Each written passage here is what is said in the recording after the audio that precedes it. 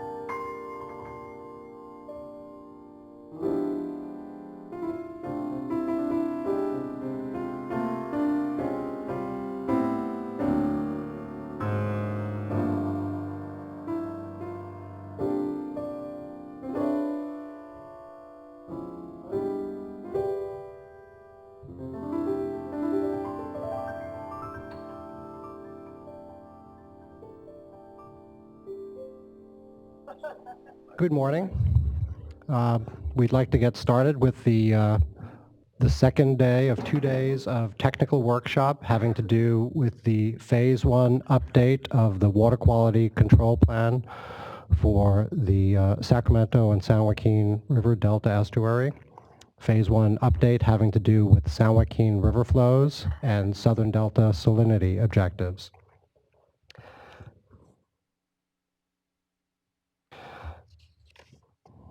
I'm going to provide a brief introduction, a very brief introduction, and then talk to you about some changes in the agenda. And then I'm going to hand it off to Gita Kapai to talk about how we're going to be facilitating the meeting today. First, a couple of sundry items. First thing, for those of you familiar with our processes, I'd like you to take a moment to take a look around the room to find the nearest exit. If an alarm should sound, we have to evacuate the room immediately. Please take your valuables with you. Use the stairways, not the elevators. Our relocation site is across the street in Cesar Chavez Park. And if you cannot use the stairs, you'll be directed to a protective area inside a stairwell. So today's webcast is being broadcast and recorded, as was the last webcast, which is now available on our website. So when you ask questions, please use a microphone. We'll have people with roving mics helping you with that, and state your name and affiliation. I think that's it for the sundry items. In the interest of time, I have a very brief introduction update to the project.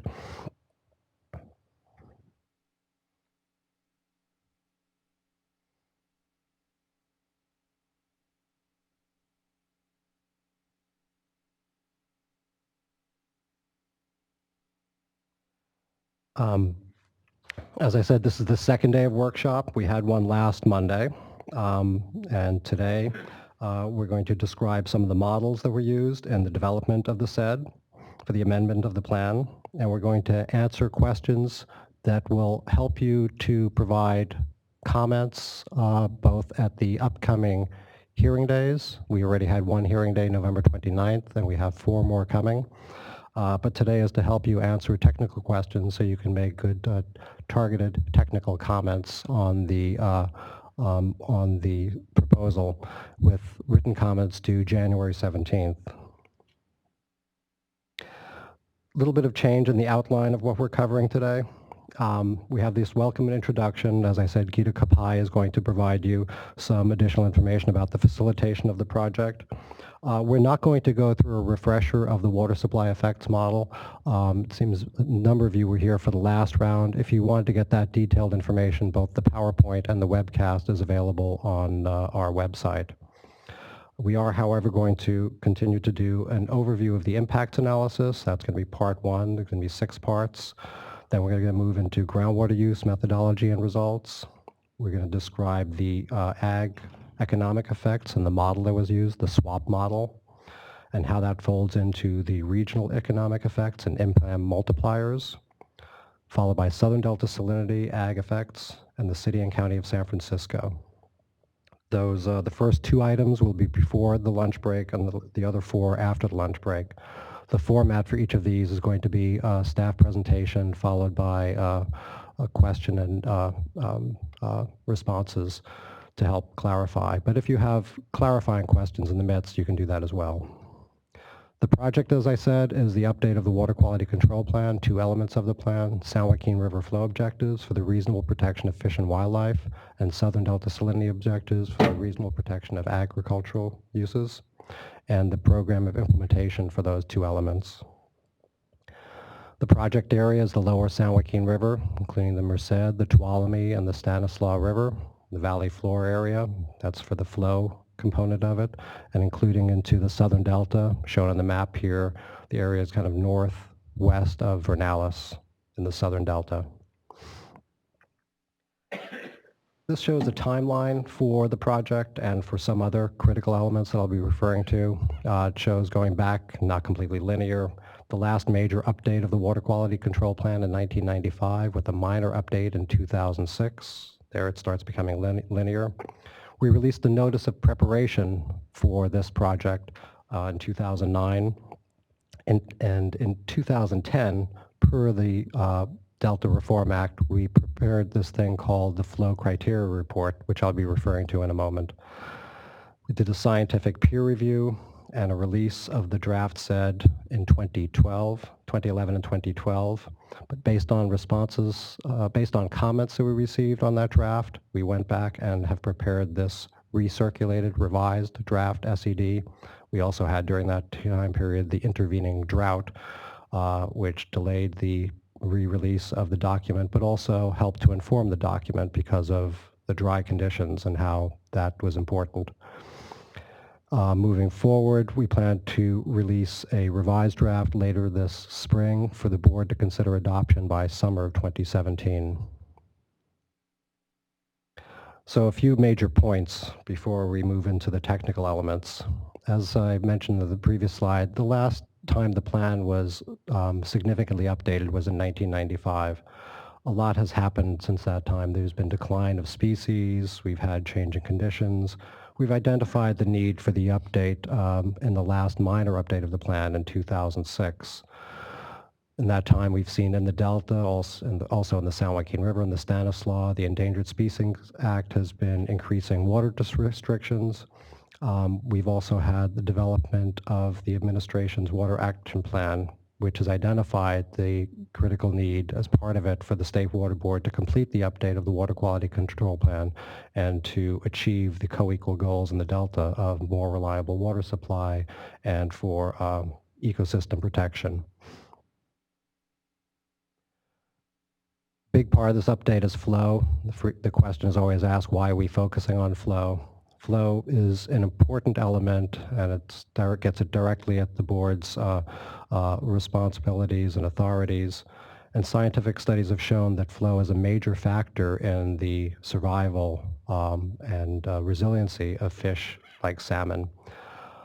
Aside from some of the direct improvements of flow that can be achieved, like water temperature, increased habitat, it can also do other things. It can reduce the risk of predation. It can improve reproductive success and a number of other things. So flow is one of those kind of major factors. That being said, the board recognizes that non-flow measures are important.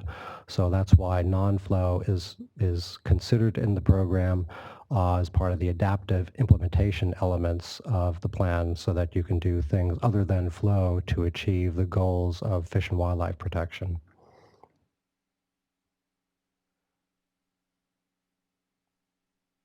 Because this involves big quantities of water and basically taking some of the water that currently now is available for public interest uses and keeping more of it in stream to protect fish and wildlife, this is a hard thing to do. That 2010 document that I referred to in the timeline, in that report we just did the scientific assessment, asking the question of how much flow is needed to protect fish and wildlife without consideration of other uses of water. And that report concluded that 60% of the flow should be left in the river to protect fish and wildlife. But it didn't consider uses like ag, municipal drinking water, hydropower. So there's a tension there because the current uses, as this report shows, can use 80% or more of the flow, and they're during that critical period, February through June, for which the flow proposal applies. So how do you balance that? So that's the hard thing that the board has to deal with.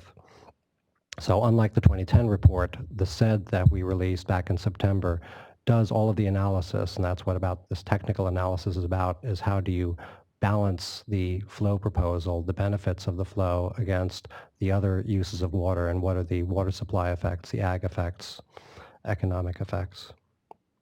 So also tied to both the adaptive implementation and the recognition that non-flow measures can be brought to bear, the staff proposal recommends a range, a 30 to 50% of unimpaired flow for February through June, with a starting point of 40%. so that you can operate within that adaptive range to achieve the goals of fish and wildlife protection, but you make the best use of the limited quantities of water. It allows for flow shifting within that time period. It also allows for flow shifting. When I say flow shifting, using a budget of water, taking the total quantity of water for that February through June and shaping it to best achieve the fish and wildlife protection goals. A portion of that water can also be used outside of that February through June period. So the final points to punch on why this is hard. The flow proposal, clearly then it's not at that 60%, it's at 30 to 50% with a 40% starting point. So it's less than what the science shows is needed, but it's more than what ag and urban users would want, because it would require shifting some of that water from those uses to the fish and wildlife protection.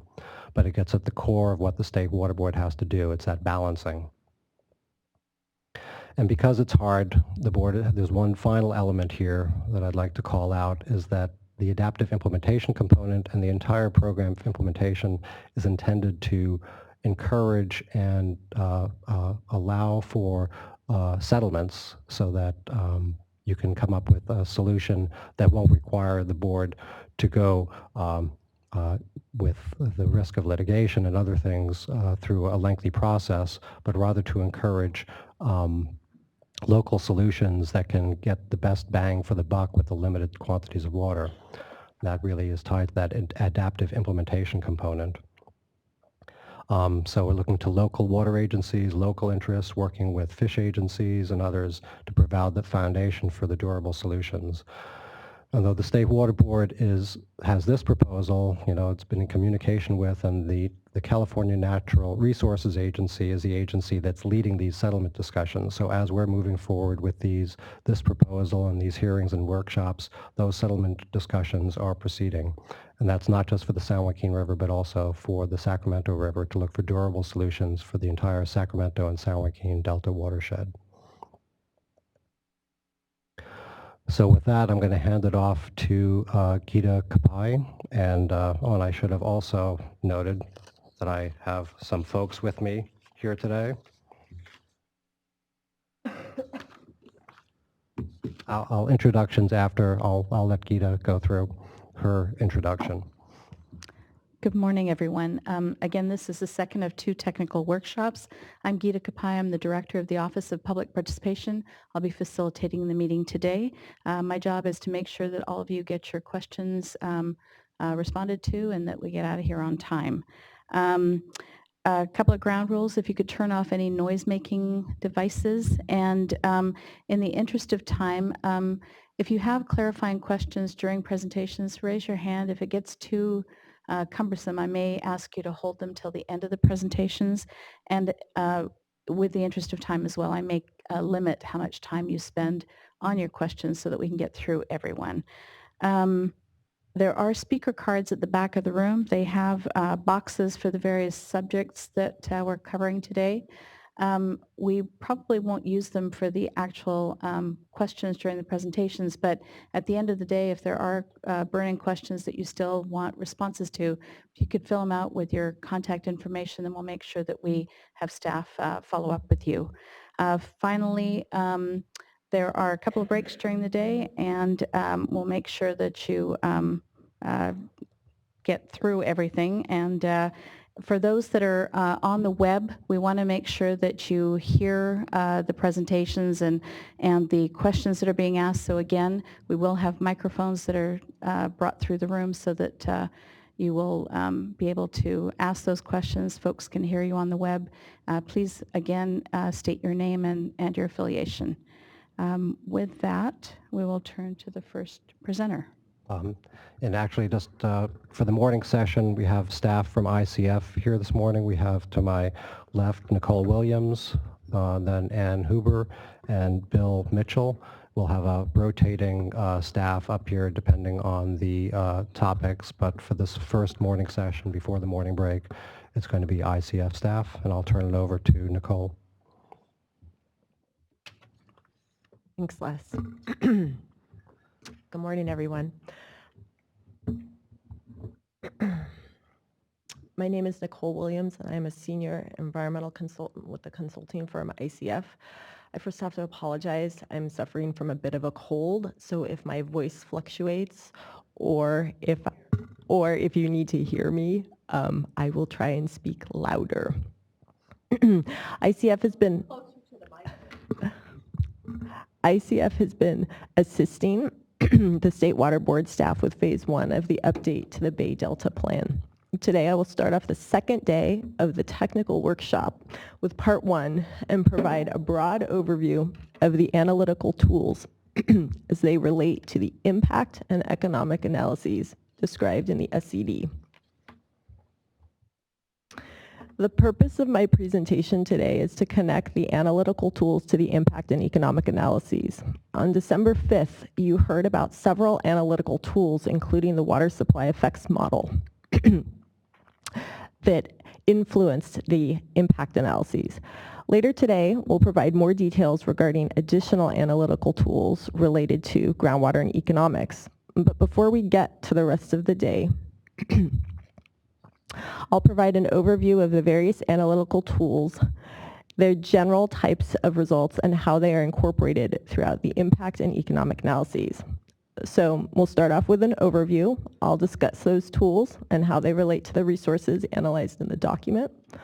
I'll provide a bit more detail about the different environmental variables analyzed for the different resources and the types of results and information used in the analysis.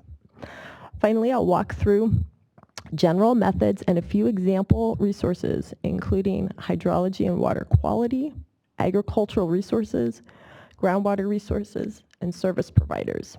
The focus of the presentation today is the analytical tools and impact analyses that use or consider output from these tools. As such, assessments that did not directly use these tools or that did not consider results or output from these tools are not being described. The presentation also generally focuses on the LSJR alternatives. However, I will wrap up at the end with a few additional considerations and some conclusions.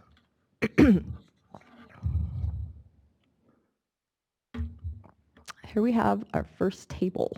This table has a lot of information on it because there are a lot of different tools that are used in the SED. This table summarizes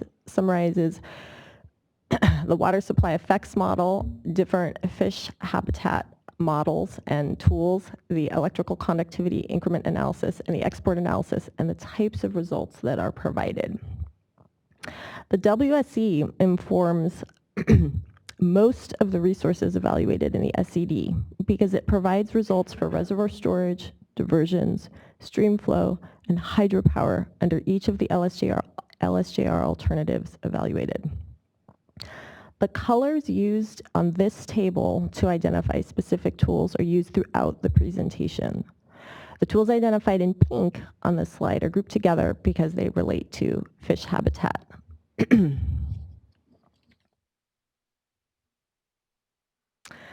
The second table summarizes the different tools related to groundwater, agriculture, and economic analyses.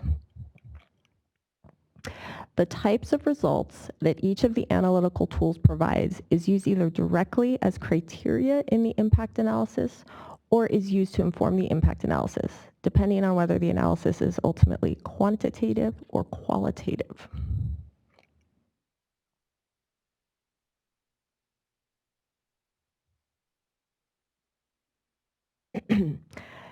Now that we have a bit of an understanding of the different tools and the types of results provided from those, they can be matched to the different resources in the SED. The next series of slides walks through that matching. Analytical tools are on your left and resources are listed on your right. The first one is the WSE model. The results of the WSE model are used for the impact analyses for the resources highlighted here in blue. Everything except for groundwater resources. Again, these impacts, the impact analysis for these resources uses output related to changes in reservoir storage, diversions, flow, and hydropower. For example, Impact Flow 2 in Chapter 6, Flooding and Erosion, uses WSC results estimating the peak monthly flows on the Stanislaus, Tuolumne, and Merced rivers during the wettest years to analyze the potential for flooding impacts. Excuse me.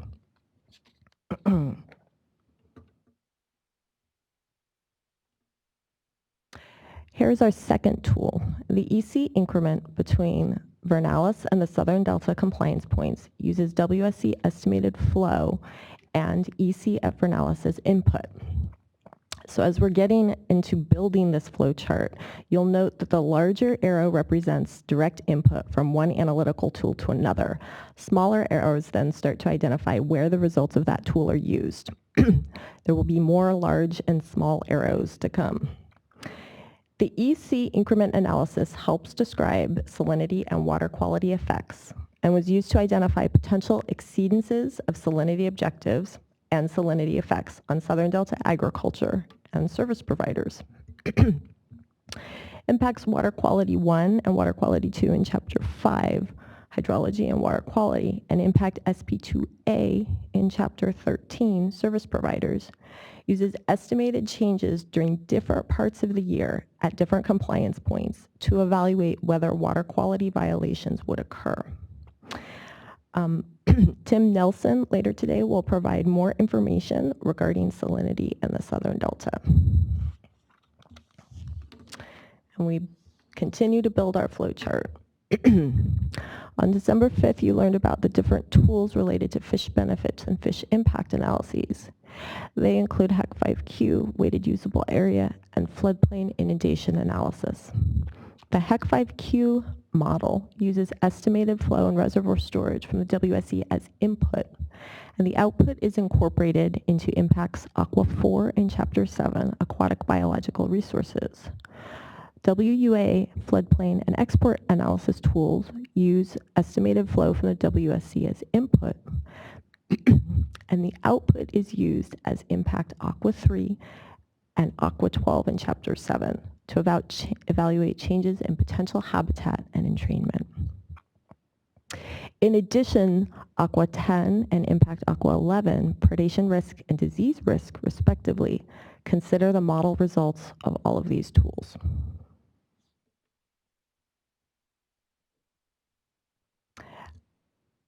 Our next tool is the groundwater use analysis.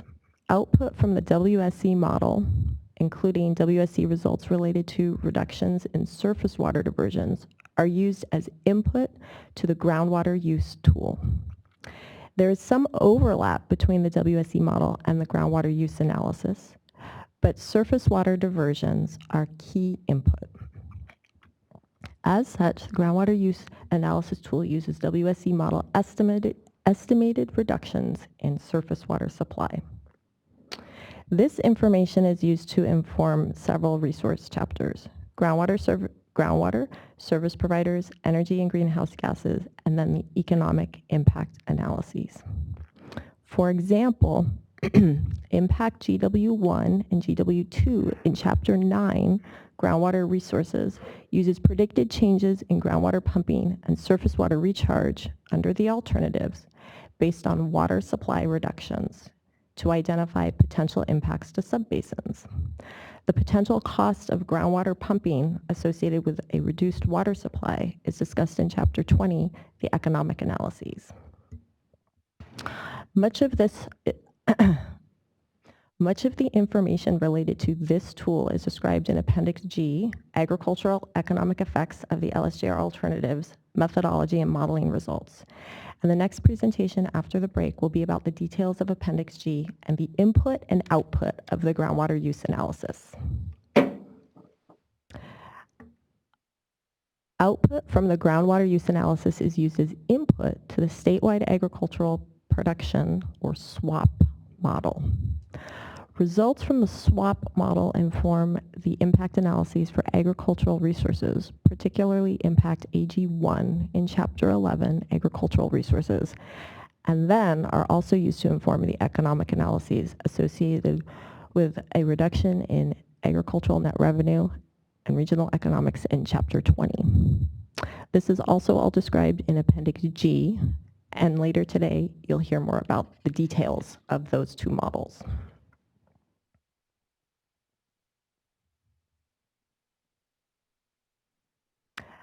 Output from the SWOT model is used as input to the regional economic analyses of agricultural effects. The SWOT estimates are aggregated into 8 crop categories from the impact analyses for planning or in-plan model, and the multipliers are applied to the crop categories to determine potential regional impacts. The analysis uses in-plan multipliers to identify the direct, indirect, and induced effects resulting from the reduction in agricultural revenue. The results of regional economic analyses of agricultural effects is used to inform all of the economic analyses summarized in Chapter 20. And again, more information on this particular method later today. Output from the WSE is used as input for the in-plan analysis to evaluate potential regional economic effects associated with the potential water supply reduction to the city and county of San Francisco. The input to the analysis is the annual average New Don Pedro Reservoir water bank deficit for a 6-year drought period as calculated by WSE. Later this afternoon on our agenda, the details of this analysis will be described. The information is also contained in Appendix L, and it is rolled up into the economics discussion in Chapter 20.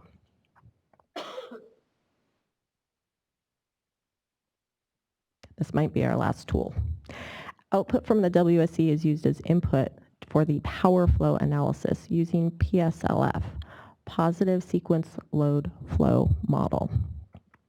The input is the largest reduction in the cumulative distribution for hydropower capacity in July and August, basically representing peak demand. Results of this analysis are used to inform the energy analysis and to assess electrical grid stability. This information is described in Appendix J, and the information is also used in Chapter 14 related to energy and impact EG1, Chapter 14, energy and greenhouse gases. So when we put everything together, we have over 10 analytical tools that are informing the impact analyses for various environmental resources and economic effects.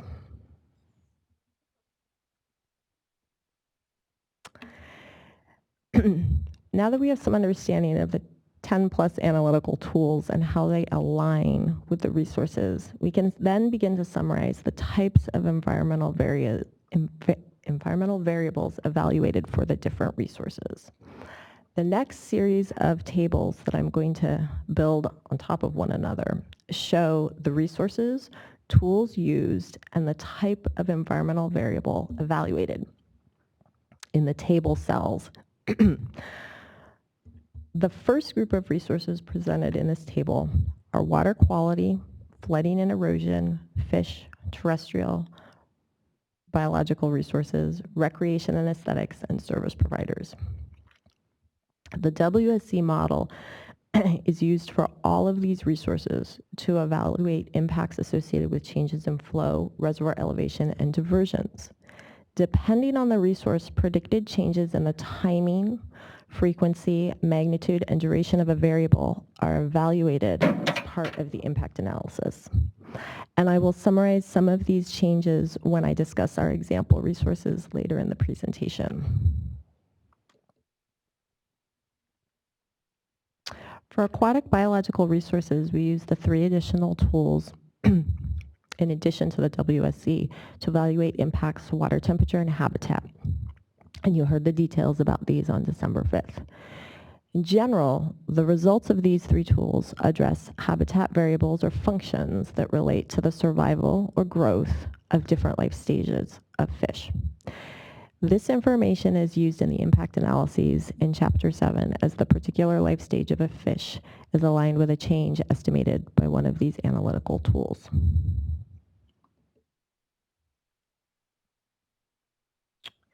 Then for water quality and service providers, we use the EC increment analysis tool to estimate the timing and magnitude of changes in southern salinity. And finally, for fish and service providers, we also use the export analysis to evaluate potential changes in exports and entrainment. Based on the existing Delta objectives and NIMS BIAP rules, the most likely changes in export for each month were estimated based on the changes in flow vernalis simulated by the WSE model, and the most likely regulations to be controlling the Delta exports for a given month. This estimation is ultimately used to evaluate effects on fish and service providers. Similar to the other fish tools, estimated changes in exports are aligned with the life stage to evaluate impacts to fish. And a potential decrease in exports was evaluated in the service providers chapter to identify whether impacts would occur to an export service area.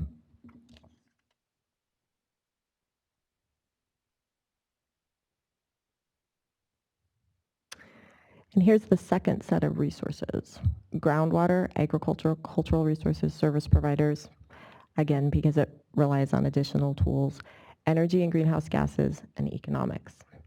The WSE model results are used in the evaluation of all of these resources except groundwater.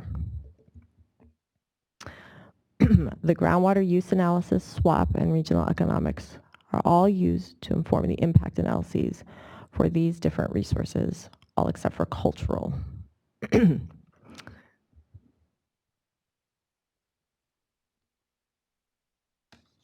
And finally, our last two tools: IMPLAN for the City and County of San Francisco analyses, and PSLF for the electrical grid stability.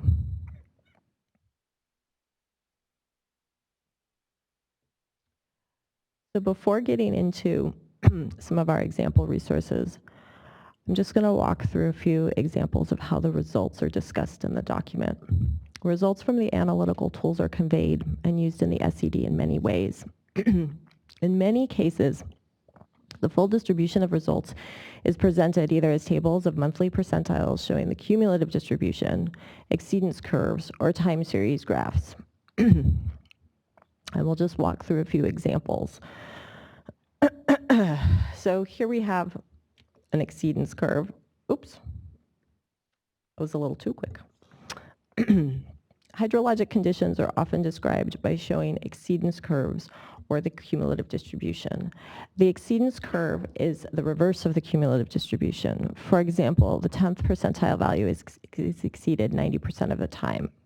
This exceedance plot shows WSE flow results for the Stanislaus River and gives a basic overview of how flows are expected to change on the Stanislaus River as a result of the LSJR alternatives.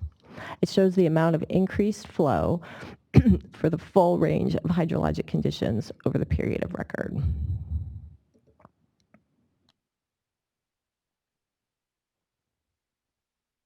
This percentile table shows information that's similar to the previous figure, namely the changes to Stanislaus River flow for a wide range of hydrologic conditions, 10th percentiles to 90th percentiles, but it shows values for all months separately. The cumulative distribution of a particular variable, for example, flow at a particular location, provides a basic summary of the distribution of the values. These results are looked at to understand estimated changes within groups of years over the historic record. For example, dry years at the 10th percentile or wet years at the 90th percentile.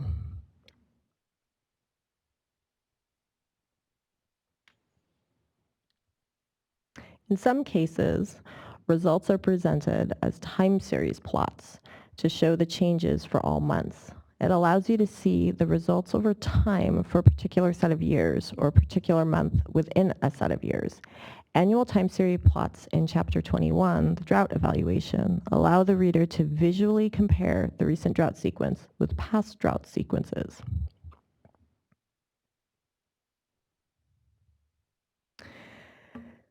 The previous examples identified are all used to assess impacts in a general sense, but in some cases a more precise metric is used to assess impacts based on a particular resource being evaluated.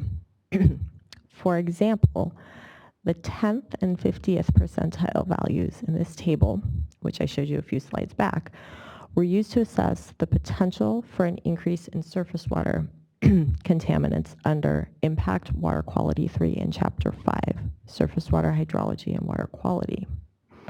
For this assessment, any decrease in the median, 50th percentile, or the 10th percentile flow of more than 33% was used as a metric for further evaluation. These percentiles were selected because they indicated lower flows where there might be a problem with surface water quality. As can be seen in this table, there were no decreases greater than 33% relative to the baseline flow, shown in purple bold numbers.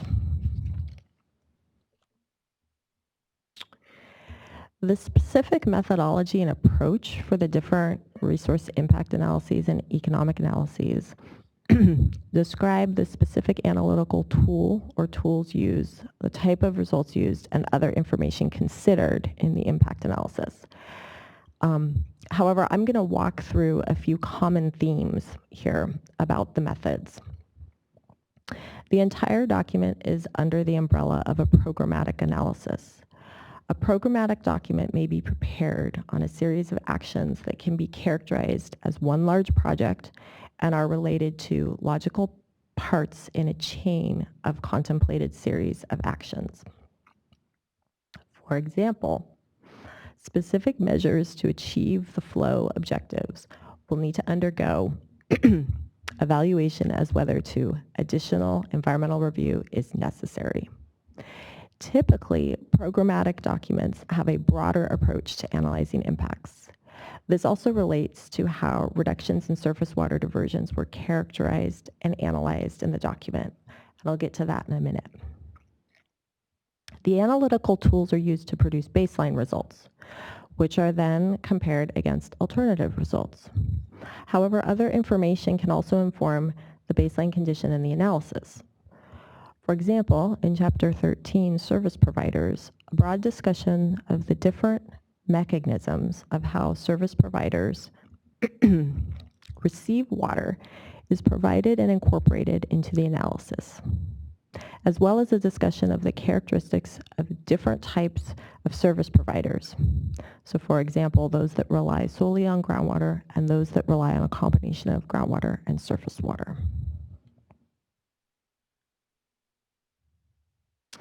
In general, impacts are typically assessed based on geography, which allows for distinctions to be made if needed. Ultimately, the overall significance impact determination is a roll-up of different geographic components. As such, analyses throughout the SED is presented by alternative, with or without adaptive implementation, and generally provided by tributary river, watershed, or reservoir, depending on what is being evaluated. A lot of information is considered and ultimately rolled up into a single impact determination.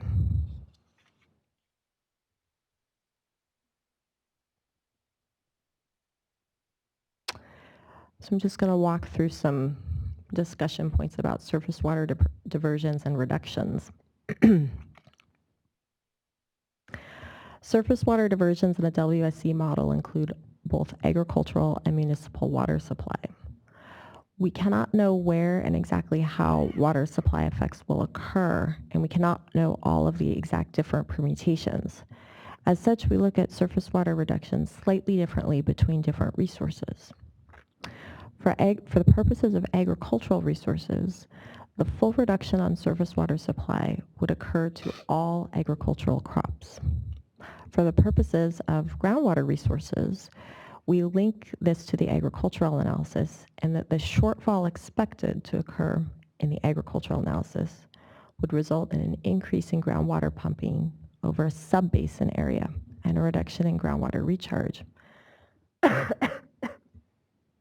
Excuse me. However, because the WSC includes municipal and agricultural demands together, the analysis accounts for the overall changes in supply as they relate to a particular groundwater subbasin. For service providers, WSC model results are considered to identify the potential magnitude of surface water reduction on a particular river, but the impact analysis is also based on service provider characteristics, and that service providers could experience some part of the reduction in surface water supply that was assumed for agriculture. In addition, in this analysis, service provider analysis, our analysis for CCSF is quantitative and is based on WSC model results over a 6-year severe drought period, as mentioned previously. Because of all of these different considerations, the degree of impacts analyzed in the SED may be more conservative or worse than might actually occur, because all types and magnitudes of impacts cannot occur to multiple resource areas simultaneously. For example, if CCSF were to experience a reduction in water supply or another service provider, agricultural resource impacts currently disclosed in Chapter 11 could likely be reduced.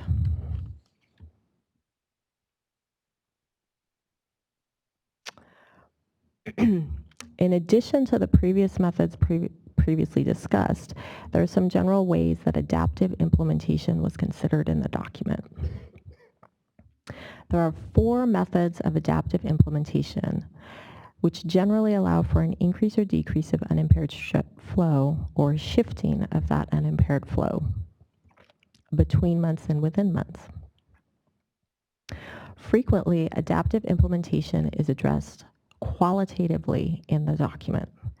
However, numeric results may be presented at either 30% or 50% unimpaired flow, depending on the evaluation, because method 1 could increase or decrease the unimpaired flow by up to 10% within the range of 20 to 60% of unimpaired flow. The analysis assumes that the adjustment to unimpaired flow under adaptive implementation would be longer term. Typically, numeric results are presented if there is a change in determination between 20, 40, or 60% unimpaired flow. For example, if there's a change in the determination between 20 and 40%, then the numeric results at a 30% unimpaired flow are presented and incorporated into the analysis to disclose the full potential effects. So now I'm going to walk through some of the resources evaluated and the different approaches and tools within each of those resources for a particular impact statement. I didn't include the specific impact statements on each of these slides because there's already probably too much text, so I'll provide summaries to those as I move along. Impact Water Quality 1 and 2 discuss potential increases in salinity in the Southern Delta, whereas Water Quality 3 is related to potential increases in surface water pollutants generally. Ultimately, all impacts to water quality under the LSJR alternatives are less than significant because, in general, increases in flow are expected to reduce salinity and improve water quality. The interplay between the LSJR alternatives and the SDWQ alternatives is captured in Impacts Water Quality 1 in Chapter 5. The SDWQ alternatives are not expected to cause a change in the Southern Delta salinity because, as under baseline conditions, the program of implementation would require 0.7 and 1.0 DSM to continue to be met at Vernalis.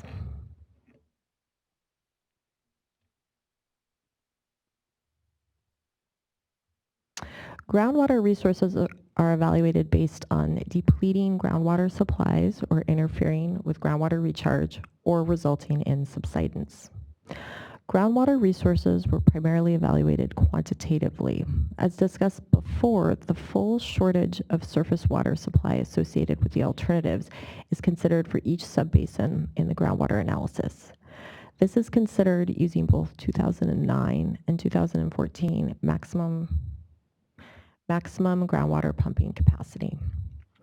Ultimately, impacts to groundwater resources under LSJR Alternative 3, with or without adaptive implementation, are significant and unavoidable because of expected effects on the Modesto, Turlock, and extended Merced subbasins without adaptive implementation, and then also on the eastern San Joaquin subbasin with adaptive implementation.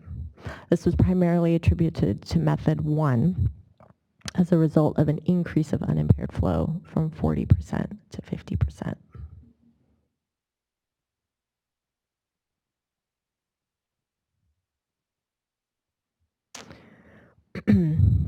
Impact AG1 looks at the conversion of prime, unique, and farmland of statewide importance to non-agricultural uses. Impact AG2 looks at other circumstances which would convert farmland to non-agricultural uses. The analysis uses information from the WSC model and the SWAP model to analyze impacts. The SWAP model cannot fully quantify whether an actual conversion of prime farmland of statewide importance or unique farmland to non-agricultural uses would occur given the numerous factors, including individual decisions of agricultural producers, that influence potential conversions. However, the model results were used as an indicator of the amount of prime, unique, and farmland of statewide importance that could be converted under each of the alternatives. Ultimately, under LSJR Alternative 3, impacts are significant and avoidable for impact AG1.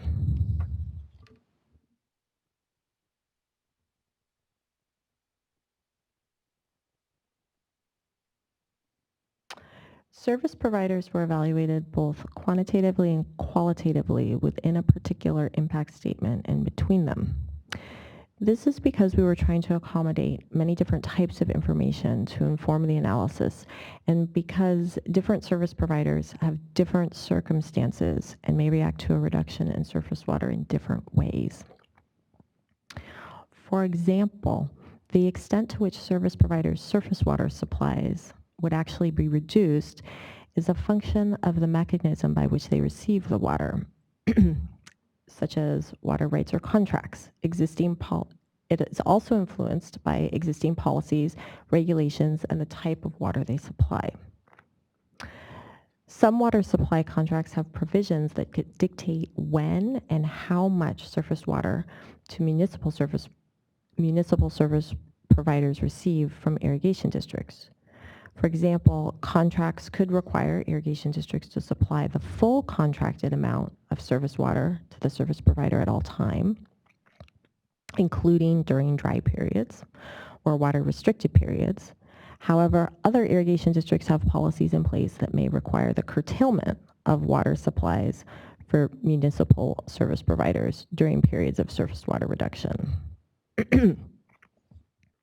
So the approach to analyzing service providers tries to take into account all of these different factors.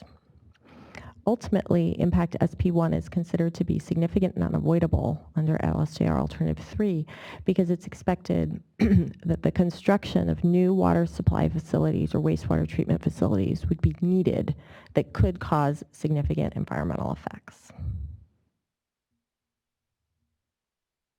There are a few more service provider impacts. These 3 impacts are about violation of water quality standards and changes in water supply associated with the exports. They were evaluated qualitatively with the results from the groundwater use analysis, the EC increment analysis, and the export analysis informing them. Ultimately, SP2A and 3 are less than significant, and 2B is significant and unavoidable. There are a few common themes about our results in general in the document. We have relatively few significant impacts under LSJR Alternative 2 without adaptive implementation. Impacts to resources that are water supply dependent typically increase in severity with the increase in the percent of unimpaired flow. Adaptive implementation can either increase or reduce impacts depending on the increase or decrease in the percent of unimpaired flow under method 1. The results from the analytical tools were used to provide an understanding of the nature of the impacts associated with the LSJR alternatives and the relative magnitude of changes between baseline and the alternatives. Here's a roll-up summary table of the different resources we just walked through, showing with and without adaptive implementation.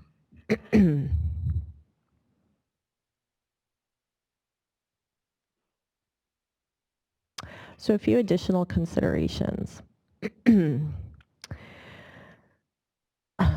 The Sustainable Groundwater Management Act, or SGMA, is incorporated into the analysis in a few ways as it relates to groundwater and service providers.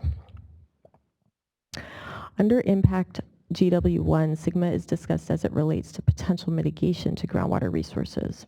Since SGMA now requires that local agencies form groundwater GSAs by June 30th, 2017, in the critically overdraft Eastern San Joaquin, Merced, and Chowchilla subbasins, they must develop and implement GSPs by January 2020.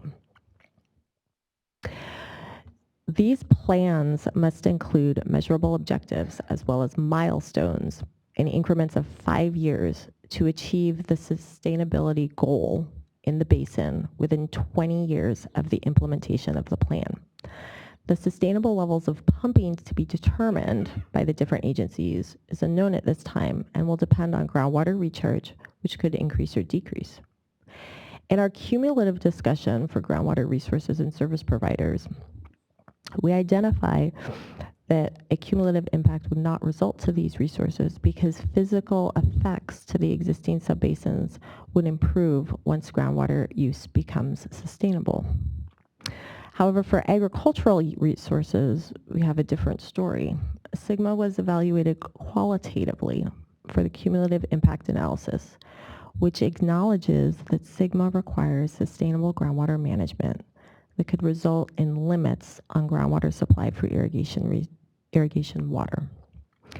Historically, groundwater has been used both as direct irrigation and for surface water replacement, especially under drought conditions when surface water supplies are low. A reduced groundwater supply could result in a reduced number of acres that can be irrigated and could result in the conversion of agricultural land. Therefore, in our cumulative impact analysis, we do identify that the potential effect when combined with the effects of the LSJR alternatives would result in a significant cumulative impact. Non-flow measures. The document analyzes 10 non-flow measures qualitatively in Chapter 16. These are related to habitat restoration, fish passage improvements, and other measures related to predatory fish control and invasive aquatic vegetation control. They range from floodplain and riparian habitat restoration to implementing fish screens on unscreened diversions. The non-flow measures could inform the body of scientific information potentially used to make adaptive implementation decisions. We recognize that not any one measure alone could fully inform the body of scientific information, and a combination could occur. So we cannot predict the combination of measures that could occur. However, we disclose the types of impacts that are associated with these different measures.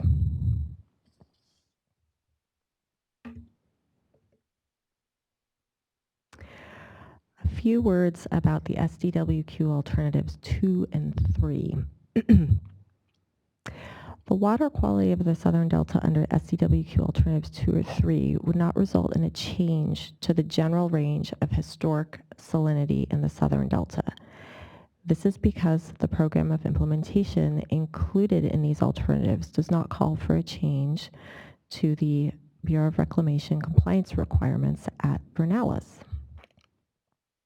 And the relationship between the salinity at Vernalis and the Southern Delta is not expected to change. Because the compliance requirements at Vernalis are the same for the SDWQ alternatives, water supply effects modeling for the LSJR alternatives include effects that would occur under all SDWQ alternatives. Because of this, the SDWQ alternatives are primarily evaluated based on exceedances in EC, the potential to result in new infrastructure to comply with potential regional board requirements, and also the salt tolerance for agricultural crops in the southern delta.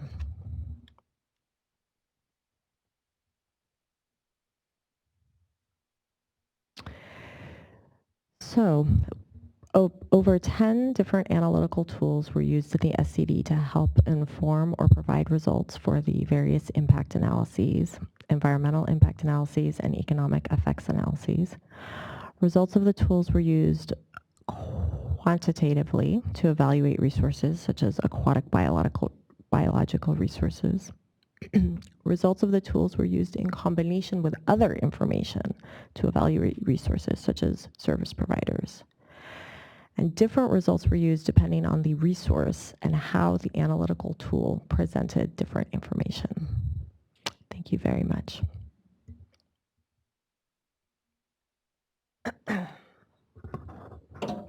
So with that, we'll open it up to questions. If you could raise your hand, and as I see you, I'll get you a microphone. One right there.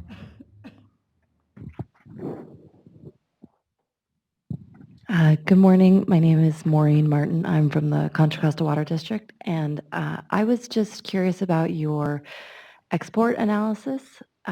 If you are planning on releasing the modeling tool you use to estimate changes in exports, or if you have any kind of modeling verification that you could provide, that shows the validity of how you approximated the change in exports. First, let me, oh.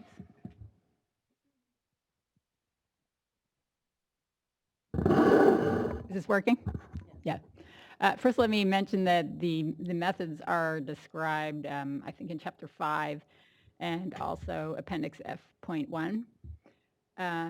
And the equations used to estimate the change in exports are included within the WSE results file, which I believe is publicly available.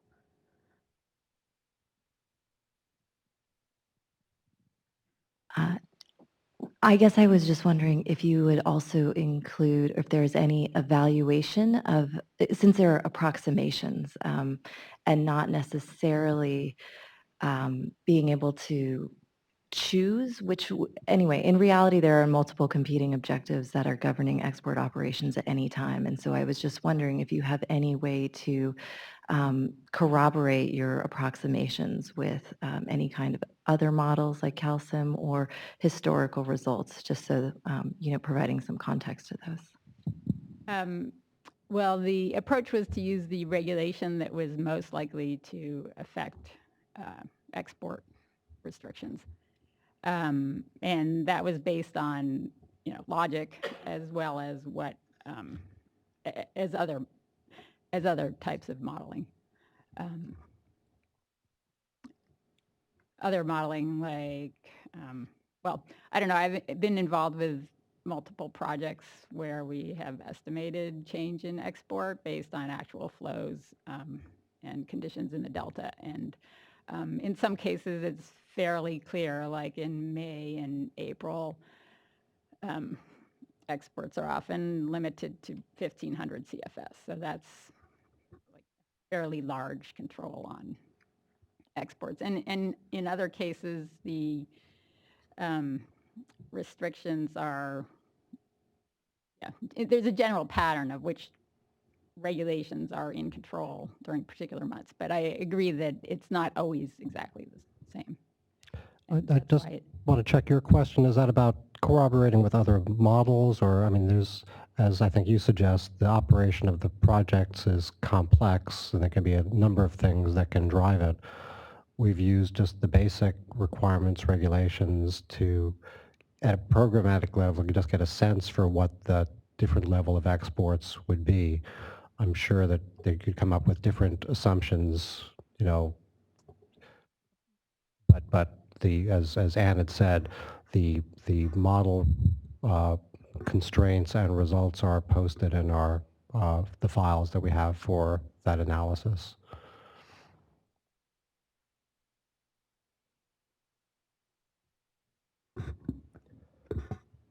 Other questions? There you go. Okay. Chris Schutz with CSPA with a follow-up. So did you look at a variety of export operations and evaluate different different operations and the effects, particularly on salinity, based on those different export operations and what the difference would be? And second question, where more precisely in your appendices, which are rather large, can we find the output and the analysis of the exports? We did not do different scenarios for exports. It was just the one, the single run, since it was not part of the project, was not looking at the exports. There's going to be additional analyses that will be done as part of phase 2, where there would be proposals for changing conditions in the objectives in the delta, but that's not part of this project. And I think you also asked where in Appendix F1, and we'll look that up and get that to you.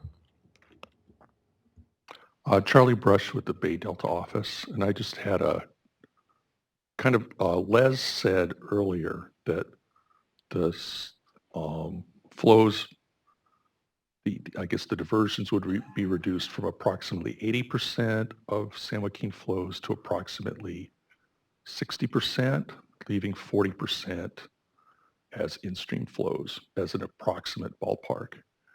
And then in Nicole's presentation, there was some question about how this would impact groundwater pumping. And there's combined impacts of reduced surface water and also the unknown impacts of SIGMA implementation. So I was wondering if in this combined analysis, you see an increase in groundwater pumping or a reduction in groundwater pumping, or if you haven't really answered that question. So what do you think in the long term? Would there be, of course, it's regional geographic differences, but in the, let's say, San Joaquin, Tuolumne, Stanislaus, Merced River basins, do you expect an increase in groundwater pumping or a reduction in groundwater pumping? The short answer, and stick around for the rest of today when we show how we do that analysis, but the short answer is yes, we expect that there would be an increase in groundwater pumping. Going to the first part of your question, and hopefully I didn't confuse things talking about these different percents, but the flow proposal is for keeping 30 to 50% of unimpaired flow February through June in the Merced, the Tuolumne, and Stanislaus for reasonable protection of fish and wildlife with a starting point of 40%. I think, as you say, if you do the math, that means that leaves 60% for, to continue to do what it's doing, being stored or directly diverted. That other number, 80%, that was just an illustration of just frequently now 80%, sometimes even more, of the water is diverted or stored during that time period for other purposes. When I say and more, that was something that we covered at the workshop last Monday. Sometimes in the single digits, can be 5-6% of unimpaired flow is currently in the in-stream February through June period. So, and I think you'll get more answers to your questions about methods and numbers with regard to groundwater when we get into that session. And one other thing, I think your question was about SIGMA and what we expected under SIGMA. And as Nicole had mentioned, SIGMA is considered qualitatively in the cumulative analysis section.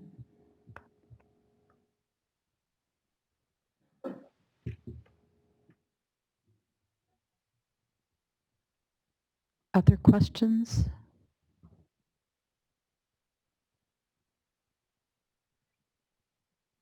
There's one. Hi, Art Godwin with Turlock Irrigation District. On the water quality, the surface water quality, did I understand you correctly that the way you analyzed it was that if there was a change of more than a certain percentage in flow, then you assumed there was an impact to water quality? That's correct for the general, for impact, what do we call it, Aqua 3, water quality 3. The first two impact analyses focus on salinity, and the third one is more of a general assessment based on dilution effects. And in general, the three tributaries have fairly high water quality, and it's unlikely that increasing the flow as is expected under the alternatives would cause problems. And can you get a little closer to the microphone? Okay. Should I repeat that? I'm fine. Oh, okay. I heard it.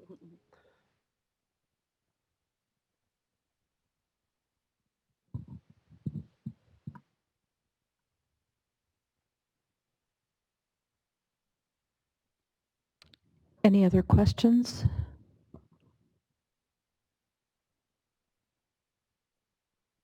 Should we take an Well, early break? We're actually a bit ahead of schedule, which is good because I think we have probably Full more day. depth in terms of groundwater. I'd suggest perhaps a little bit early for a break unless we want a 5-minute. Tell you what, why don't we just take a very short break, a 5-minute break, because we'll get some other speakers up here to move into the groundwater session. So the only accurate clock I see is that red one, 10:07. Let's just say 10:15. Yep. We'll get started. Thank you.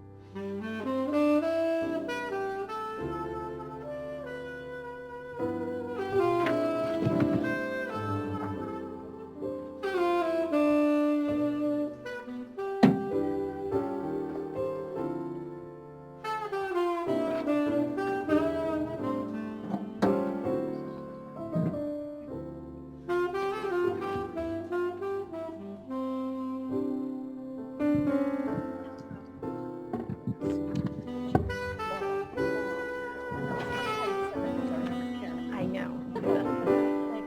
I'm going to go up to my office and get some. Maybe I'll stay.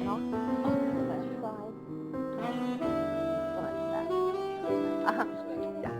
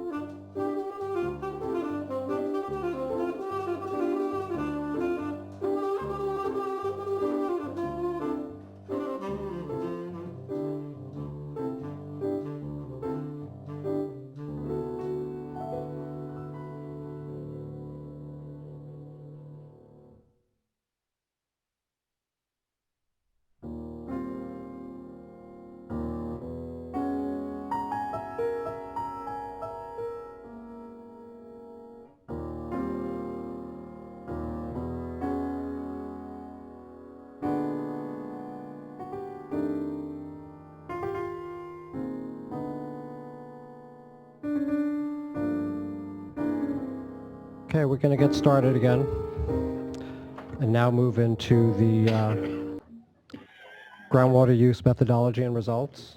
And I've been joined now additionally by Tim Nelson and Will Anderson, water resource control engineers. Hello, my name's Tim Nelson. I'm a water resource control engineer here with the board. I've been here for about 1.5 years and after graduating from Davis with a master's in civil and environmental engineering. And so today I'm going to present the groundwater assessment. So the topics I'm going to cover include an overview of the analysis, what was performed, a summary of the data used and the assumptions made as part of the analysis. I'll go over the methods and calculations for determining groundwater pumping, and then I will cover a few results. So what is the logic behind our modeling? So based on the results of WSC, we know that surface water diversions could be reduced as an effect of the potential unimpaired flow requirements. If possible, as we saw in a recent drought, water users would likely increase groundwater pumping to compensate for lost surface water supplies and avoid unmet demands. There are many ways to do this analysis, but we assume that water users could replace any applied surface water shortage up to the maximum pumping capacity. And this maximum pumping capacity is based on the current infrastructure capacity, so the number and size of wells in each district. But in the future, it may be limited by the Sustainable Groundwater Management Act. So the primary input for this analysis is the surface water diversions for each district determined in the WSC model. So this WSC gives us a total diversion for each tributary. This diversion is then post-processed, as I'll go over later, and we determine the applied surface water, which we use in our groundwater equation to determine the additional groundwater pumping. Here's a map of our plan area. It includes 4 groundwater subbasins, the Merced, Turlock, Modesto, and Eastern San Joaquin. All 4 of these basins are considered priority basins, and the Merced and Eastern San Joaquin subbasins are considered critically overdrafted. Overlying these subbasins are 7 irrigation districts: Merced, Turlock, Modesto, Oakdale, and South San Joaquin, and the 2 CVP contracting districts, Central San Joaquin Water Conservation District and Stockton East Water District. So as part of this analysis, we're performing a district groundwater balance. So here we have a tributary, a generic district, and its irrigated crops overlying one of the groundwater subbasins. So it begins with surface water diversions from the tributary into the district's distribution system, from which there will be losses for evaporation, surface water returns to the tributary, and distribution system seepage. Some of the districts may have municipal deliveries to make, but the majority of their surface water diversion will be used as applied surface water to irrigate crops. Now, if there's a shortage in applied surface water, we assume that the districts can pump groundwater up to their maximum capacity. And the total of applied surface water and groundwater will be used to satisfy crop consumptive use demands and account for seepage, pass-through zone as deep percolation. So for this analysis, we made some key assumptions. The first is that groundwater pumping occurs at the farm gate and is only used to satisfy crop-applied water demands. Of course, we assume that the districts can pump as much groundwater as needed up to their maximum pumping capacity. And for the 2 contracting districts, CVP contracting districts, we only model the portion of their demands that they divert from the Stanislaus River. So about 155,000 acre feet. And we assume that both districts can fully replace any shortage in this amount with groundwater. So of course, as part of the analysis, we want to use the best available information. For many of our terms, the agricultural water management plans served as the source. In addition, we also sent information request letters to each of the modeled irrigation districts. And based on their responses, we were able to improve our representations by a lot. Some of the parameters that we use these sources to estimate include district M&I deliveries,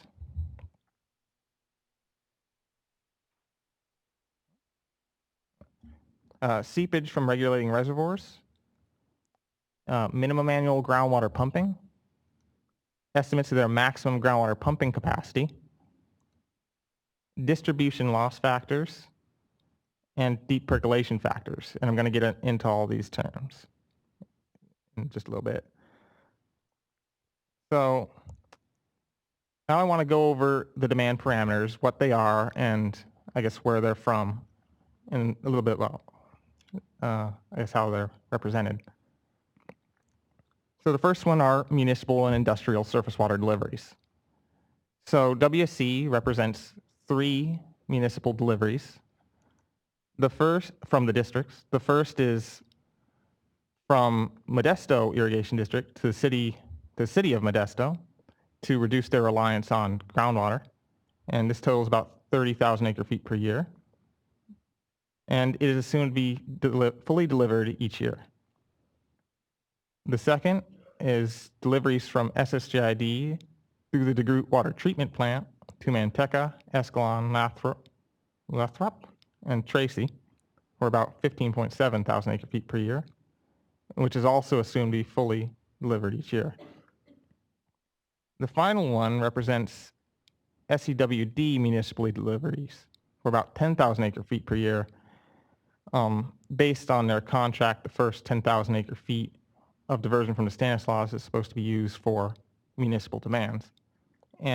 But since OID and SSJID are senior to the CVP contractors, sometimes SEWD may not receive supplies from Stanislaus. And in that case, it is assumed that any shortage in this municipal delivery will be replaced with groundwater.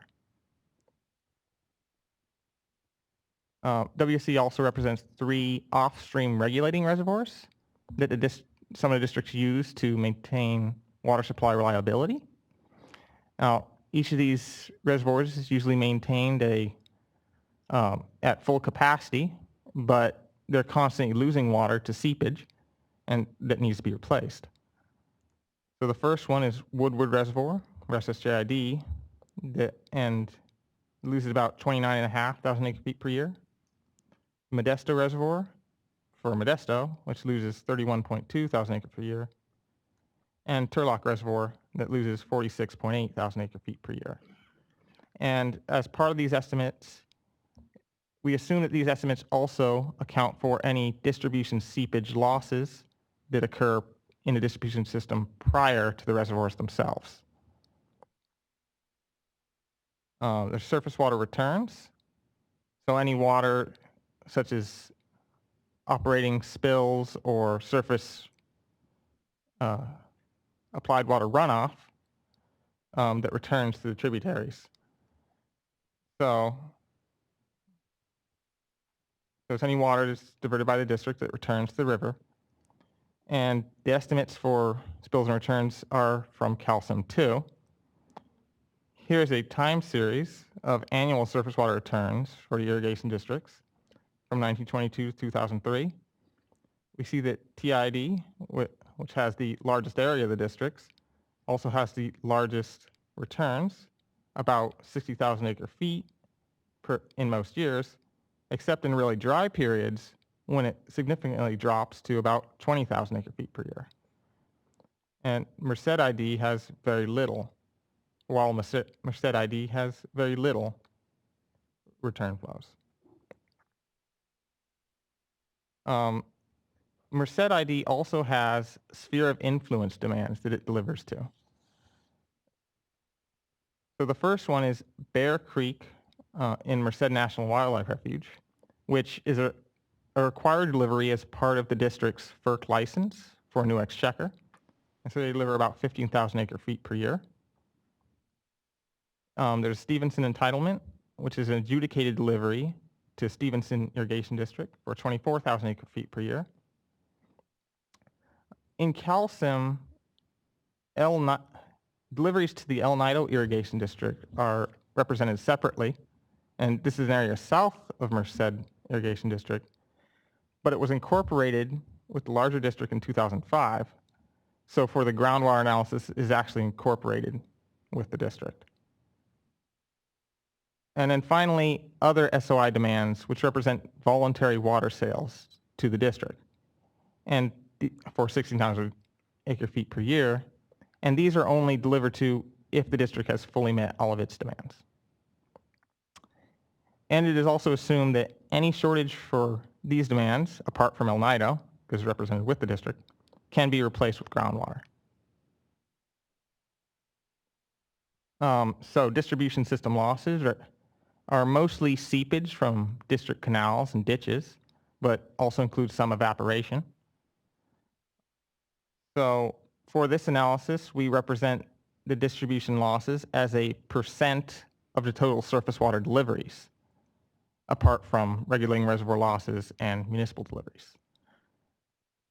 And this % is calculated based on information in agricultural water management plans.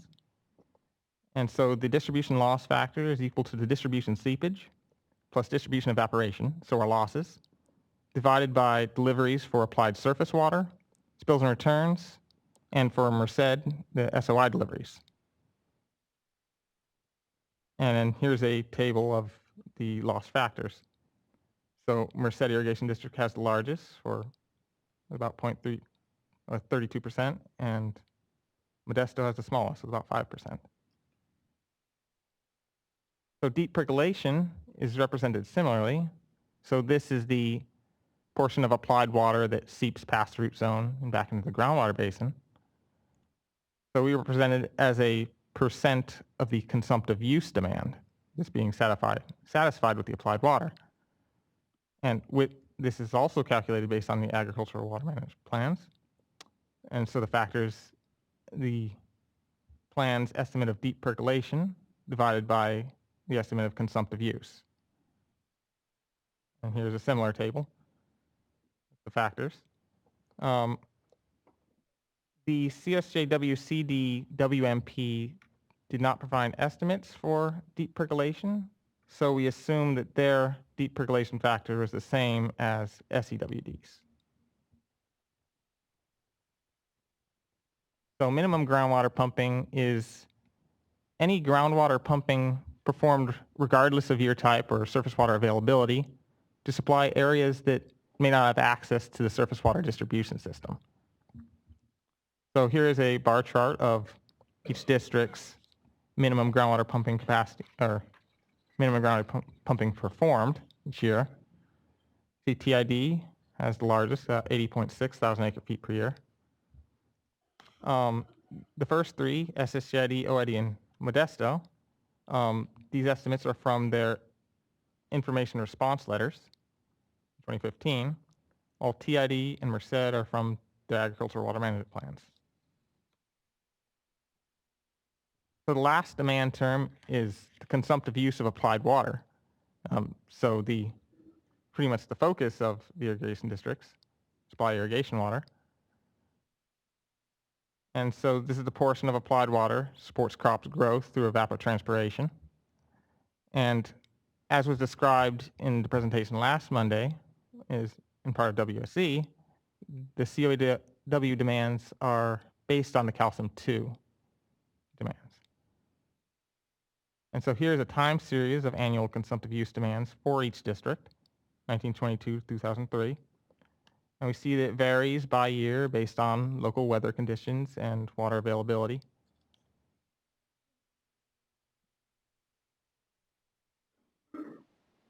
So a large part of the groundwater analysis is based on how we use our surface water.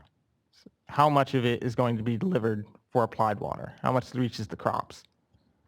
So first I'm going to go through how we take the WSC total tributary diversions and divide it up among the districts and how it reaches each end use. So first I'm going to describe it in words. So where more than one district diverts water from a tributary, it is assumed that each of those districts will receive an equal % of their crop surface water demand, which I'll define in a minute. So in times of shortage, both districts receive the same shortage relative to their demand, after accounting for the minimum groundwater pumping. On the Merced River, Merced ID makes 100% of the diversions, but some water is also passed to its sphere of influence demands.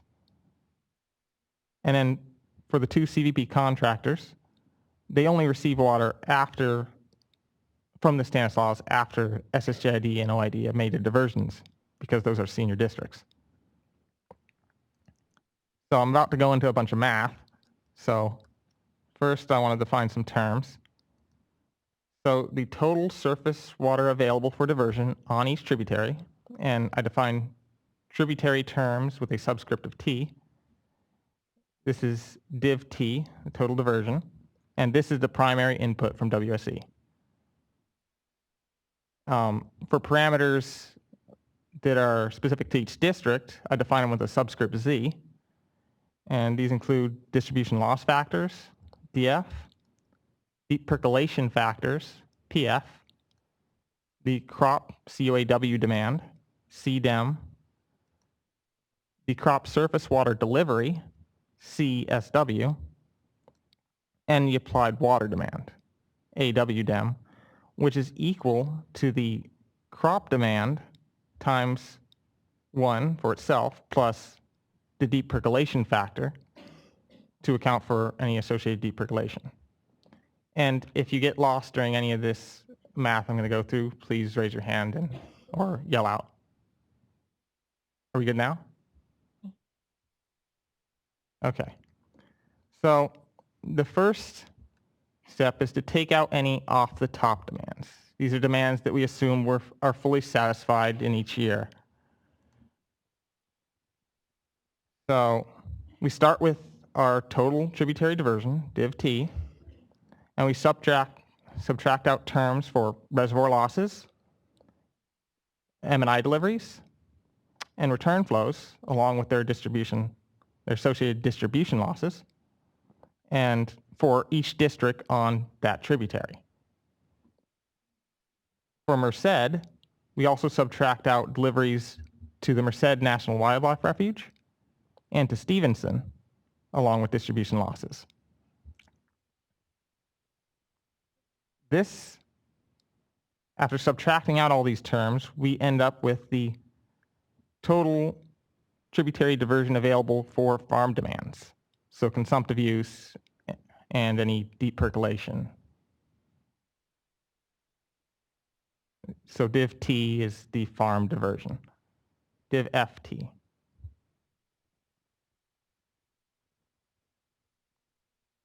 So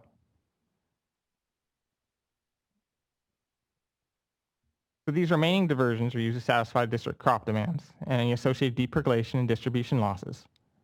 Therefore, we can write it also as the farm diversions are equal to the sum for all districts on the tributary of the crop surface water delivery times 1 plus the percolation factor and times 1 plus the distribution loss factor. So it's just the remaining demands that can be delivered to. And what we want is the crop surface water delivery, because this will tell us how much surface water is used as applied water in our groundwater calculations. So for the Tuolumne and Stanislaus is assumed, well, I guess first on the Merced, this equation's easy to solve for because there's only one district. So there's no summation and there's only one unknown. But for the other two rivers, there's two districts, so we have two unknowns in the equation. So for those rivers, it is assumed that diversions are divided between the districts so that both districts meet the same percentage of their crop surface water demand. So crop surface water demand is the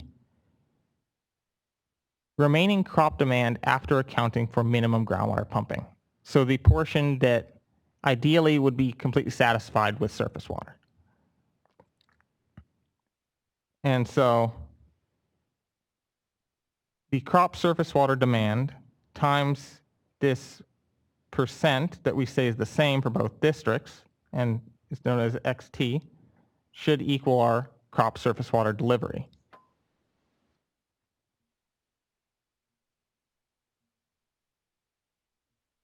So crop surface water demand is this UAW demand that remains after accounting for the minimum groundwater pumping. And so we need to remove the minimum groundwater pumping from our consumptive use demand. So it's easier to start this derivation by looking at the applied water. So the applied surface water demand is equal to the applied water demand minus minimum groundwater pumping.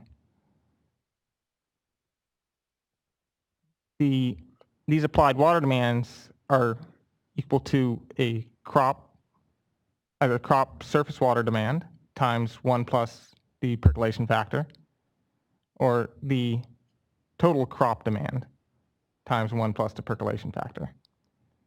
And so in this case, we want the crop surface water demand.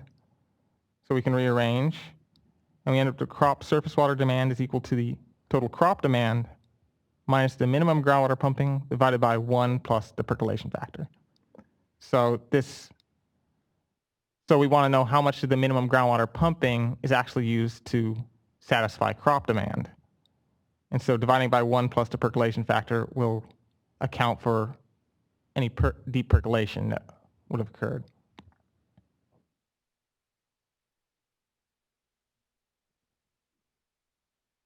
So now we have all the estimates that we need to calculate our X of T, the percent of crop surface water demand met. So combining our equations, we get our total farm diversions on a tributary are equal to the crop surface water demand times our percent multiplied by the 1 plus the percolation factor and times 1 plus the distribution loss factor. Sum for each district. And now X of T, XT is the same for both districts, and so it can be taken out of the summation. And since it's the only that we don't know, we can rearrange. And we get our percent of crop surface water met is the total farm diversions divided by the sum of crop surface water demand times 1 plus the deep percolation factor times 1 plus the distribution loss factor. And so it's the sum over both districts on the tributary. And now with X of T, we could plug it back into our equation for surface water delivery. And we now know how our surface water diversions are used to meet component demands. And this now leads into our groundwater calculation. We have the use of applied surface water and our minimum groundwater pumping. In times of surface water shortage, we want to know how much additional groundwater pumping we can use. So this assumes that in times of surface water shortage, this is increased groundwater pumping to compensate. And so the increased groundwater pumping, here add groundwater, should be Z, add groundwater for the additional groundwater pumped for the district is the minimum between any leftover demand after applying surface water and minimum groundwater pumping. So the applied water demand minus the applied surface water minus the minimum groundwater pumping, or the available pumping capacity. So the maximum groundwater pumping capacity minus the minimum groundwater pumping capacity.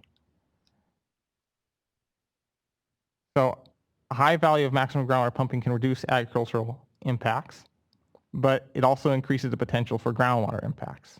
So it's a balancing act. Now, for the analysis we looked at two different maximum groundwater pumpings. One to represent 2009 infrastructure and one for 2014 infrastructure after the recent drought, because a lot more wells have been drilled. So for the 2009 scenario, we looked at it because it corresponds with the initial notice of preparation for the SED. We used irrigation district capacities based on 2012 AWMPs, information therein. And for, as I mentioned before, the contracting districts we assume could fully replace their Stanislaus River water supply with groundwater.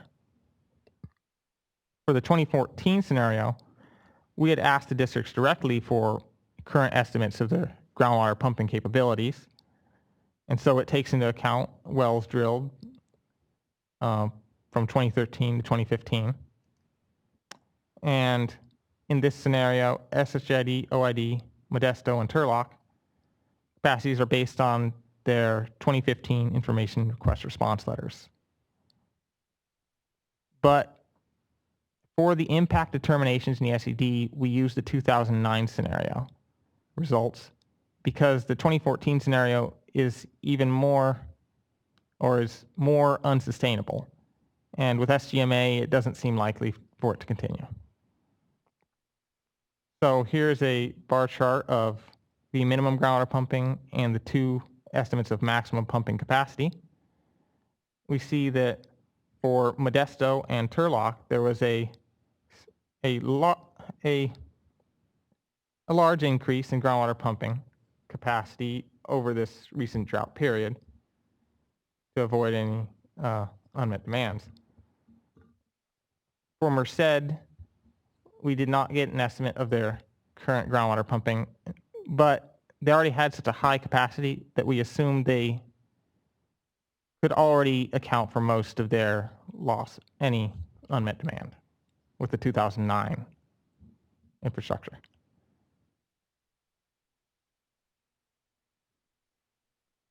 So now I'll cover just a few results. So here we have a time series of total applied water for Merced Irrigation District. It's the black line. And broken down into the sources of how it's satisfied. So the purple bar at the bottom is the minimum groundwater pumping, and it's virtually constant, the same almost all years. Then the light blue section is the surface water deliveries. See, under baseline, they had usually were fully satisfied with surface water. In a few of these drier years, to 77 and the early 90s, they had to increase their groundwater pumping. And so the additional groundwater pumping is the red section. And then if they reach their capacity for groundwater pumping, and there's unmet demand, this is the white portion beneath the black line. So comparing this with the same situation on our 40% unimpaired flow alternative, we see a large increase in groundwater pumping to replace surface water shortage, but not a lot of increase in unmet demand or agricultural shortage because Merced has such a high groundwater pumping capacity. So here is the annual average for all years and then by water year type for groundwater pumping over all the irrigation districts. So we see that on average for all years there's an increase of about 104,000 acre feet per year in response to the 40% unimpaired flow objective. But most of this increase is coming in dry and critical years, or particularly dry years. As critical years, they're already at their capacity under baseline at a lot of times. At the same time, there's also a decrease in annual groundwater recharge from the districts because there's more surface water shortage and they reach their groundwater capacity more, there's more unmet demand, and so there's less deep percolation. And at the same time, less surface water diversion, less distribution losses. So we see about 80,000 acre feet reduction in annual recharge across all the districts, with most of it coming in dry and critical years. Finally, I want to take a look at the net input from the districts to the groundwater basin. So if you subtract the groundwater pumping from the groundwater recharge, you get the net input associated with the districts. So here we see under baseline, they have relatively high net input to the groundwater subbasin. And as you increase your unimpaired flow objective, to the right, you see this start to decrease as they have less recharge and are doing more groundwater pumping. But even under the 40% unimpaired flow objective, they still have a positive net input to the groundwater subbasin. So they are net contributors to groundwater storage. And so for further information, please look at Chapter 9, which is the groundwater resource analysis, and then Appendix G, which contains all of the modeling and assumptions used for the analysis. And both these can be found on the website. Thank you. Thank you, Tim. With that, we'll open it up to questions. Can I get the microphone? Thank you. Thank you. You mentioned that 2014 groundwater is not sustainable, so that's why you use 2009. Does board believe that 2009 is sustainable? That's a good question. The issue of sustainability, that's an important question. So I think the way to frame the 2009 versus 2014 is that 2014 is less sustainable. There's a lot that goes into the question of sustainability. What we describe, even using the 2009 rates of maximum groundwater pumping, there's an increase of groundwater pumping over the current condition, and we go into some discussion about those numbers and how it relates to the current rate of pumping in the area. But the question of sustainability is that big question that has to be answered by SWRCB.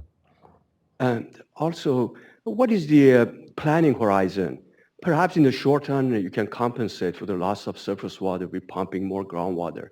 But in the long run, that's very problematic. So what is the planning horizon in this study? And so, as in the introduction showed, the last major update of the plan was in 1995. We're updating it now, 20 years later. So we're required to periodically update the water quality control plan, but it's that 10 or 20 year horizon over which it would be reevaluated and updated again.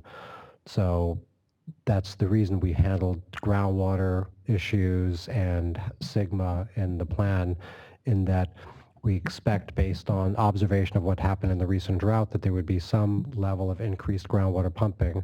We selected 2009 rather than 2014 for the reason I said, that it's less unsustainable in general.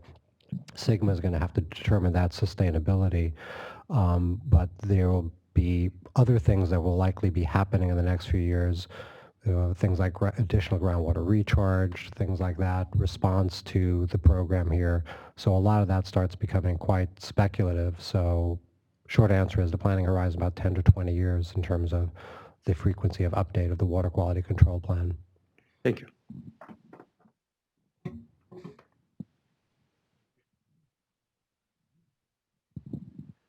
I'm curious why you used calcium for some of the input data and you used the ag water management plans for other input data. For instance, you had, you had district spills. That was from calcium, but then you used the ag water management plan to develop other demand data within the district.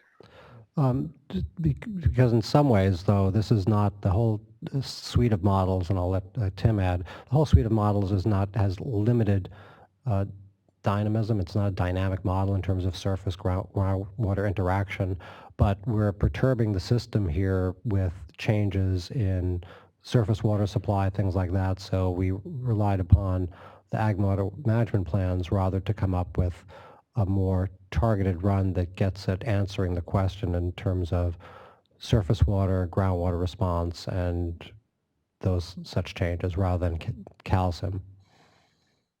No, I'm wondering why you used calcium for some of the inputs and used the ag water management plans for other inputs. Art, that's a really I can see why that's a question. However, we use these spills the same in calcium because that's what the WSC water balance, the surface water balance is based on. And if we basically keep those the same, but it doesn't affect the, doesn't have a lot of effect on the actual applied water calculation because the operational spills and returns are going back to the river. And so those are essentially a pass-through for the applied water component. So it's really doesn't, it doesn't cause a mismatch, if you see what I'm saying, because we're really concerned about the fate of surface water diversions that do not return to the river.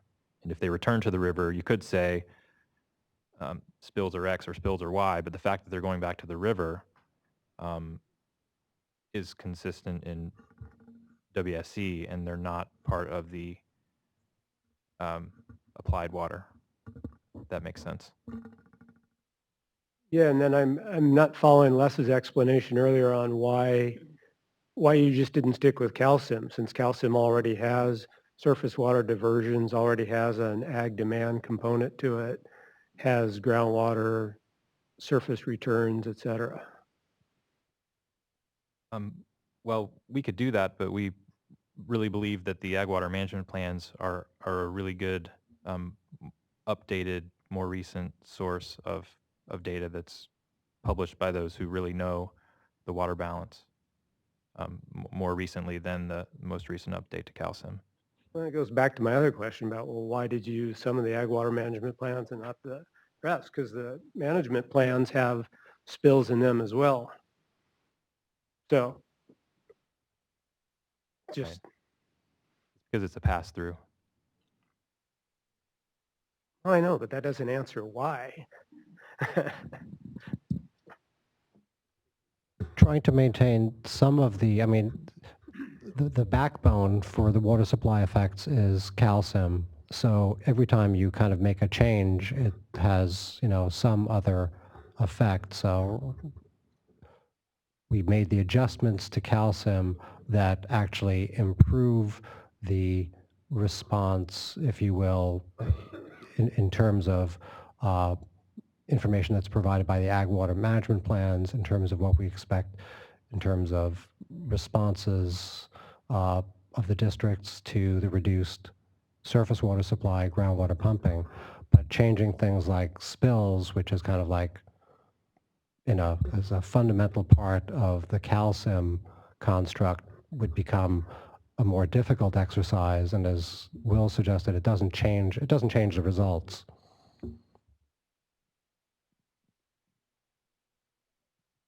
Well, it would change the results, wouldn't it? When you look at your equation. Sorry. It would change your results, wouldn't it, for your equation for determining, for instance, the, I don't know which equation it was, but one of those factors. This one.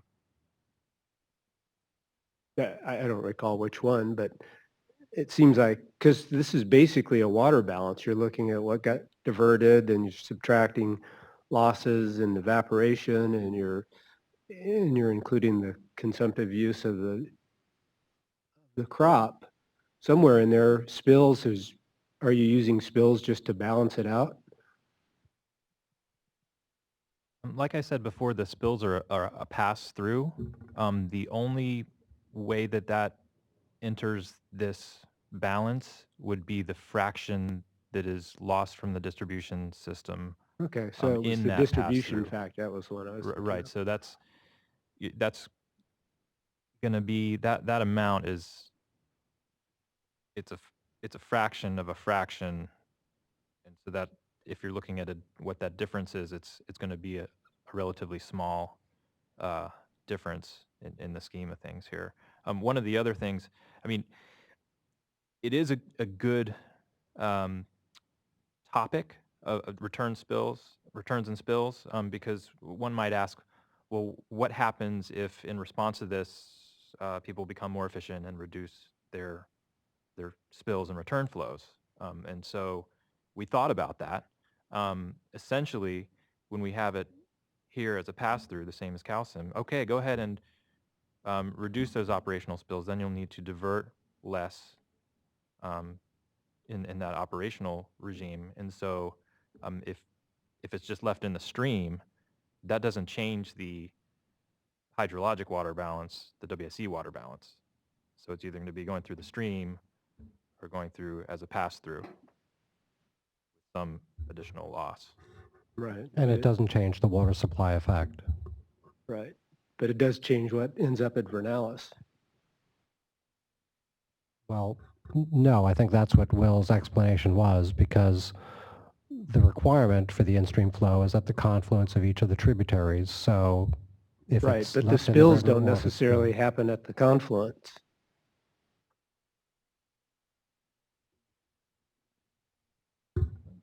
Right, it would be back in the stream. As a follow-on to Art's questions, Can you please state your name? Thank you. Amy,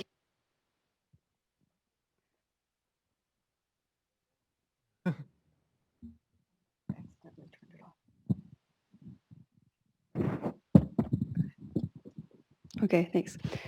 So just to clarify, is it only the spills, the returns, and the max and min pumping rates that are different from calcium? Or I think I read somewhere that the consumptive use of applied water was also adjusted.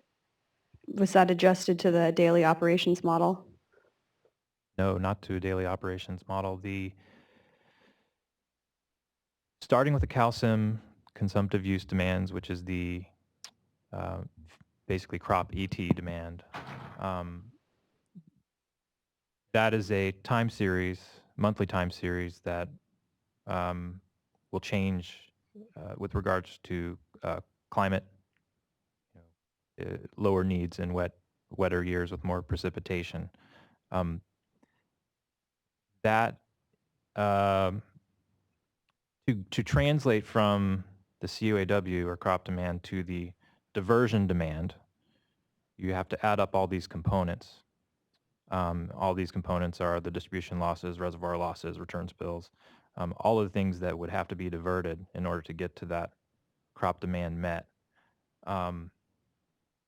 So the total surface demand is made up of those components based on the fractions from the ag water management plans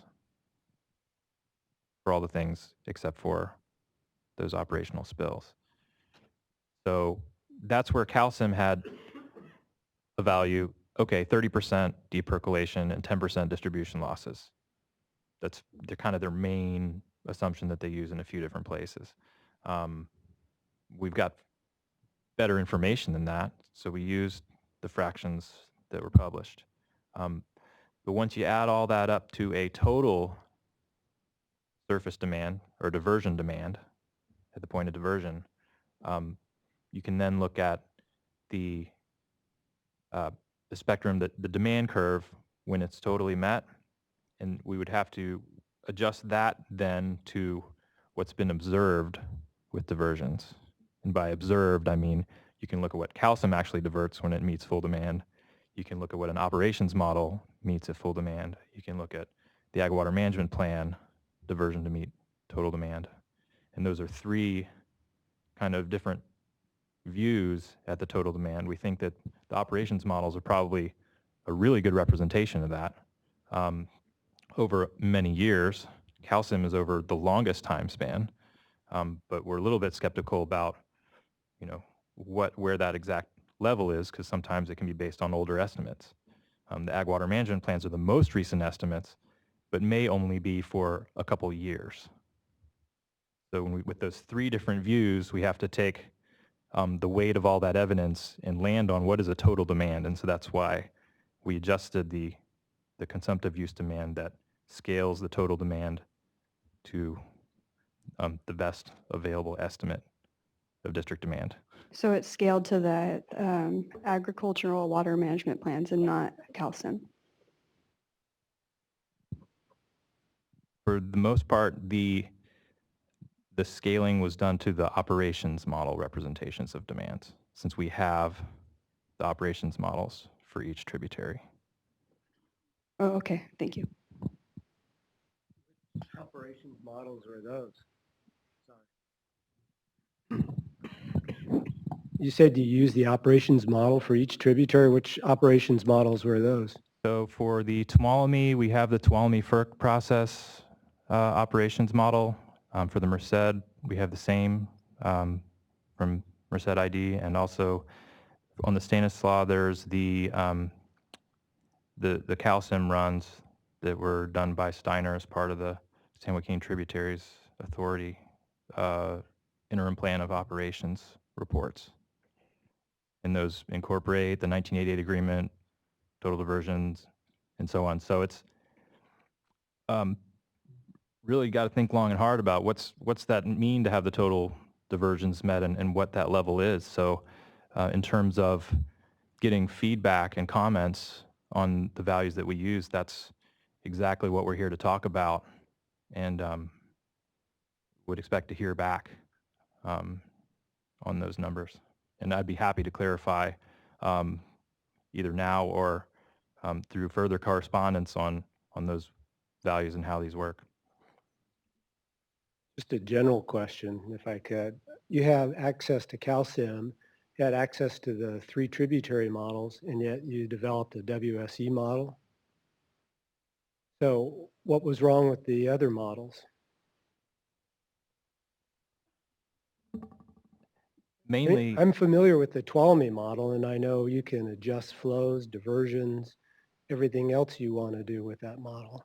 And I'm wondering why that didn't fit your purposes.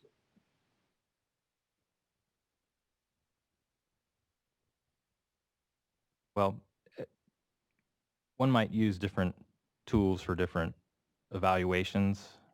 We found that putting it in the spreadsheet was the most flexible way to implement the in-stream flow alternatives and determine the amount of additional flow in the river and the effects of that.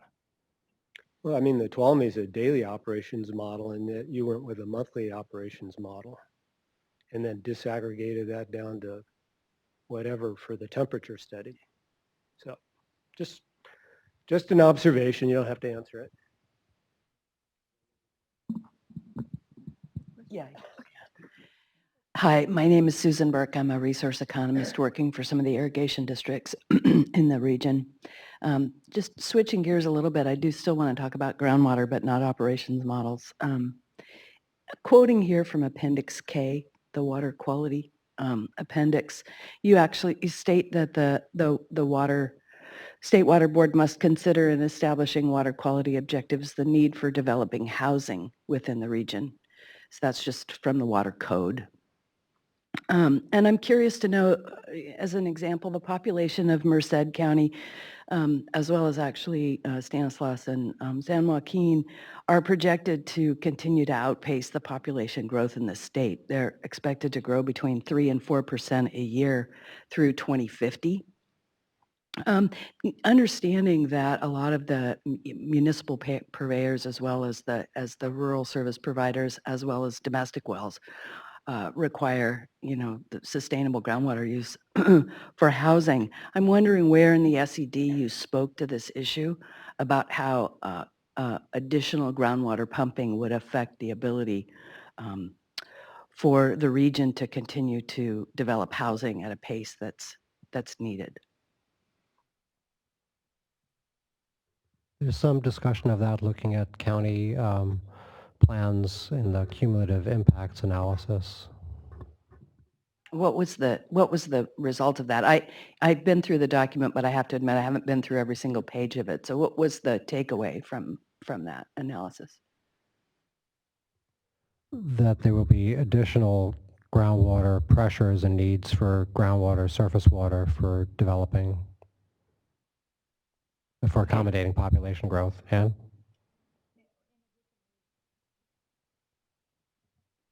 in addition, there's discussion in Chapter 13 about how municipalities would respond to a shortage in water, and discussion about how there may be a need prior to full implementation of SGMA to increase well depths or pumping if necessary. Okay, because is it covered? I didn't notice that there was, excuse me, an environmental justice section, but one of the things that it does strike me about this is that median household income is much lower in this area than it is throughout the state, and this is some of the last affordable housing in the state. So the impact is actually on probably disadvantaged communities in terms of how they would pay for those well depths, et cetera. Is there an acknowledgement of the EJ? Just want to bring us back to the technical nature of this here. If you have policy comments, then I encourage you to make those at the hearings. Well, technically, the EJ should be a section of the document, right? The environmental document. That's okay. I just want to add that there is some discussion in Chapter 22 about disadvantaged communities.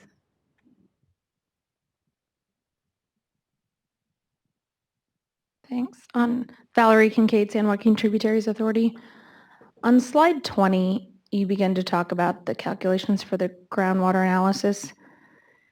I think at the top of that slide, it says that the div-T is from the WSE.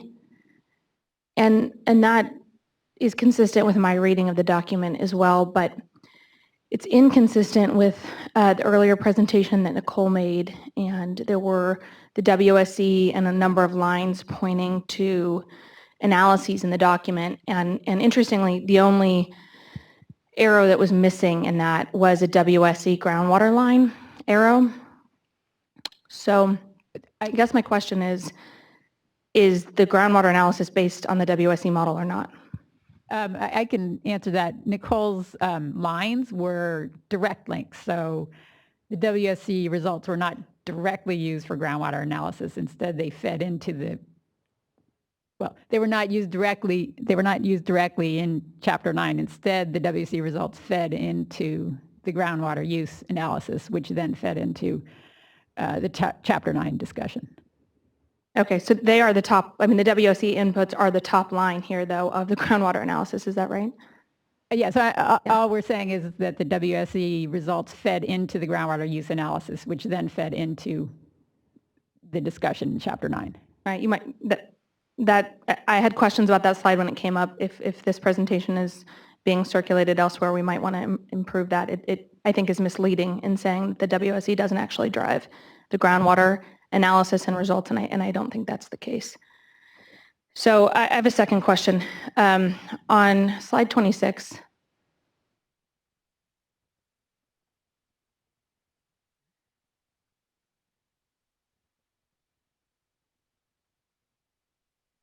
there we go. Tim did a very good job walking through a lot of the inputs for the calculations, but one of the inputs that I think you all know I have a continuing curiosity about is the max groundwater input, and that wasn't walked through specifically. I'm wondering if Tim could take some time, and I think that the following slide tries to go into it, but I still have a lot of questions about not necessarily why you use 2009 versus 2014 data, but why we're calling it a maximum groundwater number and how that max groundwater calculation was made. The maximum groundwater pumping, it's just the, I guess, how much can they pump based on their infrastructure? So in that equation, they can't pump any more than that. So even if they wanted to meet their demand.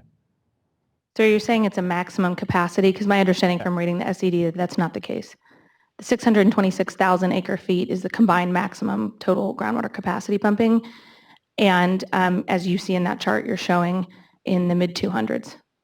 These are by district. The 626 is for all the districts combined. Okay, but also in the document, there are times where max groundwater pumping doesn't equal the maximum capacity, right? You have different years, you have above normal years and different years that drive that calculation. It doesn't seem like a static number. So I guess my question is, are you saying the maximum groundwater number on slide 26 is a static number? And if it is, can you tell me where you got it? It is a static number, and it's for 2009, it's from the 2012 AWMPs, and for 2014, it's from the district response letters, at least for the indicated districts.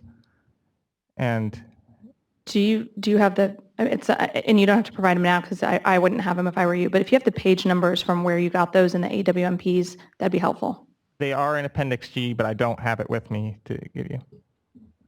Valerie, a month ago in Modesto, I showed you that Excel file that has all of those referred out, and I think it might be useful for us to put them in a white paper, just so that it's abundantly clear. It would be useful, and I appreciate that. I've gone through that, and I still, frankly, can't match up the data. And we've had other people who are much more technically savvy than me look at it, and we still can't match up the data. So we still have a lot of outstanding questions on that issue. The point is well taken. And I just want to make sure I understand then the question. You're saying you're not finding that though that's a hard number, that max pumping, you don't see that then we're relying upon up to that amount in years? That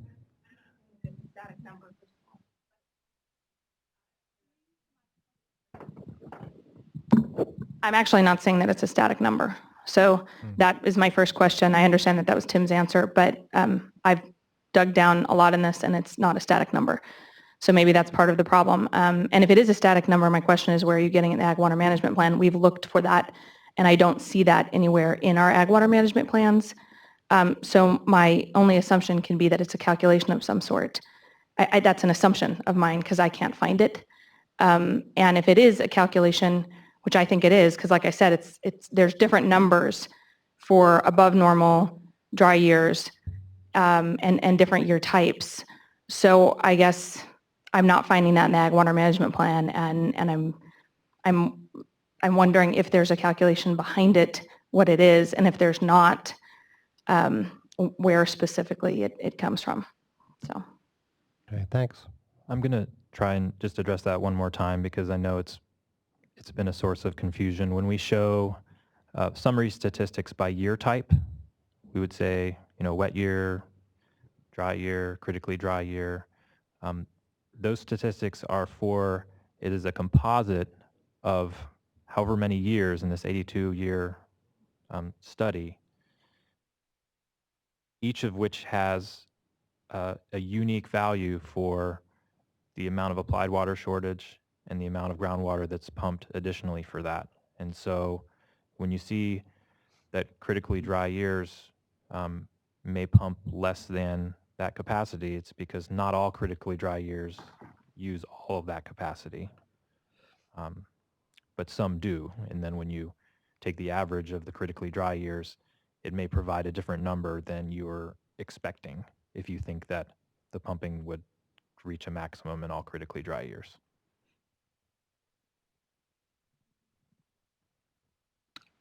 Bill Paris from Modesto. Last week we talked about accretions and how those contributed to meeting some of the requirements, and there were assumptions, and we talked about, it could be, I think 20% was what was in there.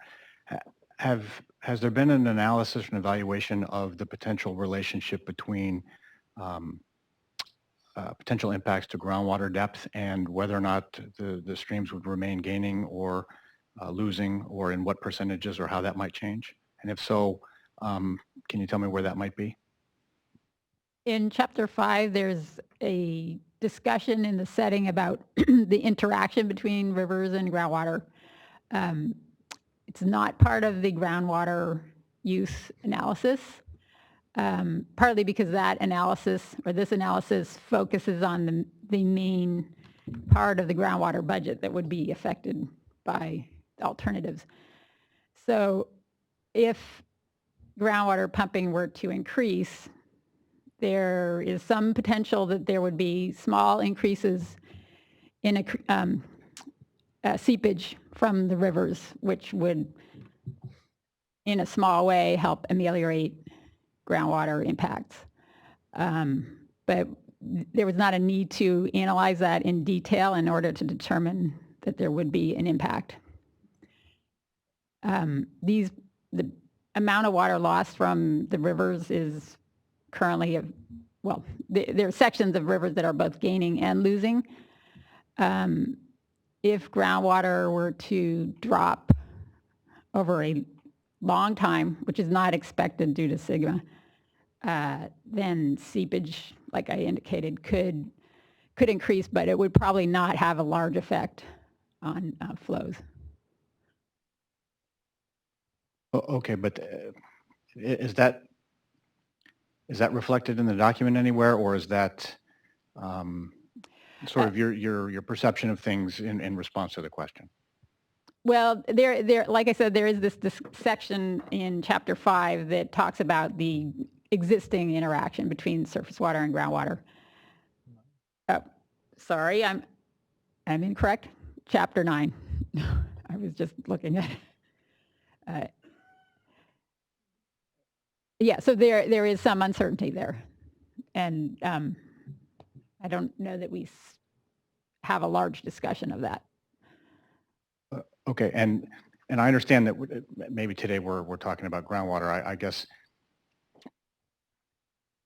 maybe I should have asked this question last week, and if so, I apologize. I'm wondering if, from the surface water perspective, and again, the assumptions regarding accretions, if there should have been some analysis between these two, whether it was in the groundwater section or the surface water section, has anyone looked at or considered whether or not, and I don't know, I'm just asking if anyone had looked at what impact that might have had.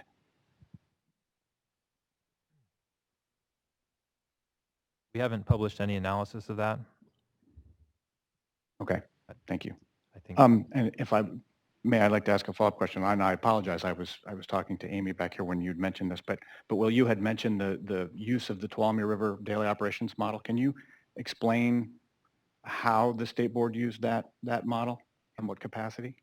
The only way that we used that was to have another independent view on what the total diversions might be.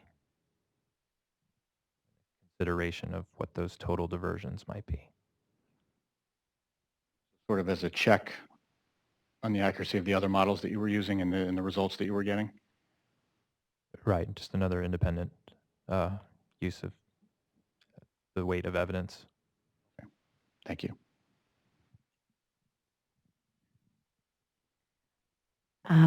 Hi, I'm Maureen Martin again from the Contra Costa Water District. And last Monday, I heard that you guys were evaluating some sensitivity studies on the WSC model related to maybe removing some of those adaptive management, the carryover storage and flow shifting, things like that. And so AO was wondering if we were going to, I thought I remembered that those results might be presented.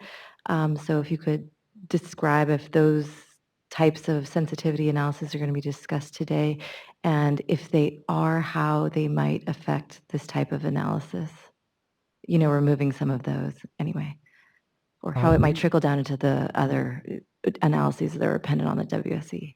Sure. We were unable to get those sensitivity runs, so we're not going to be presenting those today. Will they be available in the future? We'll see, and we have some capacity issues in doing all of this. We'll see. That was, a number of people had that question. We'll see what we're able to do and keep people posted. Maybe we'll add it as an add-on at one of the upcoming hearings, or maybe just post something, but we don't have it today.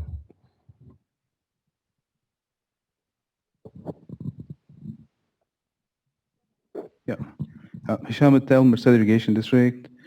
So my first, as I guess, a piece of information from a technical standpoint, the baseline for Merced Irrigation District for groundwater pumping is off by 100,000 acre feet.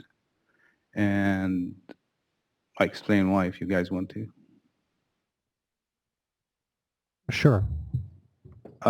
So the 100,000 acre feet is based on acreage that does not take surface water altogether. So they're not on our books. So basically they're acreage within the Merced Irrigation District, but are strictly on groundwater. If you want to see those numbers, you need to go to the 2015 Ag Water Management Plan, where we use metric to be able to come up with consumptive use on those. We have qualitatively discussed those in the 2012 Ag Water Management Plan, but we did not have numbers since groundwater is not under the jurisdiction of the district at the time. Okay, thank you. And that's one. The other thing is just back to this depletion accretion. When you analyze the shortages on diversions, are we using the same software? Are we using the same water balance that has to do with groundwater and with accretion and depletion, or we're using different assumptions? It's essentially just the same assumptions that are based on the Ag Water Management Plan components.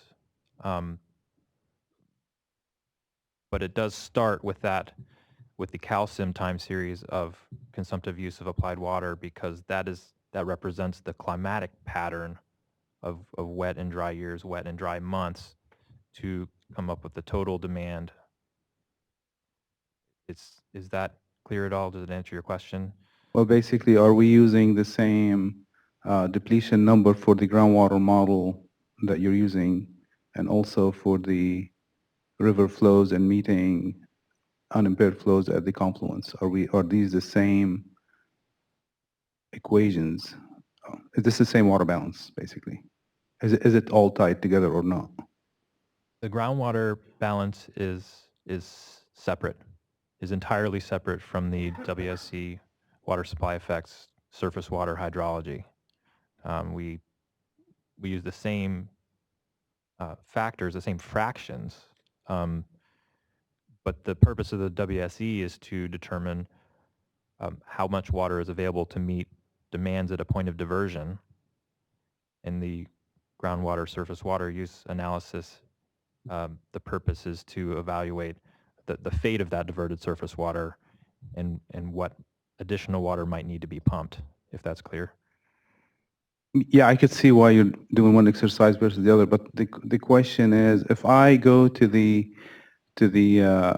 WSE model and I went backward to come up with the value for depletion, for example, or accretion, and I went to into your other model that you're working on for the shortages on demand on the districts, and went backward to come up with the accretion and depletion, am I going to get the same answer? When I hear you say accretions and depletions, The river accretion. I'm thinking of we use the calcium values for these are local inflows and additional depletions or water that's not seen downstream. So that's separate from the groundwater use analysis, and they're the same values for each of all our alternatives. So each alternative will have the same accretions and depletions, and information on accretions would be one thing that would be a welcome as a comment. Thank you.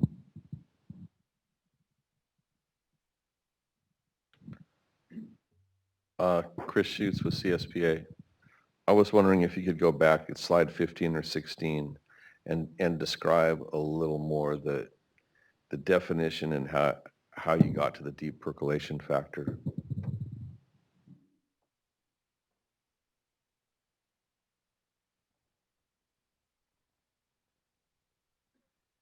There you are. And I'm particularly curious why it's so different for the different districts. Well, this is just based on their reported estimates of deep percolation and consumptive use. I think usually averages. And I guess not really sure what goes into the numbers that we get from the agricultural water management plans. Okay, can you tell me, just simply definitionally, what is the deep percolation factor? It is the percent of consumptive use that, so if you have a crop demand, you know your crop demand, how much more water do you need to account for deep percolation? How much more water do you need to apply to the field to make sure your crop is fully satisfied? And so that's a percent of that crop demand. And so it's the extra water you want to apply to make sure you fully met your demands. Let's turn that around, because Tim's trying to figure out the comparison of what the crop need is and translate that to what's needed at a point of diversion. I think definitionally, the most fundamental way to look at it is it's what has been published and observed as the on-field efficiency. So that is how much of the applied water is percolates through the root zone and into the groundwater. And the other fraction would be consumptive use of evapotranspired water. Okay, and so the bigger the number here, the less efficient it is for crop use. In other words, you have to increase your diversions in order to meet your, in order to produce your crops. Is that correct, or do I have it backwards?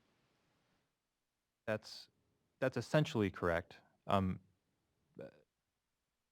just leave it at that. Mm-hmm. All right. But this doesn't reflect the actual percolation into a groundwater basin and tell you how much water is usable as groundwater at some future time. Is that correct? It's in the water balance, in the mass balance, it's what goes into the ground. Yes, and would be potentially usable in a net balance. And the opposite would be what is pumped and removed from the ground. And these districts have long histories. They have different systems. They have many crops they're growing. And if you look at the individual reports, you can probably kind of you can see the numbers. They're published and they're very clear, and they're incredible sources of information. And so we're very pleased to be able to use them. These are good questions and observations, and it's kind of reflective of what we see here. And we're interested to receive comments if anybody thinks the numbers are wrong, and also why it's important that they're wrong. But this whole area has been doing this kind of tacit conjunctive use because it's kind of leaky systems, and a lot of water is applied that isn't used for crop consumptive use. So it's something that we've struggled with trying to find the right mix here, but I just want to point out that in terms of the effects and what we're trying to get from this, it's a zero-sum game in that if you improve efficiencies or stop the leaky systems, things like that, then you're just going to, you'll use less water in the moment, but you'll also do less of the groundwater recharge, and the groundwater deficit goes up, if you will. So it's an interesting problem. Yes, I remember asking at a conference, someone from DWR what the efficiency was of, say, flood irrigation as a groundwater recharge means or method. And the response I remember getting was that it was quite varied, depending from place to place. But these numbers, at least for MID and TID, seem very high. And so I'm wondering if there's a distinction between what they need to produce their crops and what is eventually available in practice as usable groundwater. And then I also wondered about the statistics, and maybe I need to do some research. Thanks.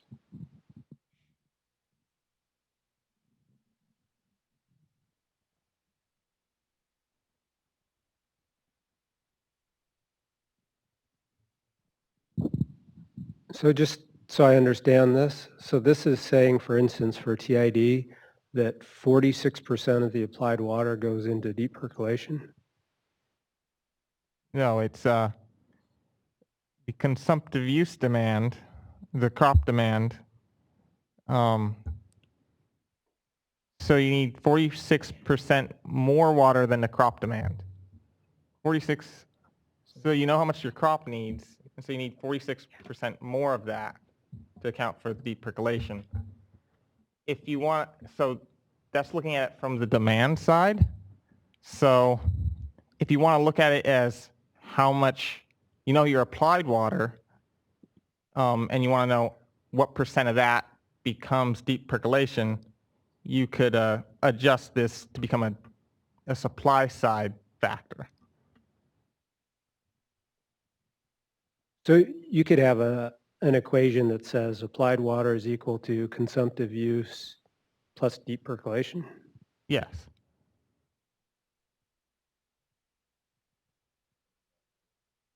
Well, yeah, I was sort of including that with consumptive use, but yeah.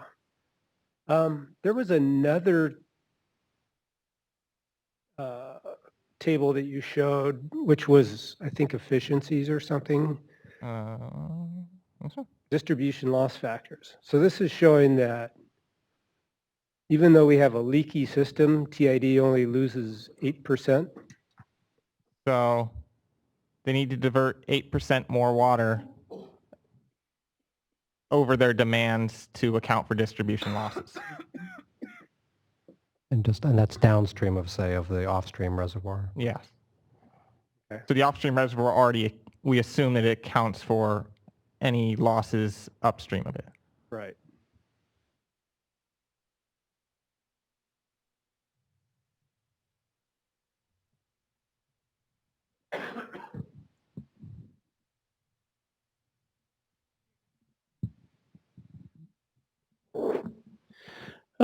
Tara Cotter from Department of Water Resources. Can you go back again to the deep percolation factor slide? It's not working. Jason, can you just go to the slide, please? Working. Again, I think this has already been brought up and maybe it's been answered, but your definition is deep percolation factor represents seepage of applied water. And yet your equation is a function of the consumptive use. So my question is, when you talk about deep percolation, it's a function of the physical system. That's what's grown on there. So if you have one crop and then you have another crop, that's double the consumptive use of applied water. We're saying that deep percolation is actually increasing as a reflection of that? Yeah, so for each crop, so you have two crops, you both have a demand, you apply water for one of them, there's some of that water is going to seep past the root zone. And apply water to two crops, there'll be twice as much water seeping past the root zone, assuming they both fields have the same, I guess, soil efficiency. Well, and also I'm thinking another part of it is that these numbers are empirical, so has the numbers from the ag water management plans have aggregated all the crops. So this was a way to estimate total overall percolation.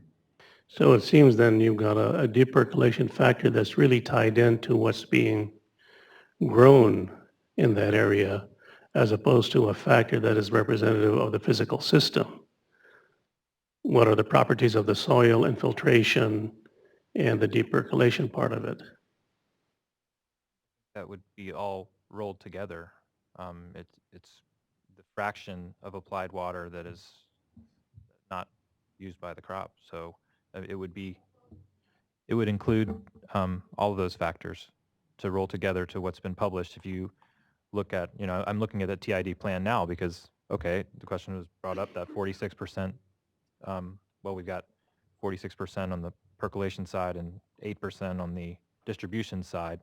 So they've got actually for TID, they've got a much more complicated water balance. They've got, their distribution system, they have a whole balance for that. And then for the field, they have a whole things for that. And we've had to combine them and generalize it using kind of a simplified schematic here. And I'm looking at, this is what has been evaluated and published as the fate of this applied water. So not to belabor it too long, so if you have two irrigation districts growing exactly the same crop, they will have the same deep percolation factor? no, they've got unique soils, parcels. Essentially, it's would be what's actually happened. So we're not assuming that a certain crop has a certain percolation. We are evaluating from water balances what has actually happened. That's the best, view for each of these. Thanks.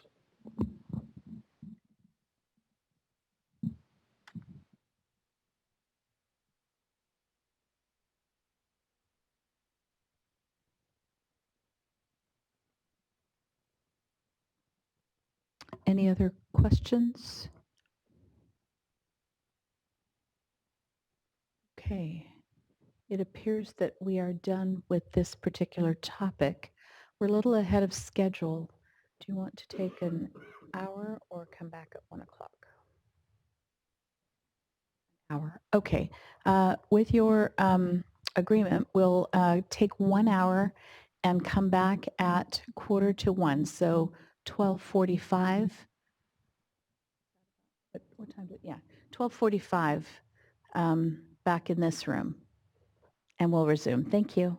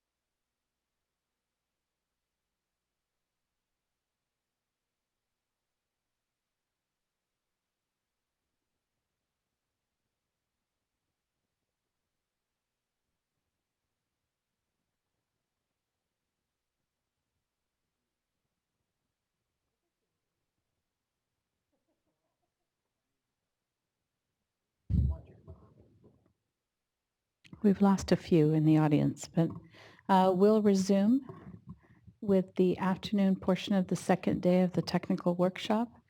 The next topic is agricultural economic effects and the statewide agricultural production model, the SWAP model. Go ahead. Thank you. Hello again. So now I will cover the agricultural economic effects and the statewide agricultural production model, and I will be assisted by Jose Azura.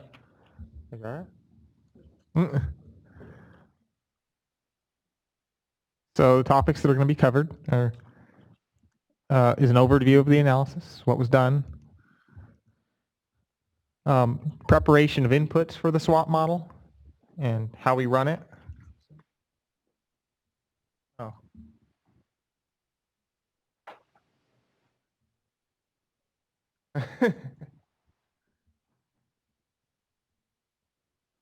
Okay, you're not missing anything yet.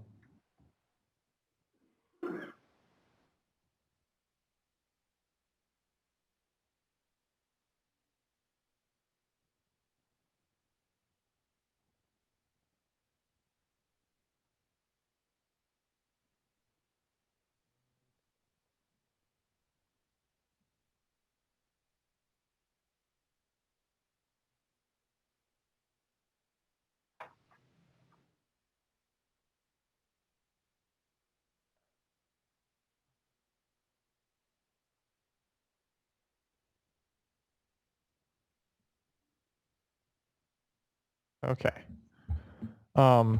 After the inputs, I will hand off to Josue, who will give a description of the SWAP model and cover the modeling equations and assumptions that go into it. And then finally, I will go over some of the results of the analysis. We shouldn't wait.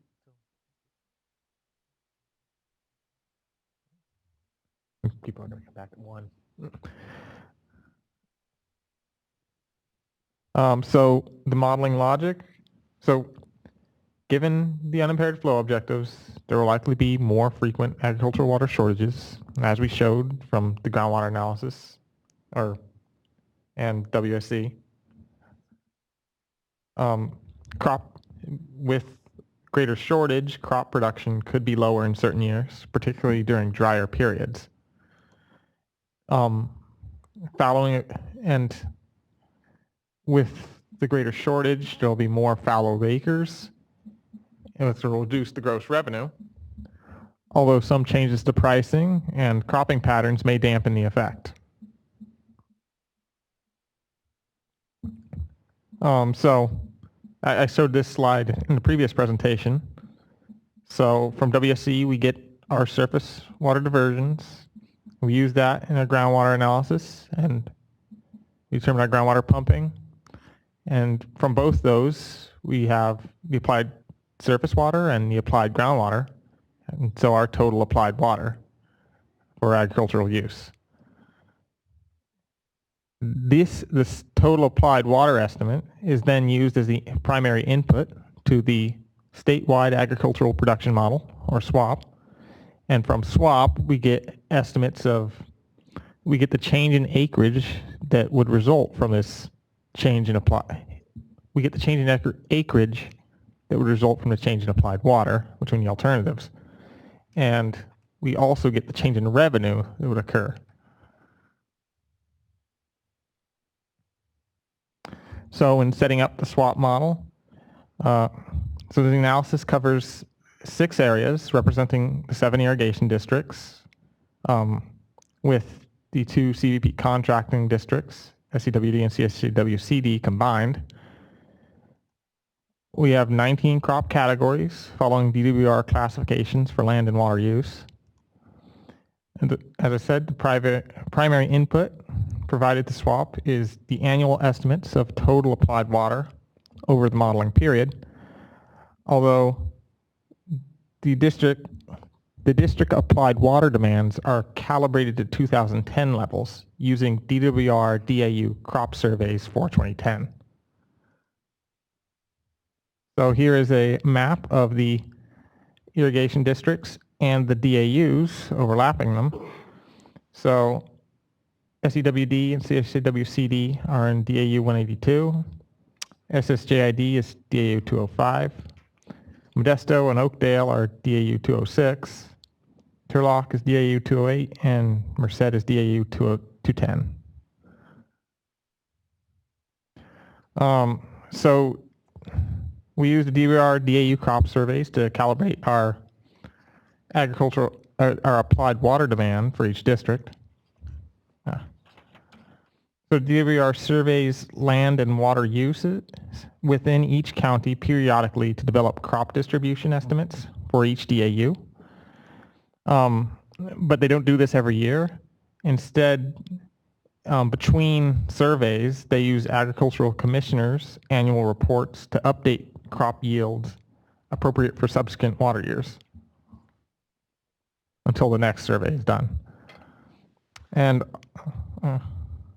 well, all this information can be found on DWR's website. So here's an example crop distribution for DAU 205, SSJID in 2010, and we see they have a lot of almonds. 46% of their total cropping area is considered almond in the crop in DAU's cropping patterns. So we apply this cropping pattern to the total irrigated acres of the district, and we get these estimates from the agricultural water management plans. So for SSJID, we have 59,000 acres of irrigated area. So we multiply the previous crop distribution by the 59,000 acres to get our total crop area for each crop. And so we have 27,000 acres of almonds and 8.3 of corn and so on. Also from the DAU crop surveys, we get crop applied water rates for the water needed to grow that crop. So grow an acre of that crop. So this is a bar chart of different applied water rates for each crop, and the applied water rates are in acre foot per acre. So for every acre, how many acre feet would you need to grow, or how many acre feet would you need to grow 1 acre of the crop? So for almonds, we require 3.5 acre feet for every acre. Multiplying this by our total acreage, we get, oh my goodness, we get an applied water demand. And then for almonds, and if you sum that for all the different crops, you'll get a total applied water demand for the district in that year. So for SSJID, about 190,000 acre feet of demand. And so now I will hand off to Josue, and he will cover the statewide agricultural production model. Hello, I'm Josue Medellin. I'm Associate Research Engineer for UC Davis Center for Watershed Sciences, and I have worked with the SWRCB model as a co-developer for the past 10 years with Professor Richard Howitt and other colleagues. So I will present the SWRCB model, a description, and how the mechanics that we follow to come up with the outputs from the model that we're employing in this study.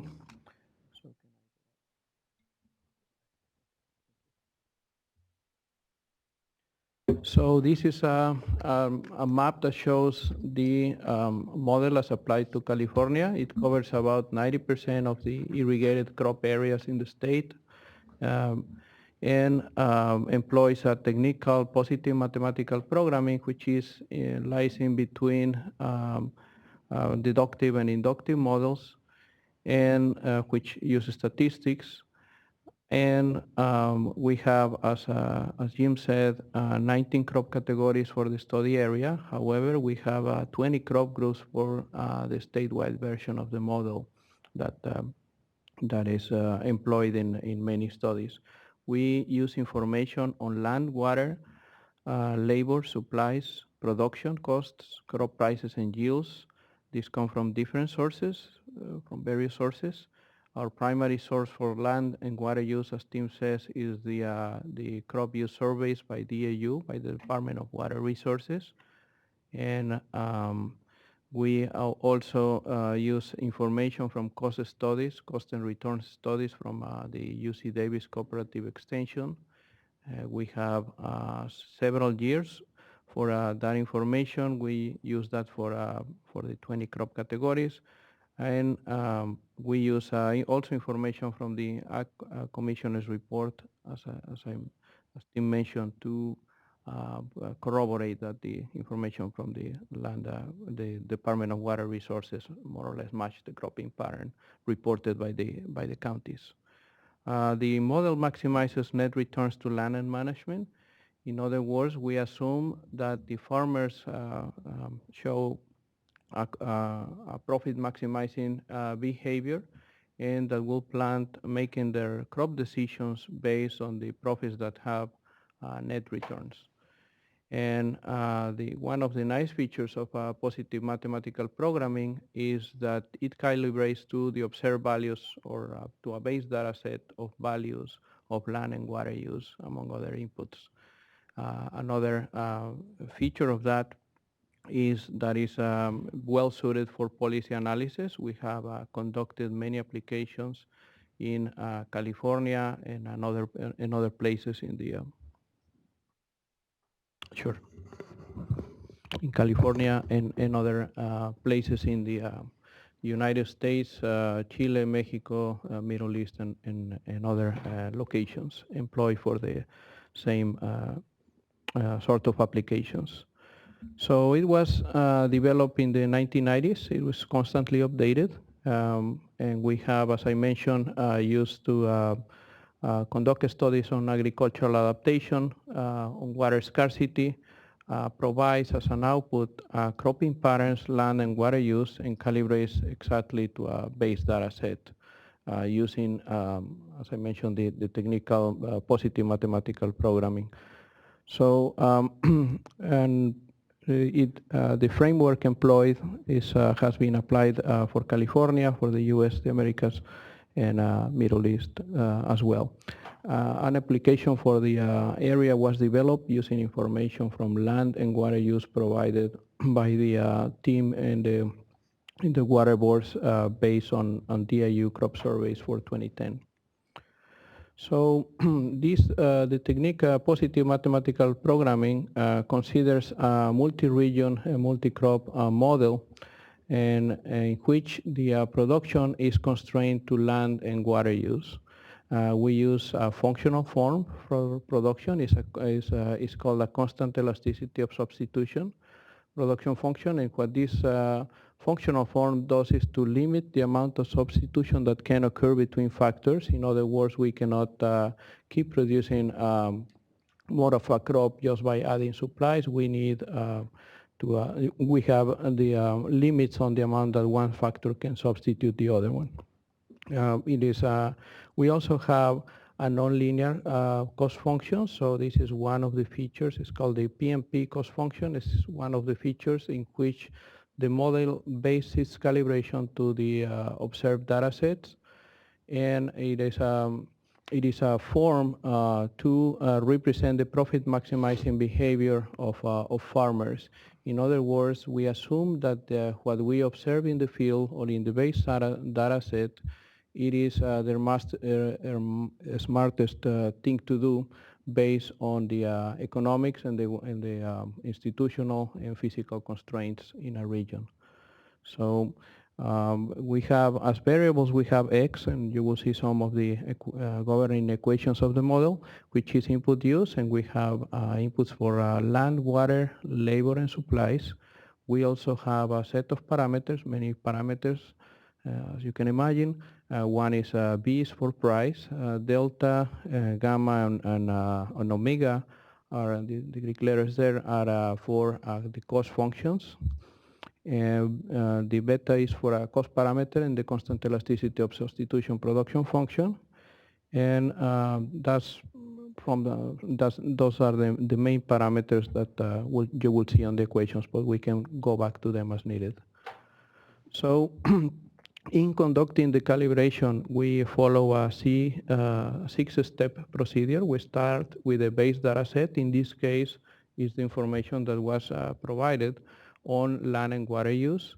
We employed cost information from the SWRCB model of the federal feasibility study that was conducted just a few years ago. And we employ that as the base data set. Then we calibrate, we obtain a calibrated linear program. We just assume fixed proportions in the base data set and obtain the Lagrange multiplier on the constrained resources, in this case land. We use that Lagrange multiplier to parameterize the CES and the PMP cost function. And then we obtain a fully calibrated model. The PMP is parameterized using least squares on elasticities that we have available for California based on various studies. Then we have demand calibration in the case of endogenous prices. And lastly, we have a calibrated model that we can then use to test different policies, including water shortages, changes in land restrictions and other, depending on the application. So this is essentially the six-step procedure that we follow. So this is how the CES production function looks like. It is not as scary, but it's just a function that limits the substitution that can occur. In other words, we just cannot grow a crop by adding more labor. We need water and other inputs that are essential. And anything between that and fixed proportions, which is essentially that we keep for scaling production up, we keep adding the same of an input and everything behaves in the same way. So this type of functional form allow us to go in between, in which we can have a sensible range of substitution among factors. And the first, the profit maximization problem looks like the one below. In the first term on the left, we have the constant elasticity of substitution production function, and we have a scale parameter there, which is called tau. And by the way, all this is cited in the references of the report or of the document, of the draft document. This comes in a paper by Howitt and myself on 2012, but we have these derivations well documented in the literature elsewhere. One of the things to observe in this equation is that the right-hand side it works with average cost. So this is before the PMP cost function is calibrated. So we assume on this one constant returns to scale. And then we have three, the betas, the cost share terms are obtained by using these equations. We essentially use average costs and observed base amounts of inputs to obtain the parameters, plus some of these parameters use some of the Lagrange multiplier properties of the first stage in calibration. The tau term is the scale term, is just dividing, the yields and land by the production that we obtain, that we observe in the base case. This thing with the tilde on the top are observed values. Okay. And another feature that we use in this model is an exponential PMP cost function. So this has very desirable properties in a cost function. It assumes that at no cultivated land, we still have a fixed cost, a fixed marginal cost on production given some certain inputs. So we have the original formulation and the model back in the 90s was quadratic, and over time we have changed this to an exponential cost function. Okay, so the calibrated program, the base data functions are combined into a final program without the calibration constraints. and can be used for policy simulations. And this is how the calibrated program looks like. This is the objective function. The first term is is prices in the term B, tau, and the summation term there is the production function. By the way, the subindexes G is for a region, I is for a crop, and J is for an input, so it's land, water, and supplies and labor. The second term is the PMP cost function, is the exponential functional form, and that only goes on land, and the rest is costs on supplies, and lastly is cost of water depending on the region. The land constraint is the one below. We assume that the crops grown in a region are limited by the amount of land that is available in the base data set. In other words, we are limiting expansions. If we take out this constraint, it can work under a reasonable range, but it is out of the calibration base. And the water resources constraint, we take the two sources of water, in this case surface water and groundwater, and sum up over the both sources to obtain the total water applied. We have also a constraint on crop stress, as documented in the federal feasibility study with SWAP, in which the base applied water cannot go after a certain threshold. We have also constraints on silage corn, and again, these are limits based on the federal feasibility study. And we have also an stable rate of rotation in perennials. We assume a certain life depending on the orchard type.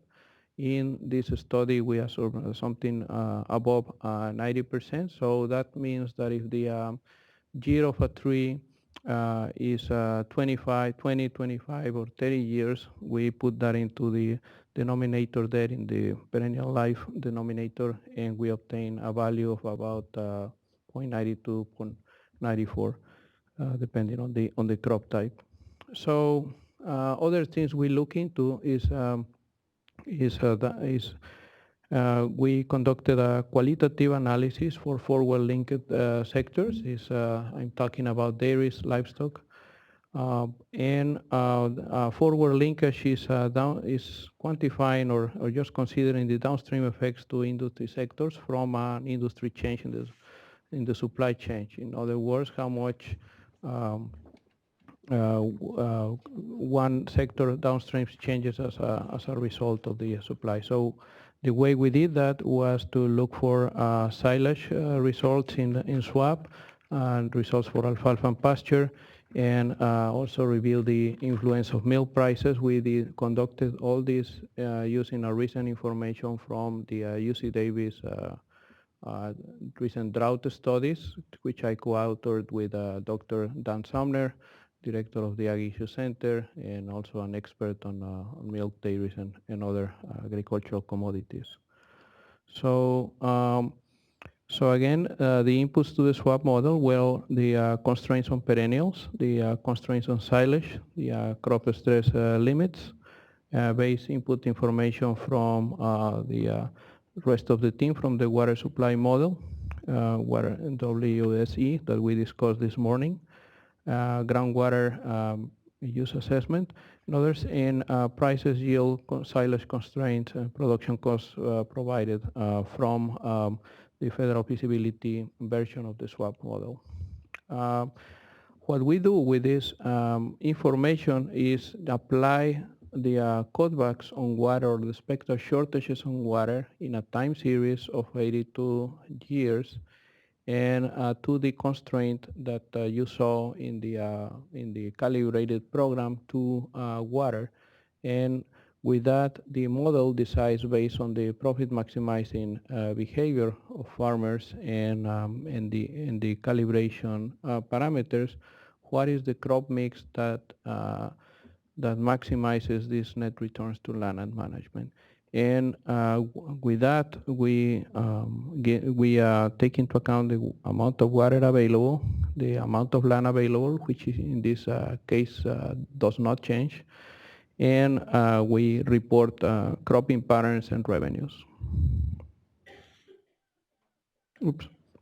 And from here, I pass it to Tim, which will tell us about the agricultural economic impacts. All right. So here's a time series of annual applied water shortage across all irrigation districts.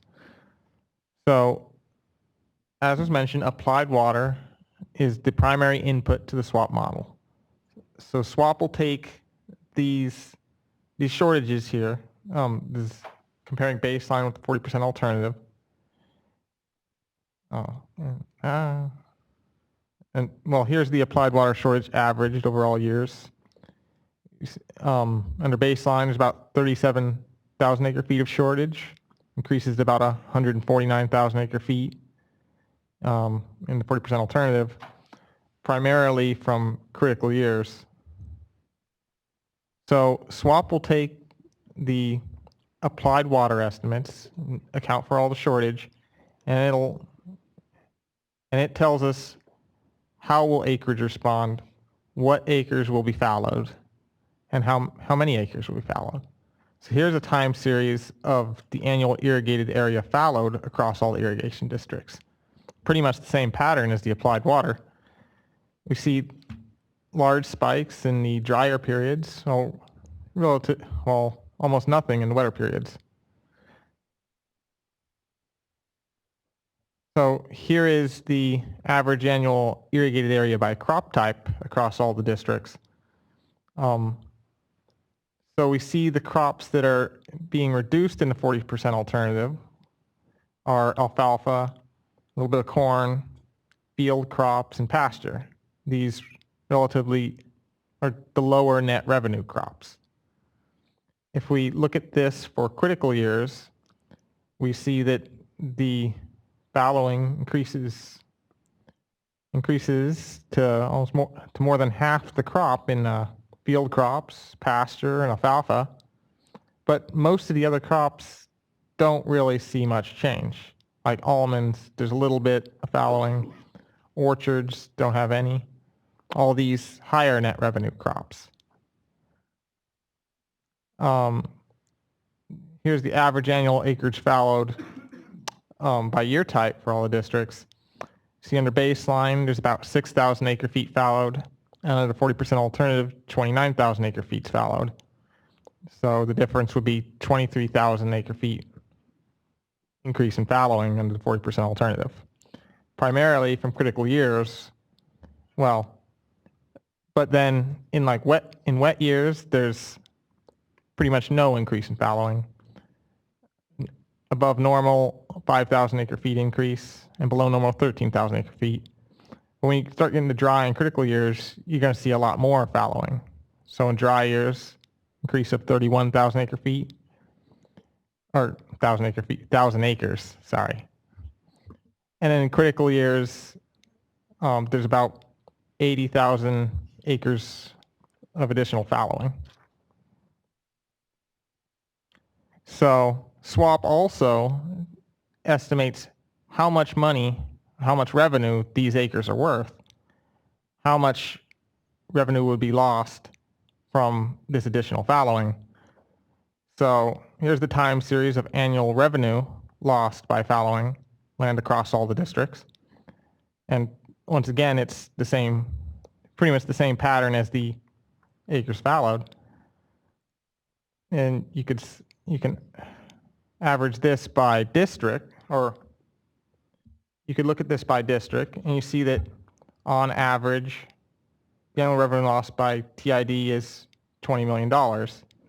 But this is looking at the entire time series, when some years they won't have any, some years they'll lose more. So when you look at the average for critical years, you see the losses are a bit higher. The TID loses about $66 million on average.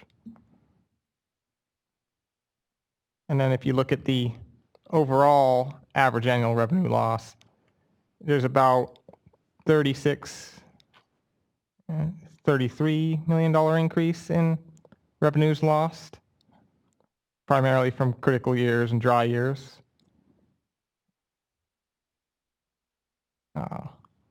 But the revenue lost, you have to take into account what the baseline revenue is. And so here is a bar chart of the average annual agricultural revenue across all districts, but so the actual total rather than the loss that we were just looking at. So under baseline for all years, the average is about $1.5 billion. And in the 40% alternative, this decreases by about 40 million, as was shown.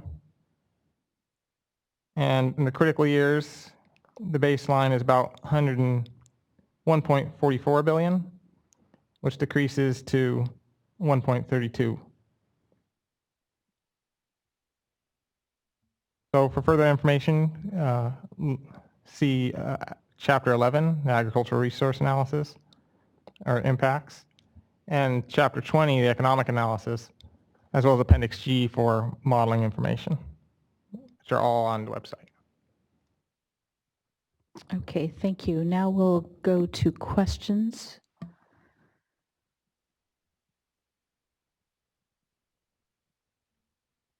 There's one right there, Sandra, thank you. Sorry. Yeah. So Susan Burke again. I'm a water resource economist working with several of the irrigation districts. I'm curious to know your choice of the baseline. You estimate the baseline is about $1.5 billion. But I think that just accounts for crop commodities, and it doesn't account for the animal commodities produced. So in the annual county ag commissioners reports, more than half of the commodity value produced every year in these three counties comes from dairies and cattle and chicken, which are dependent on, Tim, as you said, the lower valued crops that fall out of production when you run swap. And so I'm having a hard time thinking through how leaving animal commodities out of the analysis, particularly when you're impacting the feed crops, is an adequate representation of the potential impact to the SED.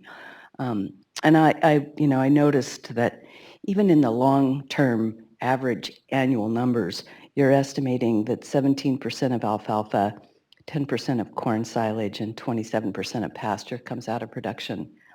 And I know that the SED has written that you could import those crops to feed animals, but I'm a little concerned about importing corn because it's a wet, as you know, it's a wet forage product, so it's kind of difficult to import.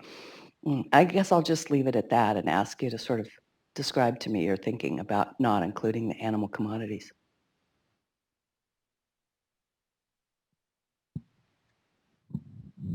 Sure, that's a really good question. I think, as I mentioned, we address that qualitatively based on recent studies of drought conducted at the Center for Watershed Sciences, which we co-authored with Dan Sumner. The rationale is that the decisions, especially for dairies, on production are mostly driven, even in droughts, by economic conditions. In other words, by the price of milk. And even if we look at the reports from the counties, a lot of the impacts that are reported for the dairy industry are based on low milk prices more than on water shortages, which of course also play a role. As you mentioned, a market for alfalfa exists in the state, and that is often imported when there's shortage from other areas of the state. The silage corn, from our experience in studies on milk, which there's one in the Agricultural Issue Center recently, showed that this corn has to be grown within a range of about 50 miles within a region. We did not see a large impact on silage, even in dry years, that can actually impact that would suggest that dairies will face issues. Also, the substitution between the feed crops or the mix for dairies depend pretty much on the preferences of the farmer. So some farmers prefer to substitute with a little bit more of alfalfa or concentrate, although we understand that it's limited. We mostly modeled the average farming operation for dairies other than the individual farming decisions. Thank you. If I could just follow up, what would you consider to be a large impact on corn silage that actually might have an impact on the amount of milk that cattlemen can produce or dairymen can produce? I think we see pretty small impacts even in dry years. If we can go back to the slide, Tim. I mean, and we have seen in the effect of recent droughts that hasn't go down is the fluctuations in the amount of cultivated alfalfa and even corn are mostly follow the milk prices more than the water shortages. We have in 2014 a pretty dry year that the alfalfa numbers and the corn silage numbers were at historic highs because the milk prices were at historic highs. So we didn't, as we said in our recent drought study, we did not see an effect for that could matter. But going to the individual crops, which slide is that, Tim? Here. I mean, this is in an average year, this is corn, and we see relatively low declines in the total amount of silage. And again, it is, to our knowledge, this radio of about 50 miles is still acceptable to have some transportation of silage. Thank you.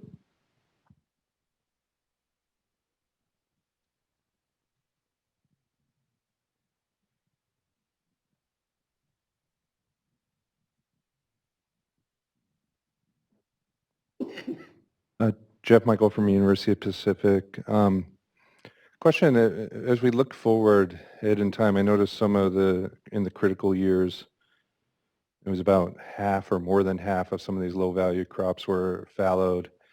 And as we look over the past couple of decades, we've seen this sort of baseline movement out of these low value crops into high value crops all across the state and the valley, including in this area. And we also have Sigma being implemented over the next couple of decades. So my question is, have you considered that, I guess your baseline is based on 2010 crop values and looking forward, and whether that buffer of low value crops could be smaller in the future than it is today?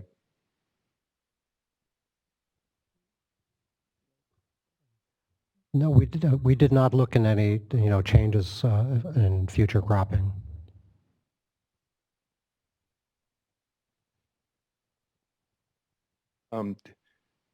Question, the choice of the baseline year, 2010, I guess that was the most recent available data?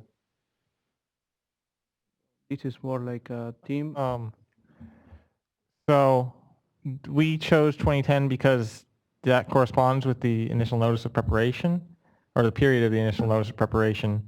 Even if there was more recent data, we did not use it. So it doesn't reflect more recent crop prices? No.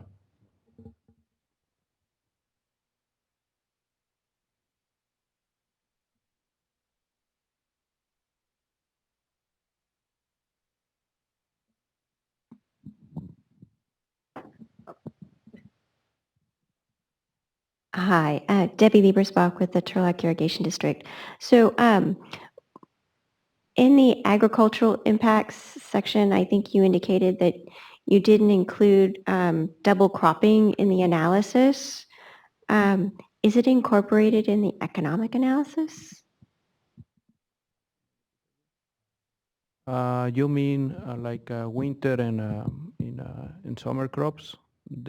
We work in the swap model with irrigated crop areas, which account for multi-cropping in a way. These areas like the Salinas Valley, in which they have 2 or 3 seasons, we have a slightly different model to account for that. But here we essentially work with the irrigated crop areas more than with the irrigated land areas. Does that make sense to you? Maybe Well, not. I mean, a lot of times, a lot of these forage crop acres will be double cropped. So you'll have corn, or, silage and Right. wheat, or, I mean, there's any number of things, combinations, but that should be accounted for in the analysis. Right, and I think we do. We have, as I mentioned, irrigated crop areas, not irrigated land areas. So the difference between these two is the amount of multi-cropping.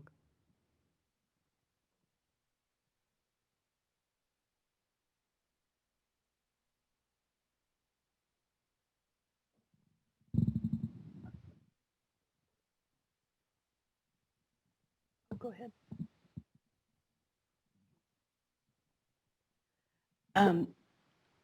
You mentioned that you modified the SWAP model to more adequately reflect the area study. And presumably you, by region, you did the 6 regions or representing the 7 irrigation districts where you combined the CDP districts. What were the assumptions that you made about the ability of each district to transfer water from one crop to another crop? You wanna,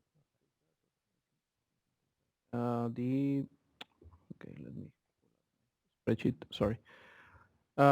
We assume in the SWAP model a representative farmer by each district. So we assume internally a market for water that can occur within the district, which is, I think, a defensible assumption. Within the districts, we do not assume transfers within districts.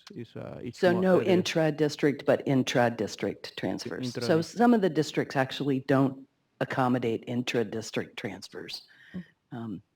You might want to know that for future use.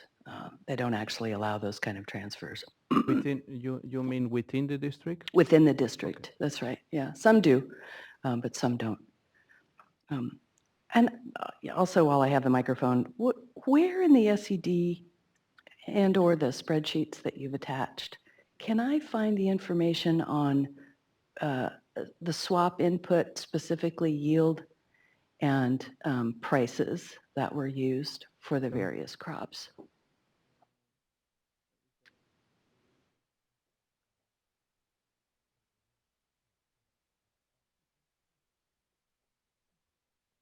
I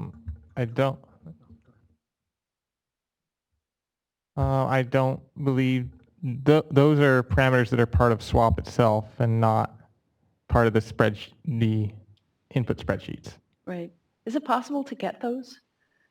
Right.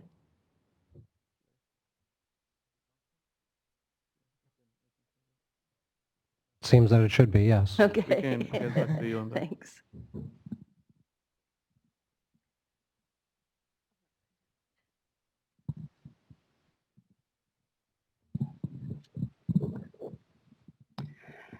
I was just wondering what the error bars on this would be. It seems to me like we're estimating a minimum difference in revenue lost because we're optimizing whether or not the agricultural distribution of one crop to the next is optimum has some practical constraints. So could it be that we're representing a minimum rather than the full range of what's possible?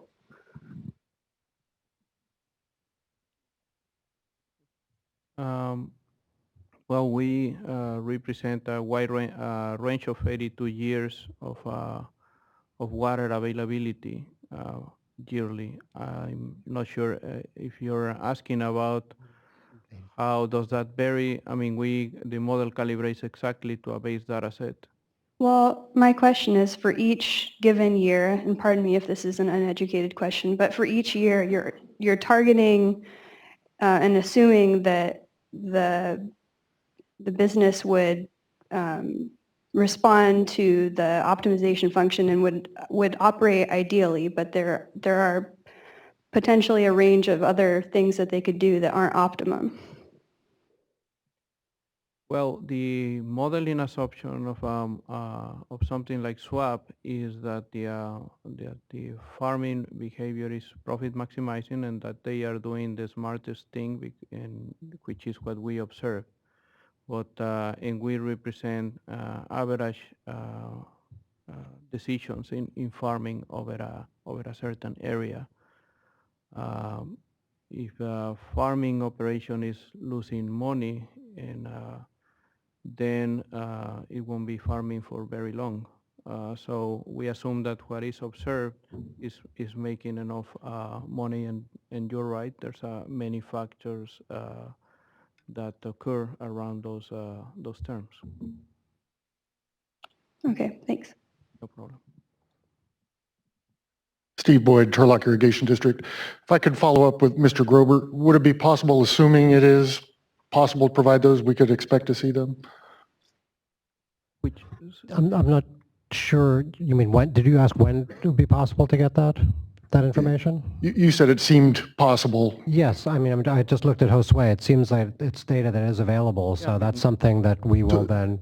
So you'll provide it There were some other requests also for other types of runs and information, so we'll try to do that over the next couple of weeks, and we would send a notice out, post it, and make it available. Great, thank you.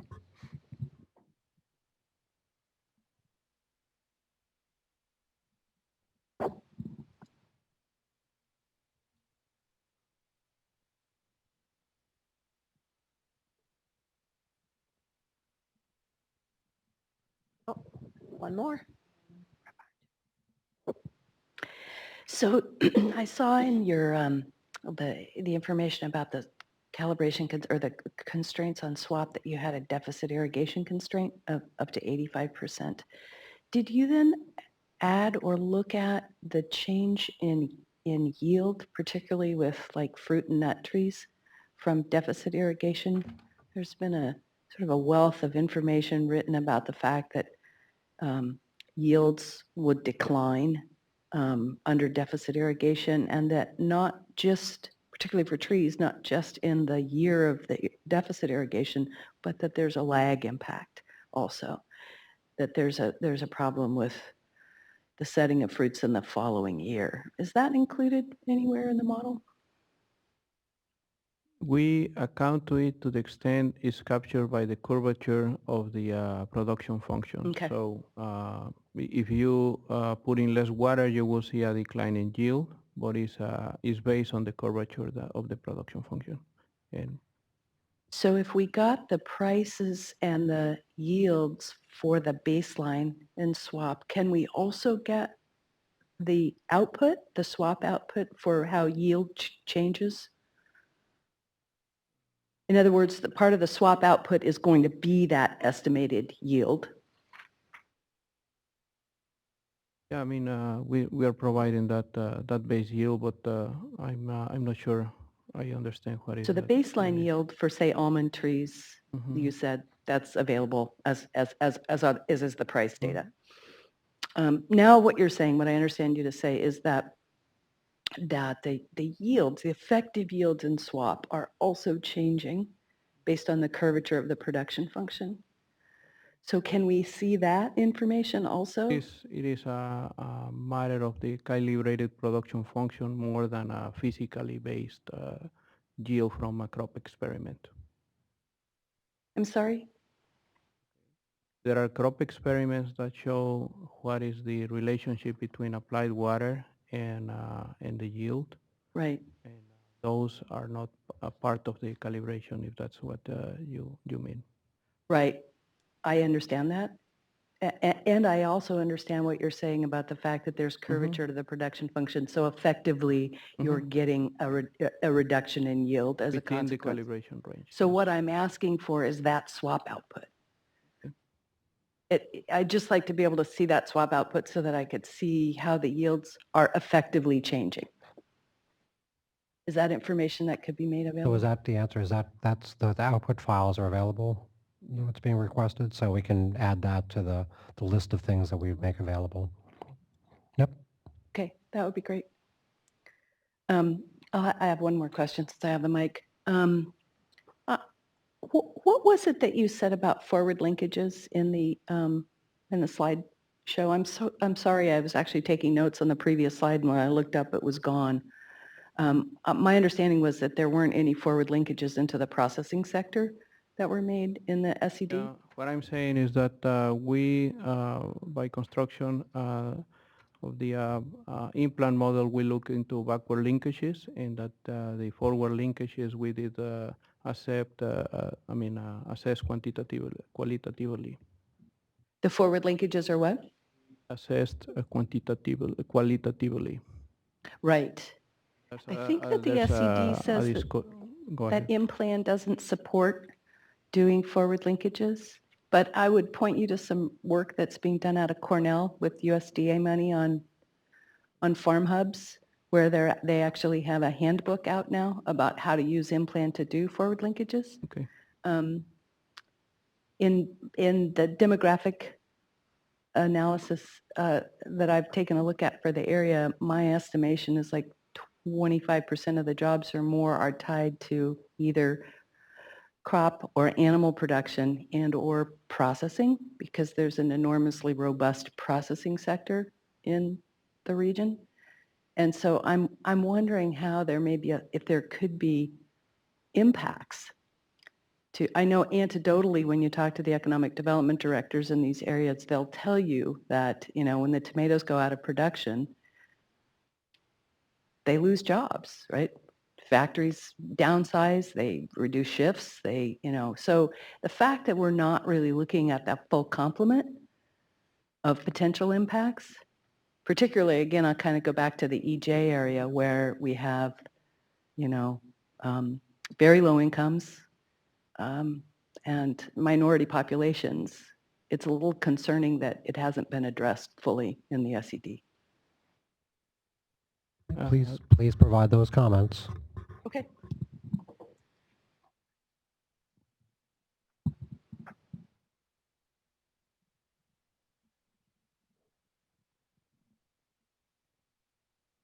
So it appears that we've exhausted the comments on this particular subject and can now move on early to the next one.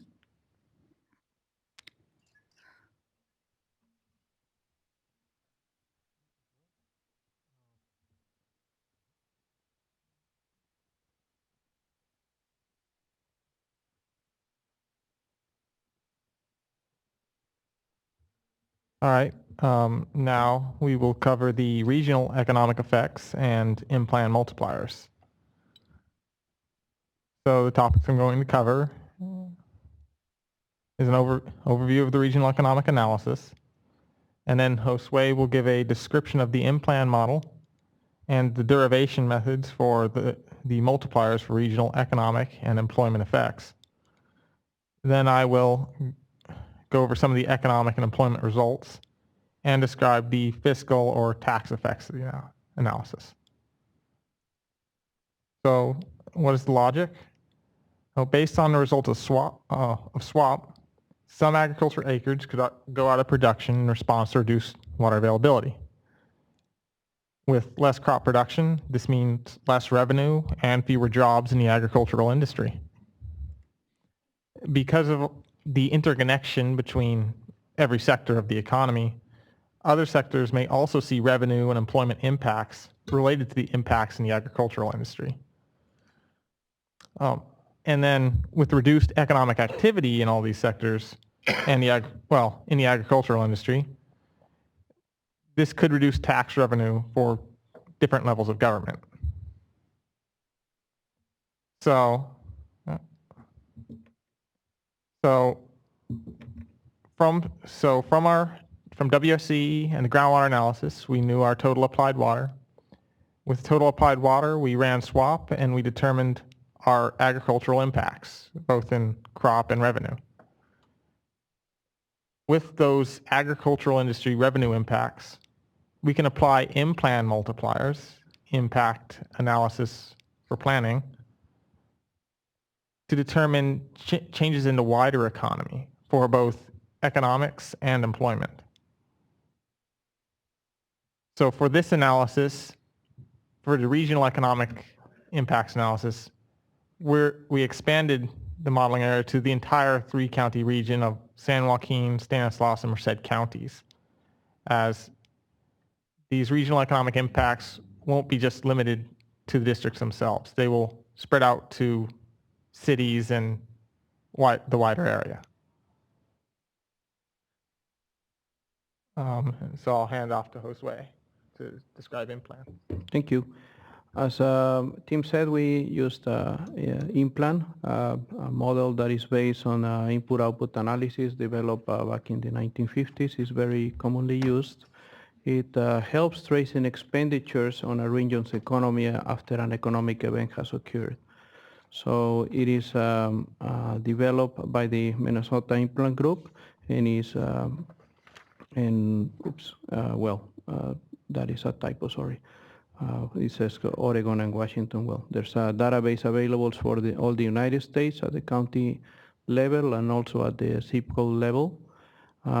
It provides direct and multiplier effects for employment, value added, crop revenues, and other and tax impacts.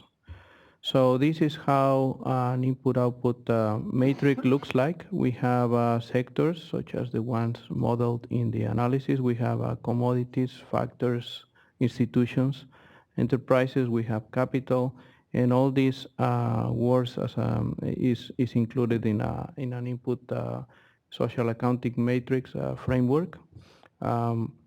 So we trace expenditures among all these sectors and then obtain what are the multiplier effects, which are illustrated here. Essentially, when we see a change, which is the first box, we see a direct effect.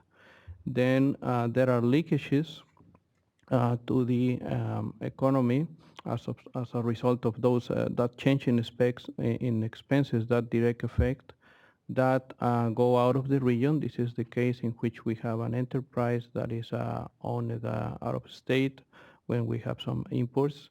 Then we have local purchases, which are the ones that have an effect on the local economy.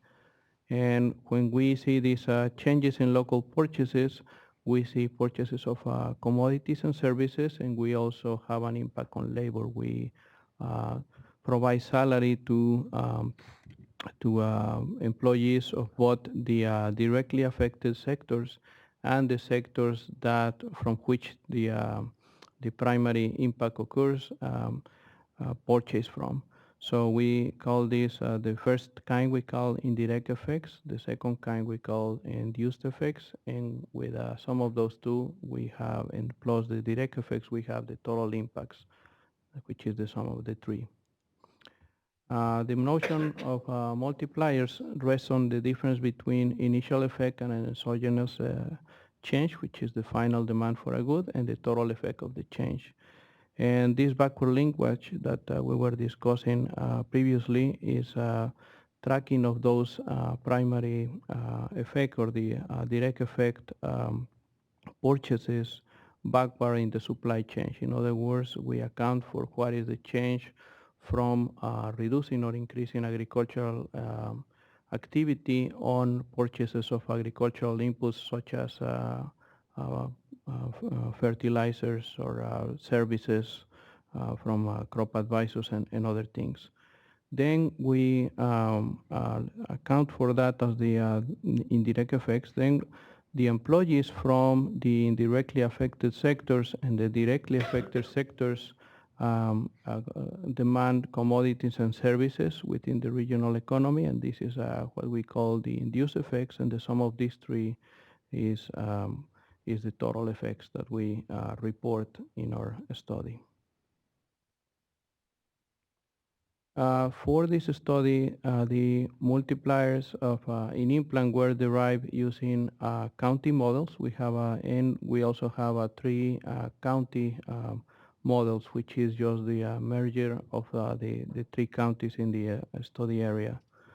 Then we matched the multipliers from the 10 sectors of 10 crops sectors that are default in the implant model with the 19 categories for the SED study.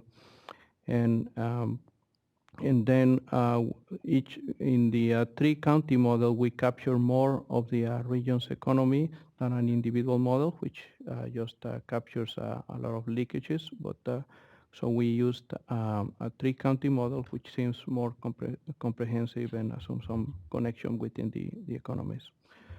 And these are the multipliers that we develop. I will pass this to Tim, and this is the match that we did for the crops in implant and the crops in the swap model. This is the table of implant economic multipliers that we derived from implant. We see that the direct multipliers are all 1 because swap output is the direct economic effect. For indirect effects, for grain, there's for every dollar impact to the agricultural sector, there's an additional 59 cents impact from indirect impacts. And then there's another 20 cents added for induced economic effects. And the total multiplier would be for every dollar lost in the agricultural sector, $1.79 is lost in total. And then here's the same, or the table of implant employment multipliers derived.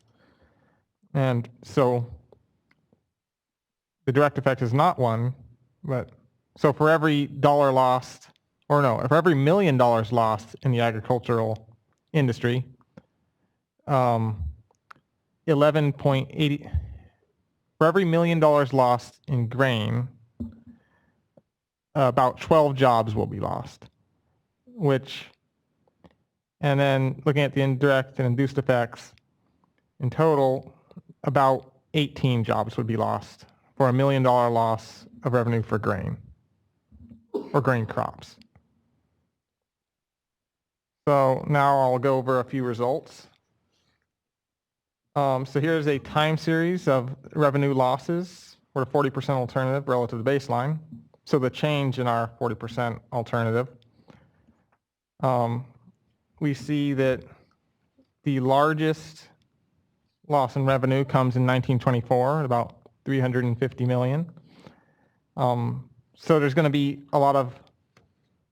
times when there's really big revenue changes in these wetter or in these drier periods, and then there'll be times when there aren't a lot of change in the wetter periods. So looking at the same time series plot, but as an exceedance plot, we see the 1 year that was $350 million worth of revenue change at 0%. And then as you move up in exceedance percent, so at 10% exceedance, the revenue loss is greater than 200 million. At 20% exceedance, the revenue loss is greater than 150 million. We see that in about 50% of years, there is no revenue lost, and 50% of years, there is some revenue loss. Looking at the annual averages, we see overall about $64 million in additional losses, but with most of it coming in critical years when there's an increase of about 211 on average, 211 million. Looking at the overall impact, we see that the total sector output, including the direct and indirect and induced effects, is about $2.5 billion.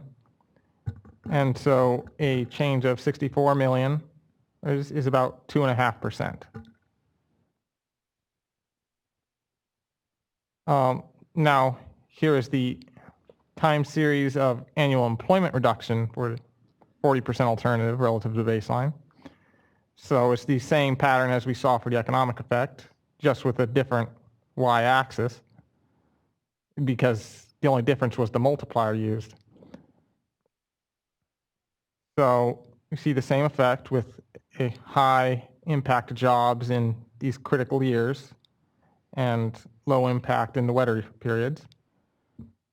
Oh, looking at it as an exceedance, we see that the highest single year impact to jobs is about 2,500, 1924. And in about 50% of years, there is no job employment impact, and 50% of years there is. On an annual average, about 433 jobs are lost under the 40% alternative, with critical years showing an average of 1,450 jobs lost. Looking at the total employment, including all the effects, there's about 18,600 jobs. And so a reduction of 433 would be out minus 2.3%. Now I'm going to quickly go over the fiscal analysis and its methods.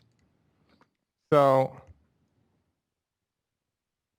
with a reduction in agricultural production, there may be tax revenue impacts. The federal and state governments would be insulated from regional impacts as their total tax revenue is significantly larger than the contribution of a single county.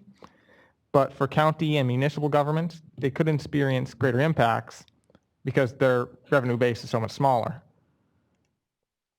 Were there to be a significant impact from loss of tax revenue for these local governments, it could result in impacts to public services.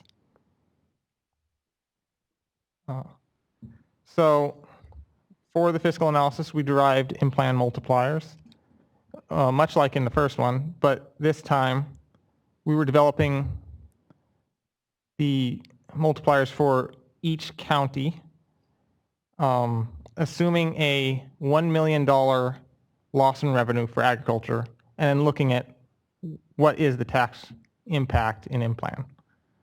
The multipliers then were applied to all the flow alternatives and baseline conditions to obtain estimated changes in tax revenue for the federal and the state and local governments. In in-plan, the state and local government tax impact is lumped together. So this was separated based on information in county and local tax documents. So here's the table of the tax revenue impact that would happen assuming a $1 million loss for the agricultural sector. That's the, show up very well, but these columns. So in total, the federal government would lose, for San Joaquin County, federal government would lose about $154,000 for $1 million loss in the agricultural industry. And state would lose $61,000 and local governments would lose about $44,000. And then dividing these numbers by 1 million will give us our fiscal impact multiplier. So for every dollar loss in the agricultural sector, about 15 cents is lost for the federal government in San Joaquin County, and 6 cents is lost for the state, and 4.5 cents is lost for local governments. So in summary, or summarizing the results, we see that the baseline tax revenue, calculated using these multipliers and the baseline total revenue for the federal government, looking at San Joaquin County, is about $91 million, 36 for the state, and 26 million for the local governments. There, in the 40% alternative, there is a change of $1 million for the federal government, $400,000 for the state and $300,000 for the local government. But if you look at the an estimate of total annual tax revenue based on 2010 tax reports, you can see that the change in revenue is virtually 0% compared to what was estimated for all 3 counties and all levels of government. So this analysis and further information can be found in the Chapter 20, the Economic Analyses Summary, and Appendix G that describes the modeling methods. Thank you. Thank you, Tim. So we'll open up to questions.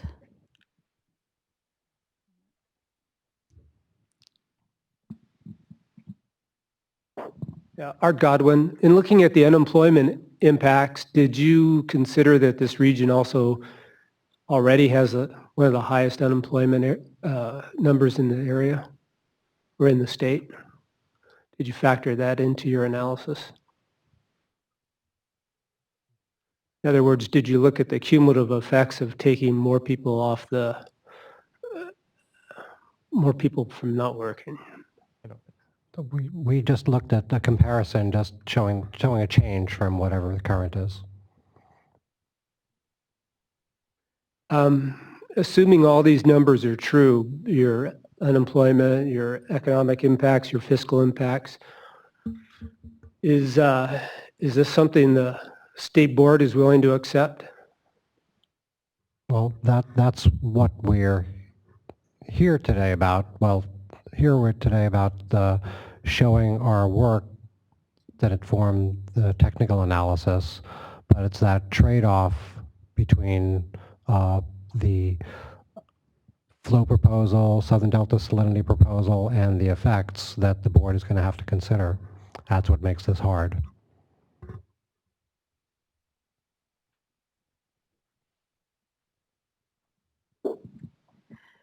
Could I ask you to go back to slide 30? I think it was 30. It's hard to read the numbers from here.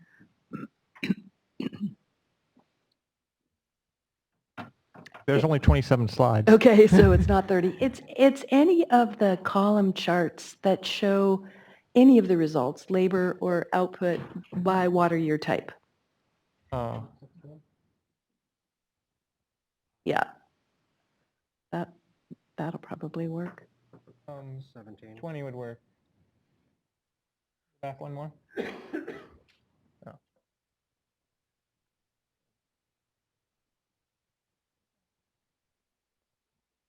Again. Something with numbers or? They were there a minute ago. The column charts that you have, I'll do it. where you're showing results by water year type. This? Yeah, that'll work just fine. So clearly the biggest impact is in dry and critical years, as you've already said. When I read through the SED, one of the things that I'm struck by is because we're talking about just dry and critical year impacts, but you report so many of the impacts by average annual years that we're sort of obfuscating the true impact of the SED. I mean, although you report it here, which is great, so the information is available, but I can't help but feel like, particularly here, like all years, the impact is $64 million. When in reality, in dry and critical years, it's actually up to over $200 million. And that those dry and critical years occur 2 out of 5 years, right? They're just under 40% of the time. So what we're talking about is a really big change in water supply reliability to the region. And I'm not sure how that's been captured in the SCD. As an example, I would expect that the fiscal analysis would actually also include a change in land value. We all know that, land value in the Central Valley is tied to the water supply reliability of the acreage. So the fact that it hasn't been addressed anywhere is feels like a little bit of a gap to me, and I'd just like to hear your comments on that. Well, you can provide that comment, but as you say, we do provide, just because there's a lot of information here, we provide averages, but then we do provide, as here in the documents, we show the what occurs in critically dry years and dry years. So it's in there, but you please provide the comment.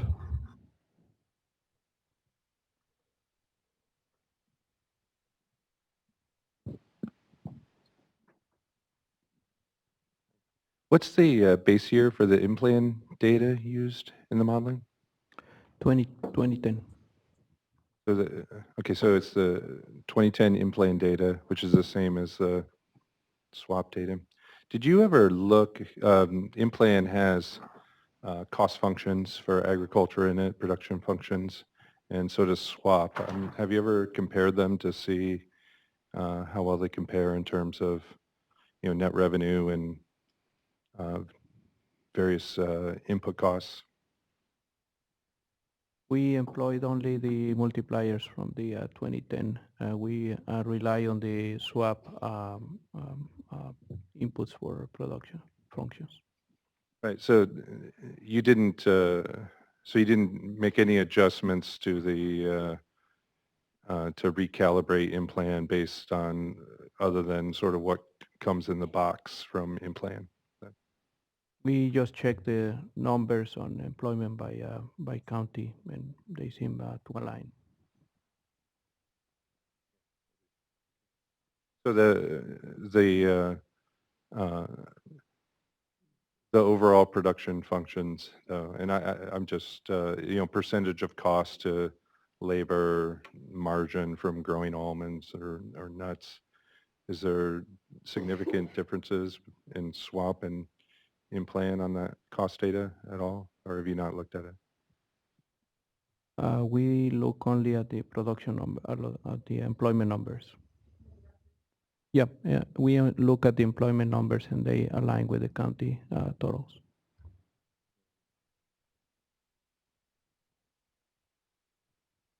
You compared the direct employment numbers, or the direct? Yeah. The I don't think you show this table. Table G56 shows direct employment of 8,000. I'm looking at the Appendix G.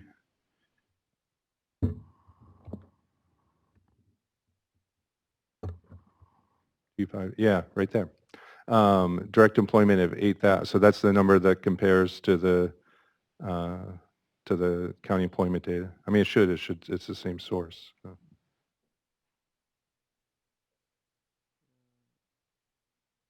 Oh, it's on the screen. Oh, sorry. Yeah, that is based on direct employment for the area analyzed. So then this table says that for all three counties, then there are 18,600 jobs that are direct, indirect, or induced by agriculture in the three counties? That is what I gather out of it.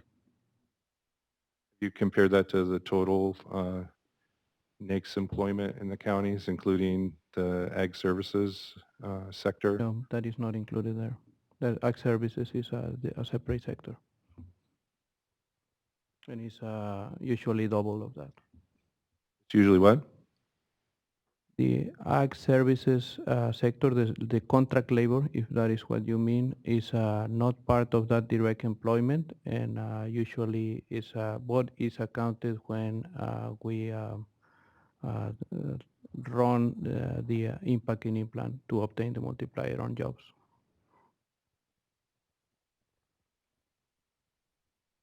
Do you know in the in-plan model how much of the ag services employment is being consumed locally? I mean, the 18,600 number looks a little low to me for total farm employment across the 3 counties, and I'm wondering how the ag services sector is being accounted for. Sure. We can get back to you on that. I don't have the number with me.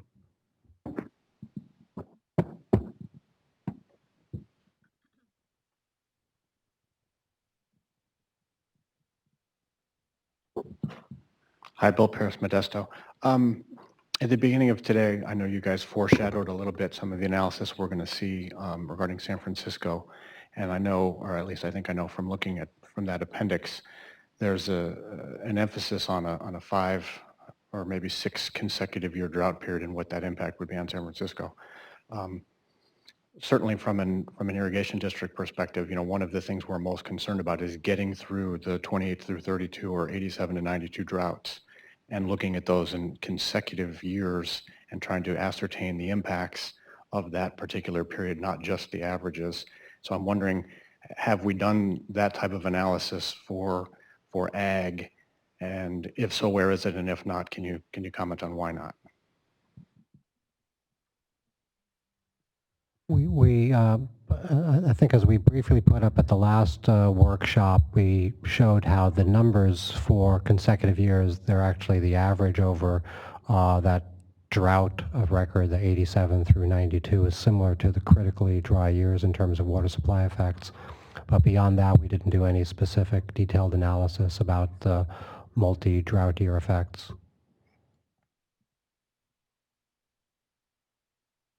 Okay, but we did those for San Francisco, is that right? I know we're going to get to that later, and if I'm wrong, you can say, no, you're wrong, wait an hour and we'll get there. Well, we did, as you see in the appendix, and that's because those are the years that there is an effect. It's in years like that, so that was the rationale for doing it for city and county of San Francisco, because that's when the effect occurs. There's the variable effect that we described with regard to effects on ag in all years, but you've posed the question or posed the comment before, and you can make that as a comment about, you know, consecutive dry years. But we have both the long-term economic effects showing the sequence of 1922 through 2002 or 2004, the calcium period.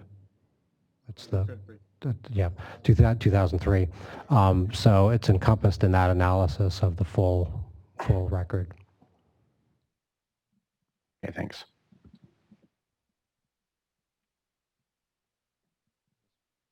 I have another question. Earlier I asked you about using 2010 as the more recent data, and I think the answer was it was the year that this proceeding started, or something was filed.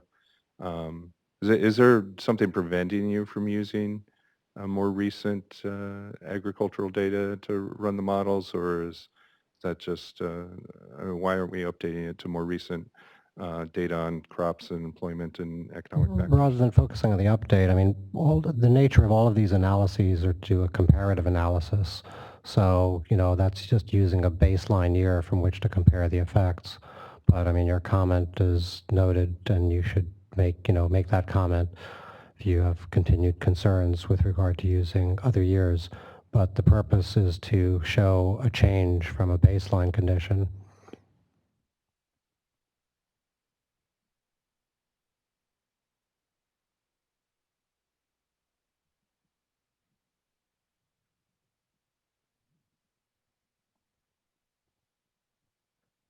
Valerie Kincaid, San Joaquin Tributaries Authority.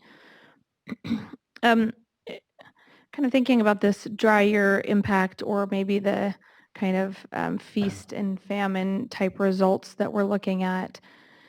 Did either the swap for crops or the in-plan for employment look at or assess the increase in unreliability of either water for crops or jobs for employment? I guess by that I mean, you know, in some years you're going to have no jobs in the region, or a massive decrease in jobs. I'm assuming that the model just assumed that in a wetter year when the jobs came back online, that those jobs would actually return, and that there was no analysis of the fact that when you have an increased unreliability of jobs or water, that there would be kind of a lasting effect, or that you wouldn't be able to just recover in wet years what you see disappear in dry years. Does that make sense? Yeah, there was Is that no other included? specific analysis. It's just showing the full time series and the effects that, as is shown for many of the metrics, it increases the times and the amplitude of some of those shortages, and therefore some of the effects. For a permanent crop, if you have to fallow it, or if it's fallowed for a number of years, at some point that crop obviously can't recover. Was that considered in the modeling at all, or if so, how? I mean, a row crop obviously can take it down and replant it, but at some point trees die, and it's not just that you're fallowing for a year or two. Did you guys consider when that happens and build that analysis into the model at all? I don't believe that I'll look to Josue in terms of the cropping, but I don't think that we were losing permanent crops for any of this analysis, so it wasn't germane. I mean, that was not something that occurred. But how do you know that? I mean, how do you know you're not losing permanent crops? Well, in the analysis that was done in terms of the crop shifting that occurs, the water goes first to permanent crops, so didn't have that effect. But in some years you did have to reduce the number of permanent crops. I guess I'm just, I think there was a stress, maybe some reduced water availability, but there was no loss of the crop.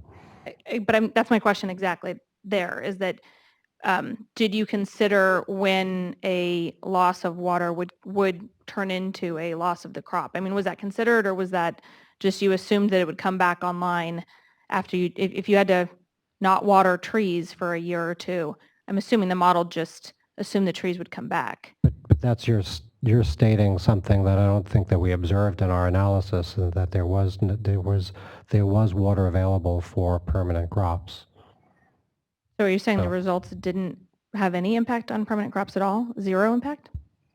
And there was some reduction, stress watering, but there was no full loss of permanent crops, and I'm looking to Josue. Yeah, as covered in the previous segment, we have a constraint on perennials that defaults the following up to the stable rate of replacement of permanent crops. I mentioned that number being above 90% of the existing crops. Some of that is sounds like a reasonable adaptation given the recent droughts, in which we see that some new plantings occur and that require less water or simply are stressed.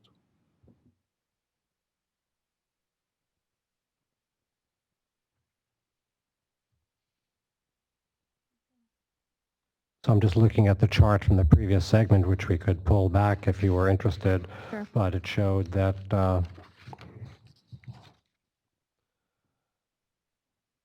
almond, pistachio, orchard crops, it was the same irrigation that occurred under the 40% alternative as under baseline.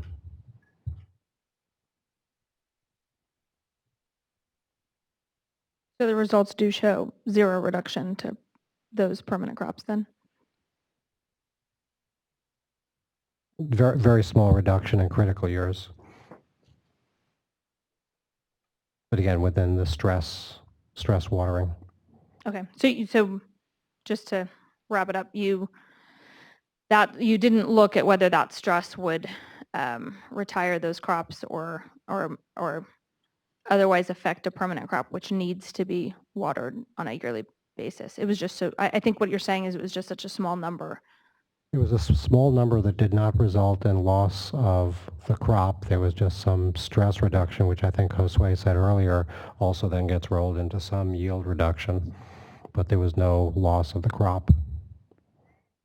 Okay, so you did analyze whether the crop would be lost. I guess what would happen? I thought your first question is how did we analyze when the crop was lost? And I think what I'm just saying here is there was no crop loss because that's part of what the swap model does, is that the water was then directed towards orchard crops, vine crops, permanent crops. Right, I understand that, but let's say that the small amount of impact to permanent crops exists. And I guess my question is, was there an analysis of whether that small impact just reduced production, or whether it actually would reduce permanently the crop and it would die? If that analysis isn't included because you didn't ever get that because you took the low value crops off and they're not permanent crops, I understand that. I guess I'm just wondering if the model has that built in. If, let's hypothetically say there was the impacts to permanent crops were greater than they are, when would the model indicate that those crops would die and not come back? Or I guess I'm asking, would it? The limited water was not sufficient to result in loss of the crop, loss of orchard crops. There was just some stress watering that resulted in reduced yield. Had the loss been greater, would this model tell you if there were permanent losses and that the crop would die? And I guess that's my question. I guess then we're getting into a hypothetical or something that we didn't evaluate. Okay, so it's something you didn't evaluate. Okay.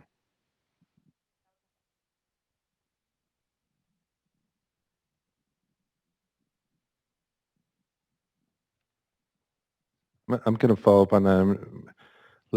There's some tables in the appendix for each irrigation district, table G, 4, 6, A, B, C, and so on. That gives the acreage loss by crop. And, the dominant loss is indeed, pasture and field crops. But there is a loss of acreage for almonds and pistachios reported. For instance, 183 acres for alternative 3 in Turlock Irrigation District. But you're saying it's stress irrigation yield loss, not acreage loss. Could you clarify the number in these tables? Acreage loss. So there is acreage loss.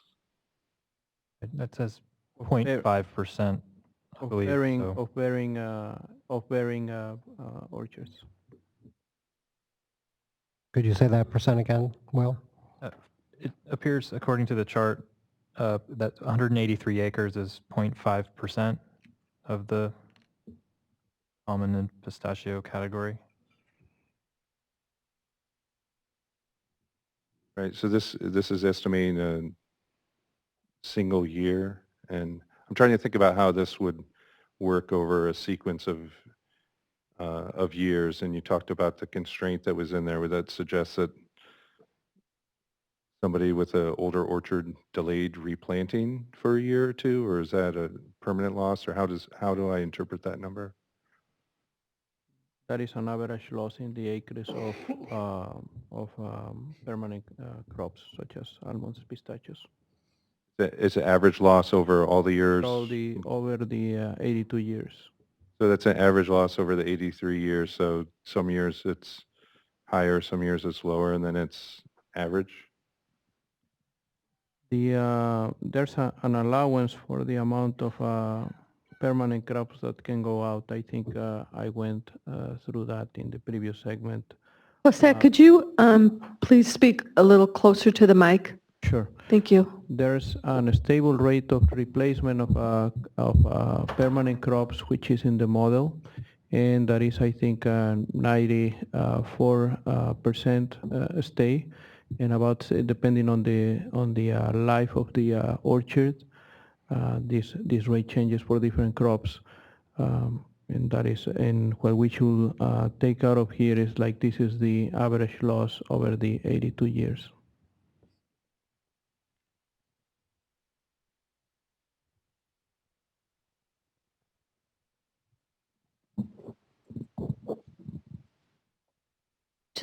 So just to clarify that there's one year in which there's 183 acres of almonds that are lost, was in one of the tables that you were just talking about. Are we to interpret that to mean that 183 acres of almonds died in one year and then came back in the next year?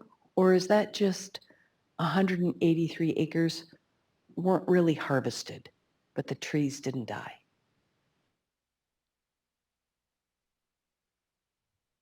First, before Josue attempts to answer, that is in average annual acreage for the 82 years. So we've got to Okay. keep that one in mind. Thanks.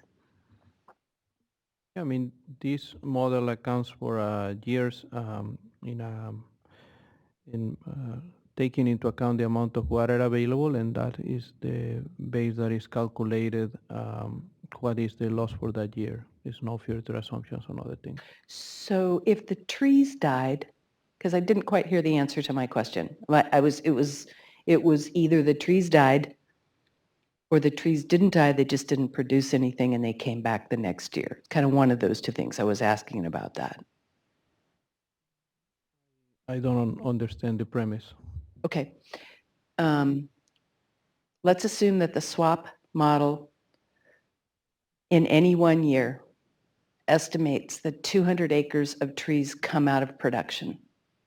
Right? That's the information that's being reported. The question is, I know that SWAP is a model and it's just an annual model and it's giving us that, that farm response to that amount of water that's available in that year. And it's not a dynamic model, so it's not looking forward, right? It's not saying what's going to happen next year. But how should we interpret the loss of 200 acres of almonds? How should we interpret that as part of the SED output? Is it that 200 acres of almonds didn't have any production value, but the trees were still there? And that in the following year, the trees come back? Is that how we should interpret it? Or is it 200 acres of almonds dead and gone? I would think it's 200 just gone in average, and there's no. I don't have any other further interpretation of that. It's a running average? I think we are reporting an average of what we see as reduction or what we think is a reduction in acres in an average year. Well, in this, I'm just giving a hypothetical here, but in my hypothetical, it was just a one-year deal. It was just the loss of 200 acres in 1 year. Do we interpret that to mean that the trees died in that year? Or that there was not production revenue from those 200 acres of trees in that year, and the trees came back the next year?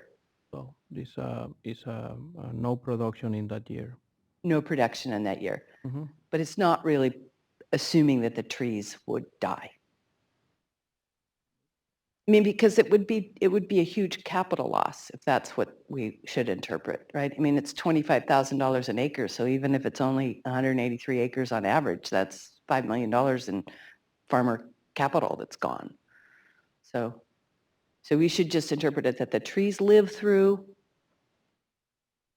the hydrologic record here. It's just that the almond production falls.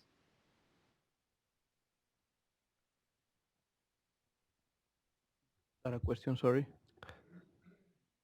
I was just verifying that the trees aren't dying.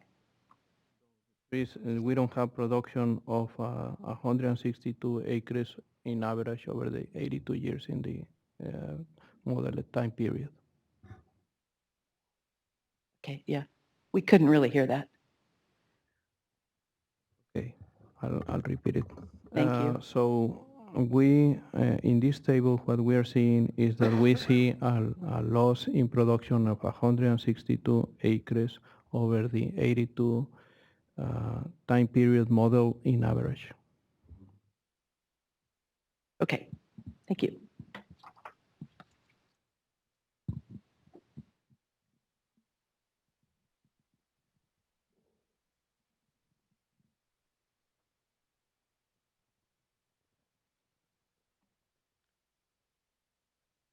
Any more questions on this topic?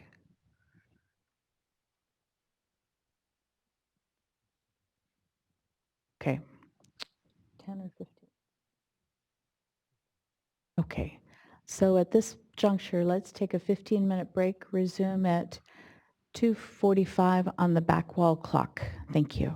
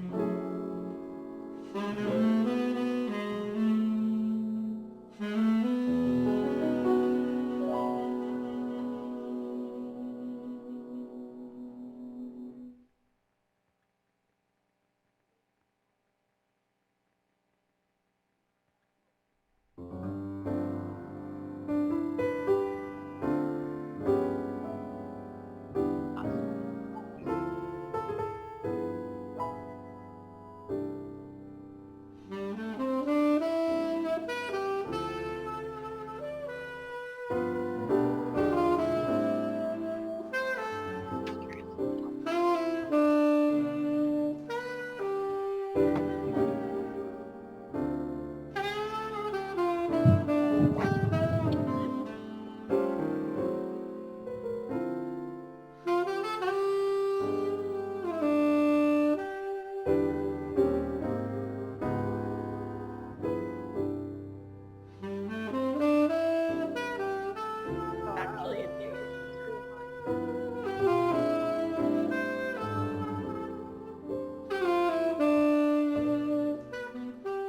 you feel like standing up every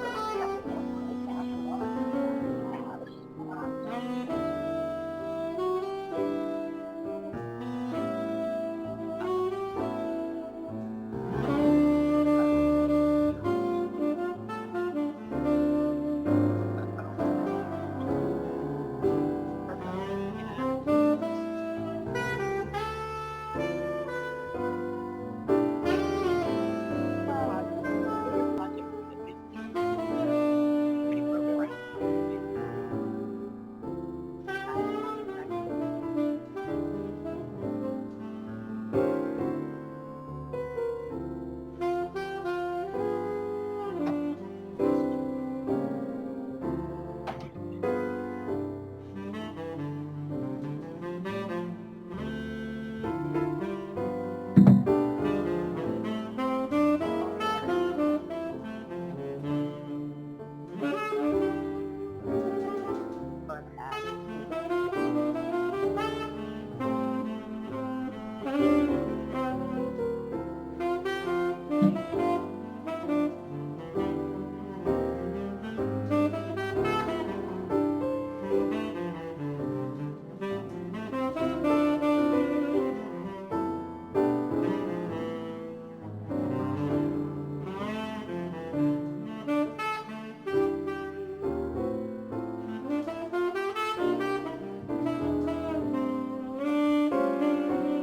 not on hearing aid consumption.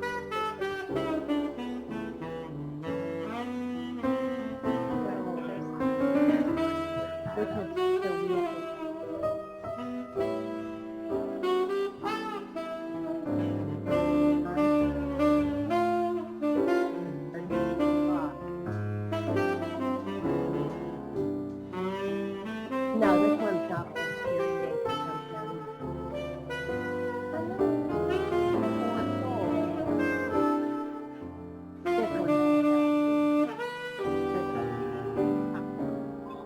So like,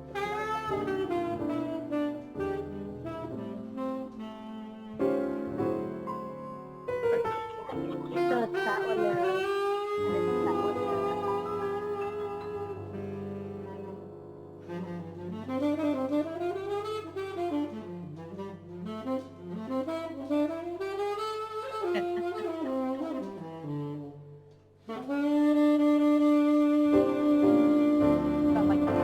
No, and they'll put up with people like, if you like board meeting. Doing telephone or a web viewing. I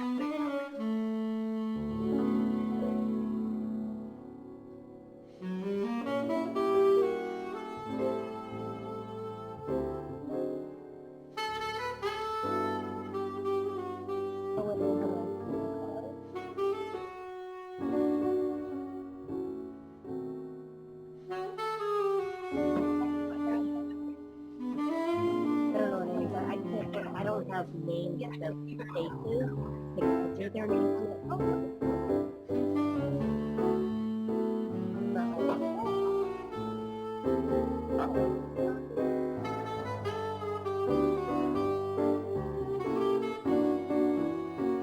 But change your hairstyle.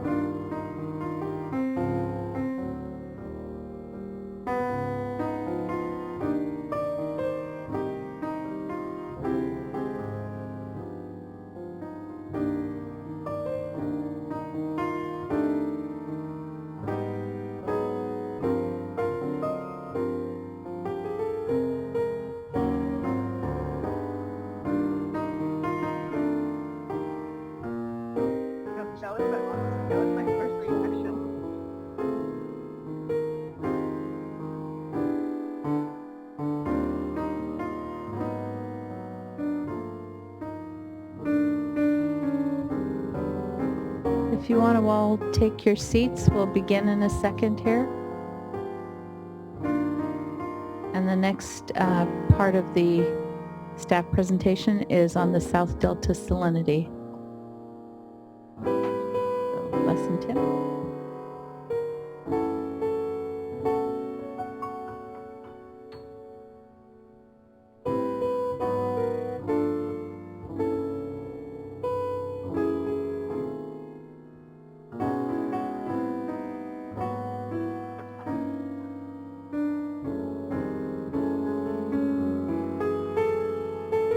Hi, welcome back.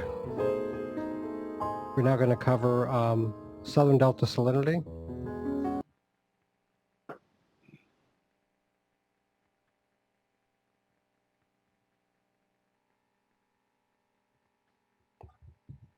Topics we're going to cover are the current and proposed Southern Delta salinity objectives, some of the key points from what's known as the Hoffman report, a report done several years ago to determine what are salinity levels that are sufficient to reasonably protect crops in the Southern Delta, some of the modeling that was done, and as it relates to the water supply effects model, and a summary of the anti-degradation analysis with respect to salinity.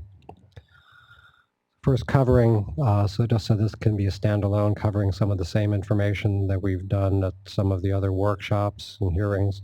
The current Southern Delta salinity objectives are seasonal. They vary from 0.7 millimoles per centimeter for the April through August period at the 3 interior stations and at the San Joaquin River at Vernalis, and 1.0 millimoles per centimeter during the non-irrigation season. And this is based on the growing seasons and salt sensitivities of alfalfa during the seedling stage for the 1.0 and for beans for the 0.7. And the 4 Southern Delta salinity compliance locations, 3, as I said, are in the interior Southern Delta and 1 in the San Joaquin River at Vernalis, just upstream of the inflow to the Delta. The proposed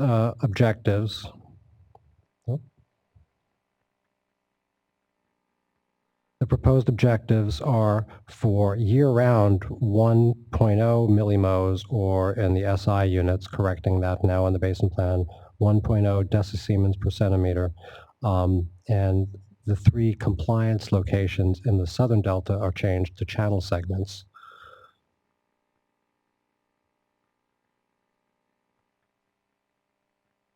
So the first reach for Brant Bridge, rather than one location, the San Joaquin River at Brant Bridge, it now includes a reach from the San Joaquin River at Vernalis to Brant Bridge.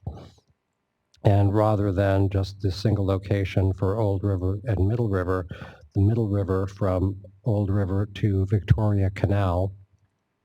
And for the Tracy site, it's now Old River and Grand Line Canal from the head of Old River to West Canal. So this is intended to provide more representative salinities in the Southern Delta rather than measuring at a single location, looking at it in these reaches. So part of the program implementation calls for assessment of salinity at these reaches to see how it relates to the single station and the proposed reach area.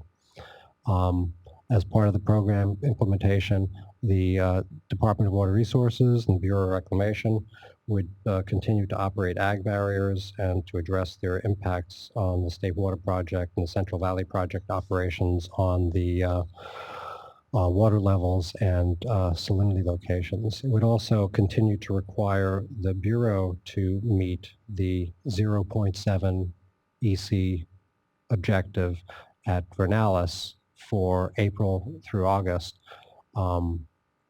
so as to provide assimilative capacity during the irrigation season in those downstream locations, those downstream reaches.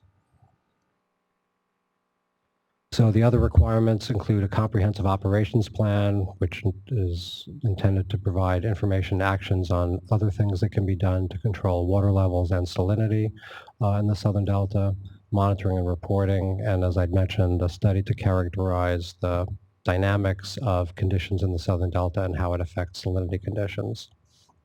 And a point to make, and as you'll see, because it's germane to the anti-degradation analysis, is that the combined Southern Delta salinity and San Joaquin River flow objectives as a package, the San Joaquin River flow objectives are expected to improve salinity conditions in the Southern Delta.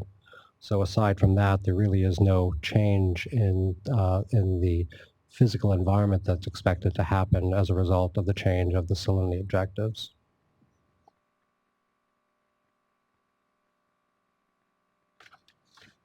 So now I'm going to move to the Hoffman report.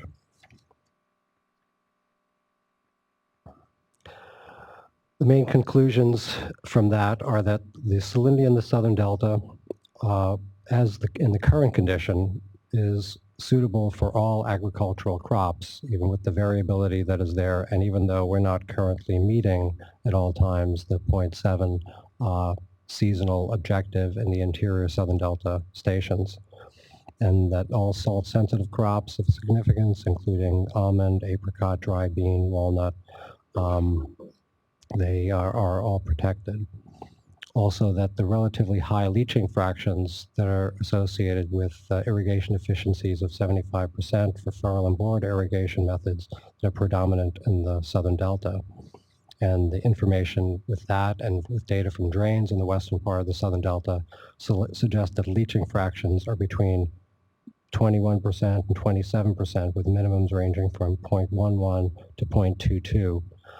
Even with higher, more variable leaching fractions, however, there would be general protection of all crops in the Southern Delta. So the major finding of the report is that salinity could be increased from up to 0.9 to 1.1 decisiemens per meter and still be protective of all crops in the Southern Delta. That being said, and this kind of brings us back to remarks that I've made with regard to both the flow objectives but applied to the salinity objectives, it's not about the absolute protection but about the reasonable protection. So some excursions still, and if you have leaching fractions that are more variable over a certain area, it could lead to yield losses of up to about 5% during low rainfall years. That's important because during low rainfall years, you wouldn't have the additional leaching that happens with that fresh water. So to demonstrate some of this information, as presented in the Hoffman report, two different steady-state models were run based on assumed water uptake of different amounts at different areas of the soil column and exponential rates. In any case, and also on two different assumptions for precipitation, with and without. Being without precipitation would result in general higher salinities because you wouldn't have that benefit of leaching of salts that occurs during the irrigation season. And the analysis was done on 3 crops, bean, alfalfa, and almond. And just to give you a flavor for what the report showed, this is for alfalfa, and it shows a relationship between, on the y-axis, the relative yield of the crop compared to the irrigation water salinity when you consider the two different steady-state models, the 40, 30, 2010, and the exponential. And as you can see on this, for the dashed line, even with the minimum precipitation, when you expect to have the earliest effects, earliest results, earliest negative effects, is that you start seeing yield reductions below 100% at approximately 1.3 decisiemens per meter, and it's higher for the other models. And even at a leaching fraction of 0.10, you still have no yield reduction under the minimum precipitation model until you get to salinity of higher than 1.0. So that gives a flavor of what was presented in the Hoffman report. Again, it was done for other crops, and with and without salinity, and for those two different steady-state models. So with that, I'm going to hand it over to Tim to talk about how we did the modeling for the programmatic analysis of the salinity effects in the Southern Delta.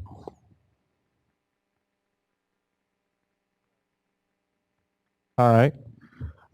So salinity at Vernalis, as well as the increase in salinity at the downstream locations, is estimated in WSC based on 3 equations. So first, salinity at Vernalis is calculated based on calcium 2 estimates of salinity over the 82-year period of record. So the adjusted Vernalis salinity is the calcium baseline salinity, or EC, times the ratio of the calcium baseline flow to whatever the flow is in our LSJR alternative. So we're just adjusting it by the ratio of flows. And so this assumes that calcium is a reasonable approximation for Vernalis salinity. And it assumes that the salinity change is inversely proportional to the change in flow. And so as an example of how this works, so if Vernalis flow increases by 10% over the calcium baseline flow, then the EC will go down by 10%. And if the flow is reduced by 10%, then the EC will increase by 10%. So that's how we get salinity at Vernalis. For the downstream compliance locations, the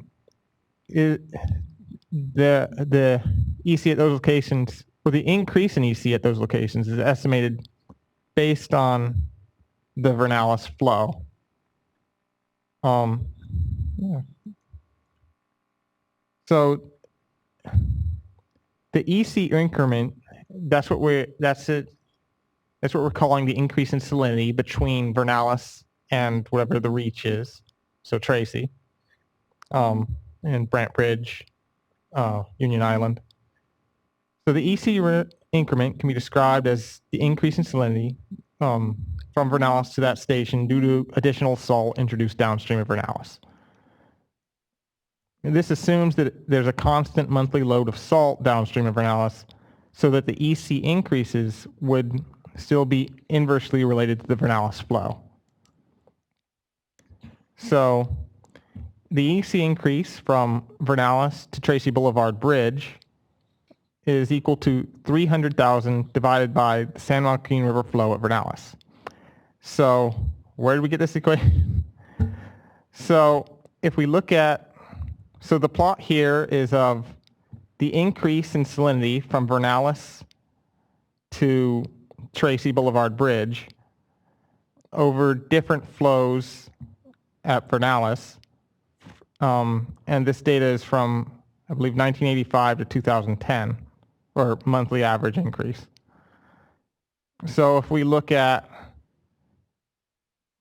so these lines here, the green line represents a empirical fit line of 100,000 divided by the flow at Vernalis. So what that says is if the flow at Vernalis is 1 CFS, then EC would increase by 100,000 microsiemens per centimeter. 200, sorry. The green line is 200,000 divided by the flow at Vernalis. The red line, similarly, is a fit line of 400,000 divided by the flow at Vernalis. So what we were doing with these fit lines is trying to just somewhat approximate how this cloud of data points, just how EC increases between Vernalis and these downstream locations as best we could. What we chose was a line in between the green and the red line for 300,000 divided by the flow at Vernalis. Similarly, at Brant Bridge and Union Island, we looked at clouds of data points for increase in salinity over Vernalis compared to flow. And in trying to fit these lines to it, we decided to go with, we determined that a fit line of 100,000 divided by the flow at Vernalis was the best approximation for both sets of data. So just looking at some results for salinity over the 1990 to 95 period, we see first under baseline and then under the 40% alternative as a dashed line, we see significant decreases in the February through June period because of the increased flow. One thing to note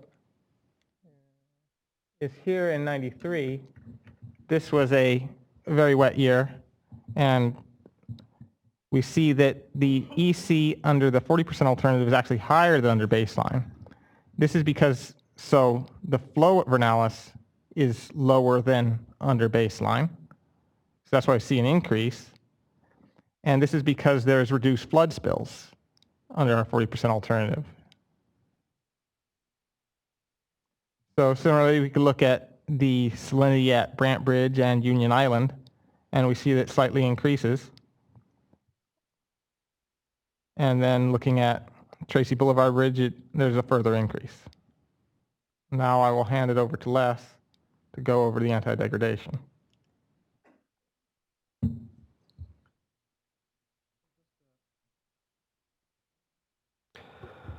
Just some remarks on the nature of this analysis. As those kind of scatter plots show for the interior Southern Delta stations, it's very difficult to find a correlation between Vernalis and those other stations, though flow is an important element. It's the local conditions that are really drive it to a very large extent.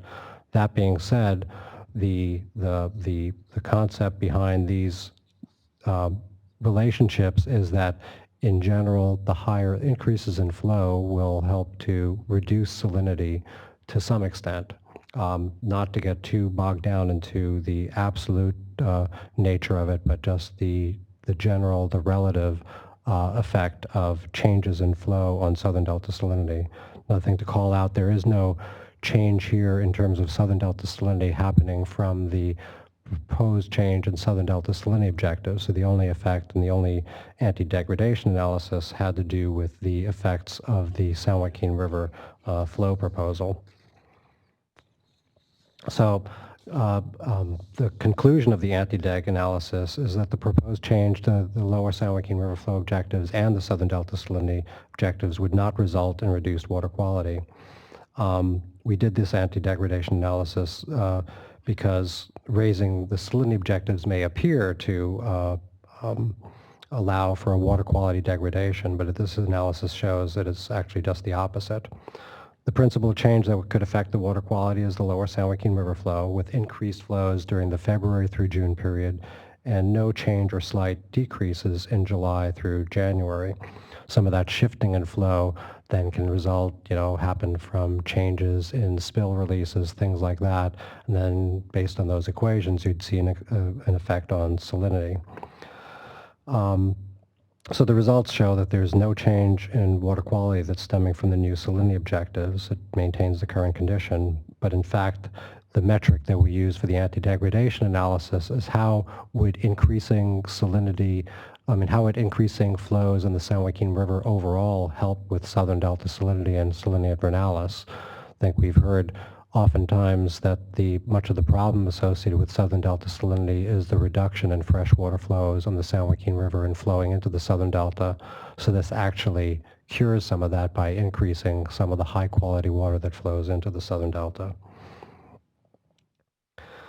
So the analysis has a series of charts. This is yet another exceedance chart showing the monthly average EC, the Southern Delta monitoring locations for irrigation months from 1995 through 2015.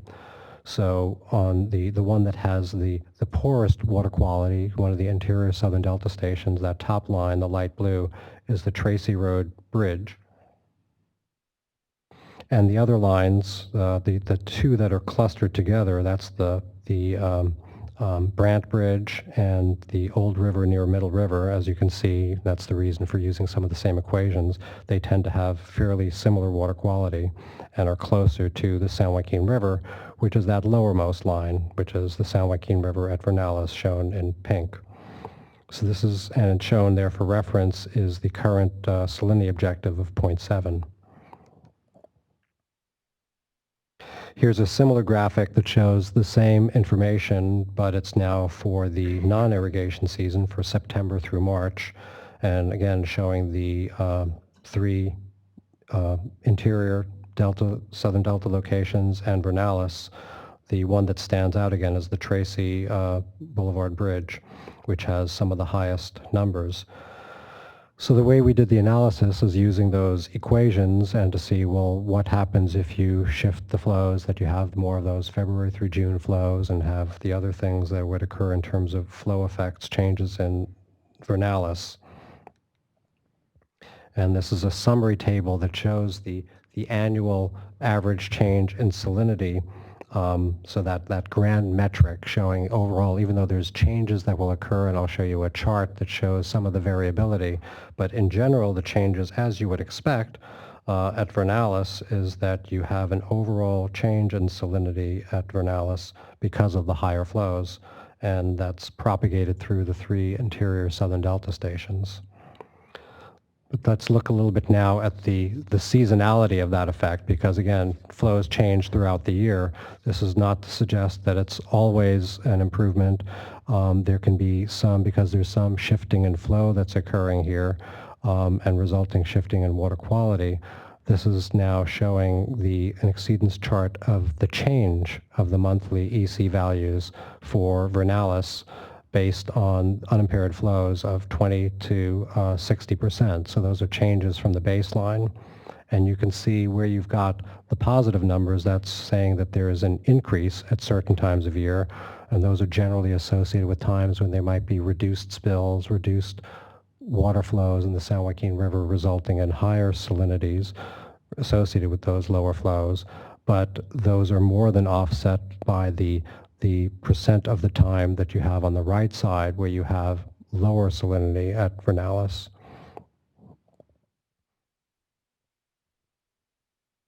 And this is propagated through the system, so this is showing the combined Brant Bridge and Old River near Middle River, showing the same pattern, though you have some increases. You have most of the time during that February through June period when you're increasing flow, you have improvements in salinity, which also it's a point to note. It's a point to note with regard to Southern Delta salinity and providing reasonable protection of the agricultural objective. This is during the kind of salt-sensitive stage of many crops too, that February through June period. So for germination, and it's also providing, if you don't have the higher rainfall, it's providing during those early irrigations the improved water quality that provides for leaching of salts. And the pattern continues for the Old River at Tracy Boulevard with, again, the same, some increases on the left side, but more than offset by the overall improvement in most of the months of the year. So the conclusion is that the proposed salinity objective and the program implementation would not result in changed salinity conditions in the Southern Delta, and that the proposed objectives would generally improve the salinity objectives, improve salinity conditions. And that consistent with the Hoffman findings that the salinity under the and the current condition, but with the new flow conditions, that the surface waters appear suitable for all agricultural crops. So this is pulling from information from other sources, and more information on the salinity is available, and water quality is in Chapter 5. Most of this was pulled from the anti-degradation analysis, and some of the modeling that Tim had gone through and some of the equations are in the appendices F1 and F2. And the Hoffman report that we referred to is in Appendix E, all on our website. So with that, we can take questions.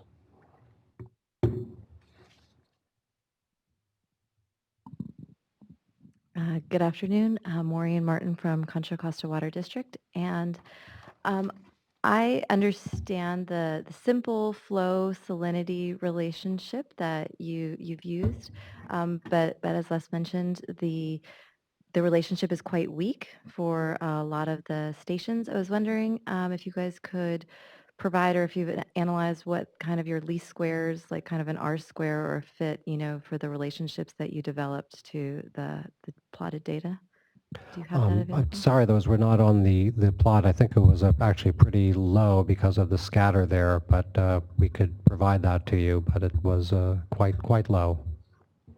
And to maybe to make the point, because it's related to this question, this is the complexity of coming up with a relationship is tied to lots of other things that happen in the Southern Delta. So it's a difficult thing to model. This was intended to just provide what could one expect, in the gross average for the purposes for the analysis. Exactly. And just further to that point, so when you are looking at the salinity change in the South Delta, I know you didn't evaluate changes in exports or changes in other local factors. Is there any efforts going to be made in the future, like maybe in phase 2, to evaluate better relationships that incorporate more variables besides just flow over Vernalis? I'd say qualified, yes, but I wouldn't characterize it as so much better because this analysis was done to answer the questions of the changes that are being proposed here and the potential physical effects. For phase 2 is specifically going to be looking at the operations in the delta and hydrodynamics in the delta. So there will be more important to look at the effects of barrier operation, delta cross-channel gates, things like that, and export pumping rates and all of those things, because all of those things in a very complicated way affect salinity in the delta. And just one more question, and I know you've already talked to me about the sensitivity studies not being available at this moment. But most of what I can tell from reviewing the salinity analysis and the anti-degradation analysis is that more flow will be coming in on the San Joaquin pretty much all the time and under most circumstances, including in the fall months, and that's due in part to some of the flow shifting that's incorporated under the adaptive management. And so I was just wondering if you could or may consider reevaluating some of the changes in delta salinity if you were to remove some of those adaptive management components or be able to, do this analysis again without some of those adaptive management components included. So you're saying if there were no adaptive implementation or adaptive management element, would we redo the analysis? No, I think that we talked about, removing some in the WSC model, getting rid of some of those adaptive management provisions that have currently been included, like the carryover storage or the flow shifting. And I don't know exactly what you're planning on doing, but it's my understanding that if you were to say, not include flow shifting as you currently modeled it, there's a potential for the flow to be reduced during the fall, let's say, maybe not below the baseline condition, but certainly below what is currently being attributed in the alternatives. And so, depending on how you implemented it, there could be a reduction in flows and a corresponding increase in salinity, potentially outside the February through June window. So, And I just to maybe restate the question, because I think it's two-part, because there's the adaptive implementation and then there's the carryover storage that we've discussed, and that, to provide that sensitivity. And I think I'm hearing your request as, well, this is another thing that you, perhaps others, would be interested in seeing. What would be the effects if there were no carryover storage? Am I hearing that correctly? correct. Or if, yeah, and I will provide written comments more to this, but as I understand it, and I know you talked about the flow shifting quite a bit at the workshop last Monday, but the requiring of perfect foresight and the ability to know what type of water year will be in advance of really knowing. So having the block of water, and then the way the model, as I understand it when I look at it, you take the block of water and then you're able to decide at this current month, that you will need to be able to shift water to the fall. And so without that perfect foresight, it seems to me that there will be the real possibility that there will be reduced flows in ways that haven't currently been modeled at other times outside the February through June implementation of the flow objectives. And so just to get a more complete range of the possibilities given the full range of potential adaptive management. So say you won't know in advance or you won't be able to retain some of that water in storage to shift it to later.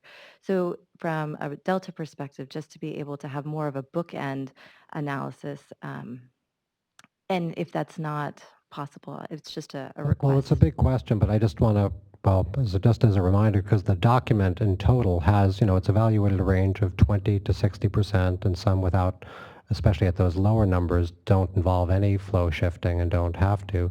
So that information is already in there.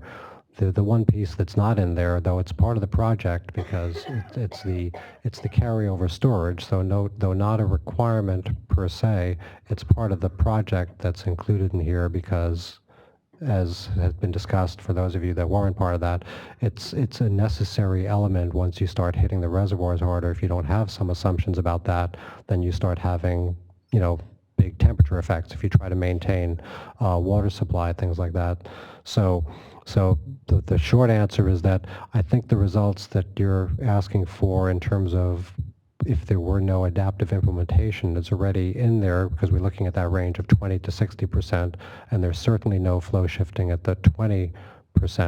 But what we don't have in there as a sensitivity is what if there were no carryover storage in that reservoir reoperation. We're going to try to get that information as it would affect temperature.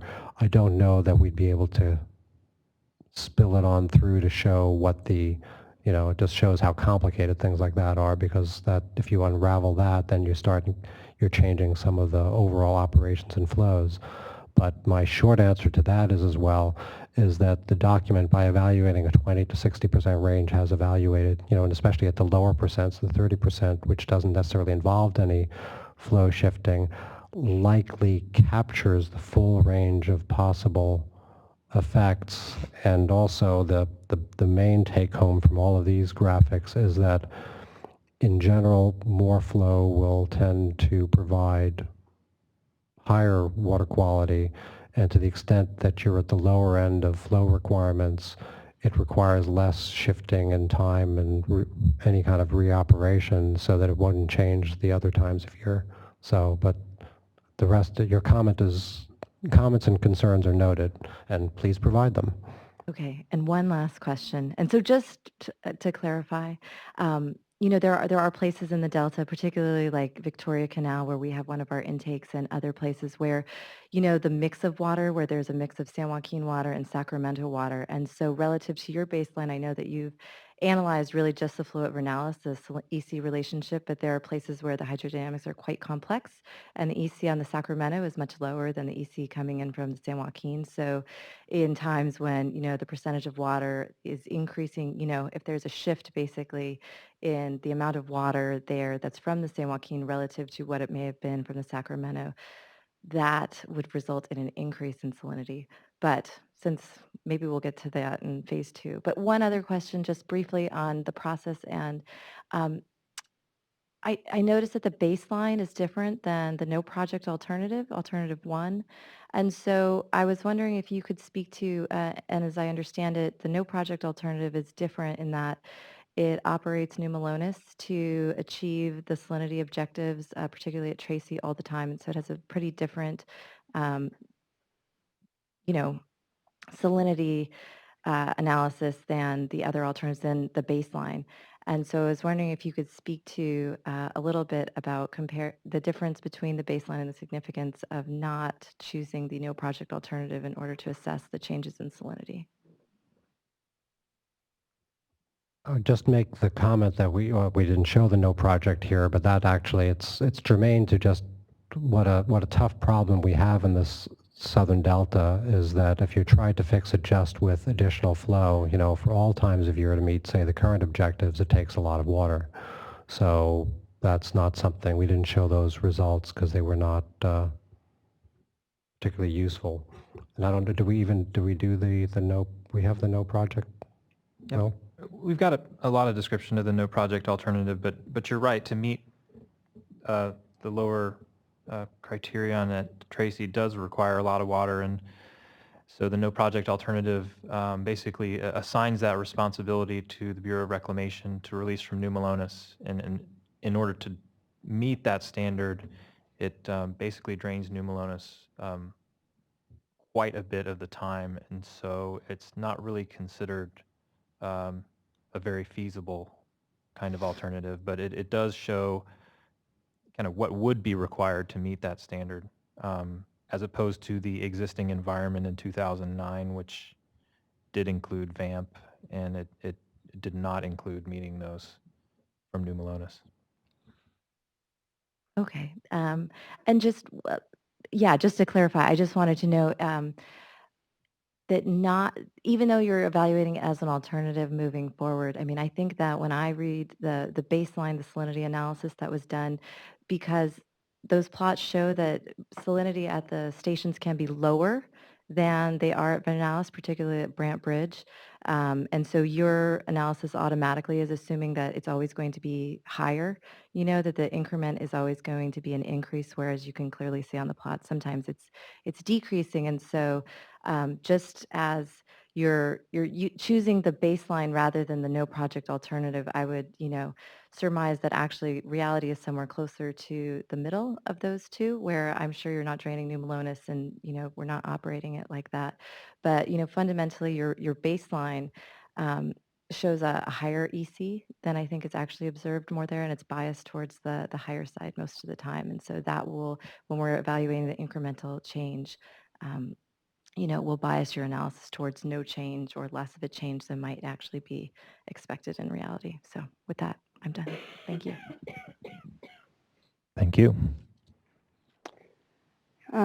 Quick question. Why was HEC 5Q not used to evaluate salinity? As I understand it, it had the ability to compute salinity at multiple locations. Since we're not doing, because of the complexity of all of the other assumptions in the Southern Delta, this was a sufficient tool to just show the relative changes that would occur in response to increased San Joaquin or changed San Joaquin River flows. So was HEC 5Q evaluated, or it was just not simple enough to run? I guess I don't really understand why it was not. We did not run it. Okay. Second question, kind of following in the same vein about quantifying the fit and the possible error in the relationships. Was it calibrated? Is there anywhere in the report that this calibration is described? Can you point me towards that? The calibration of what? The calibration of the EC versus flow relationships that you're using to estimate salinity. Did we show any? Well, you are seeing the curve fit there. I would take note of the scale of the increment versus the scale of the ambient.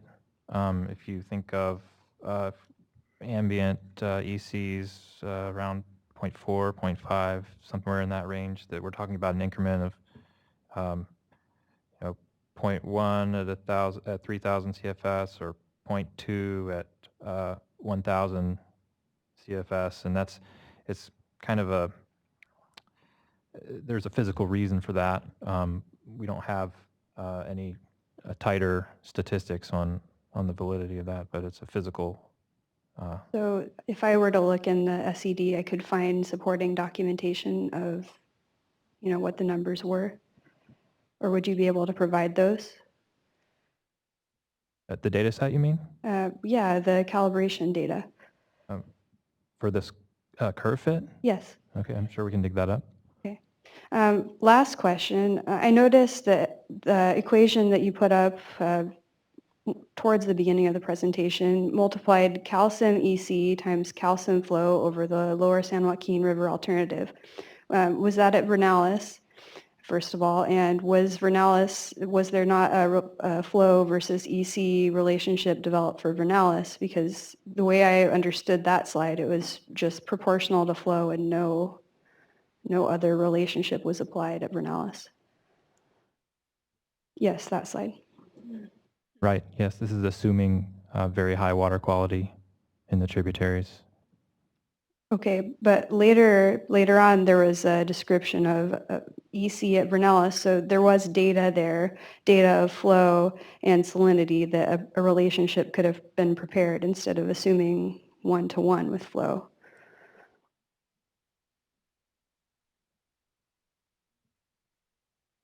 Ann Huber would like to answer the question.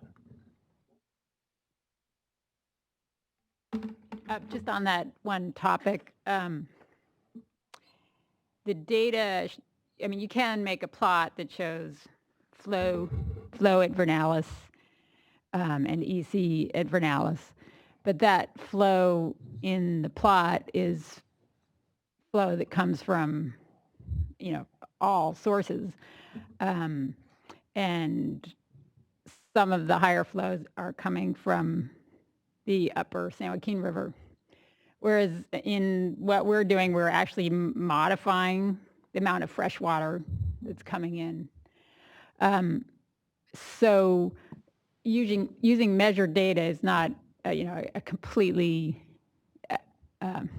representative way of evaluating EC at Vernalis. So, sorry to interrupt you, but why use that at Vernalis because you didn't trust the validity, but then other locations, further into the Delta, why were those relationships used there? I just don't understand. It's just a clarifying question.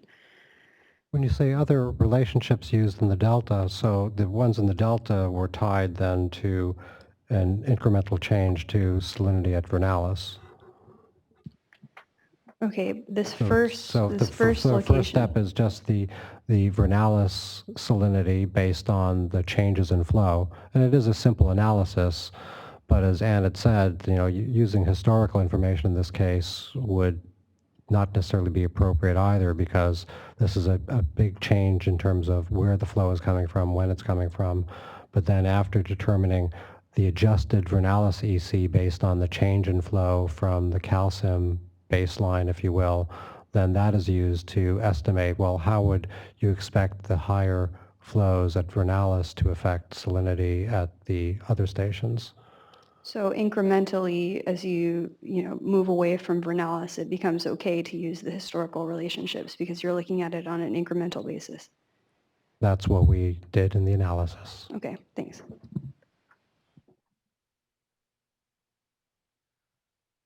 So I've got I think, a clarifying question. Can you go to the second to the last slide, the conclusions?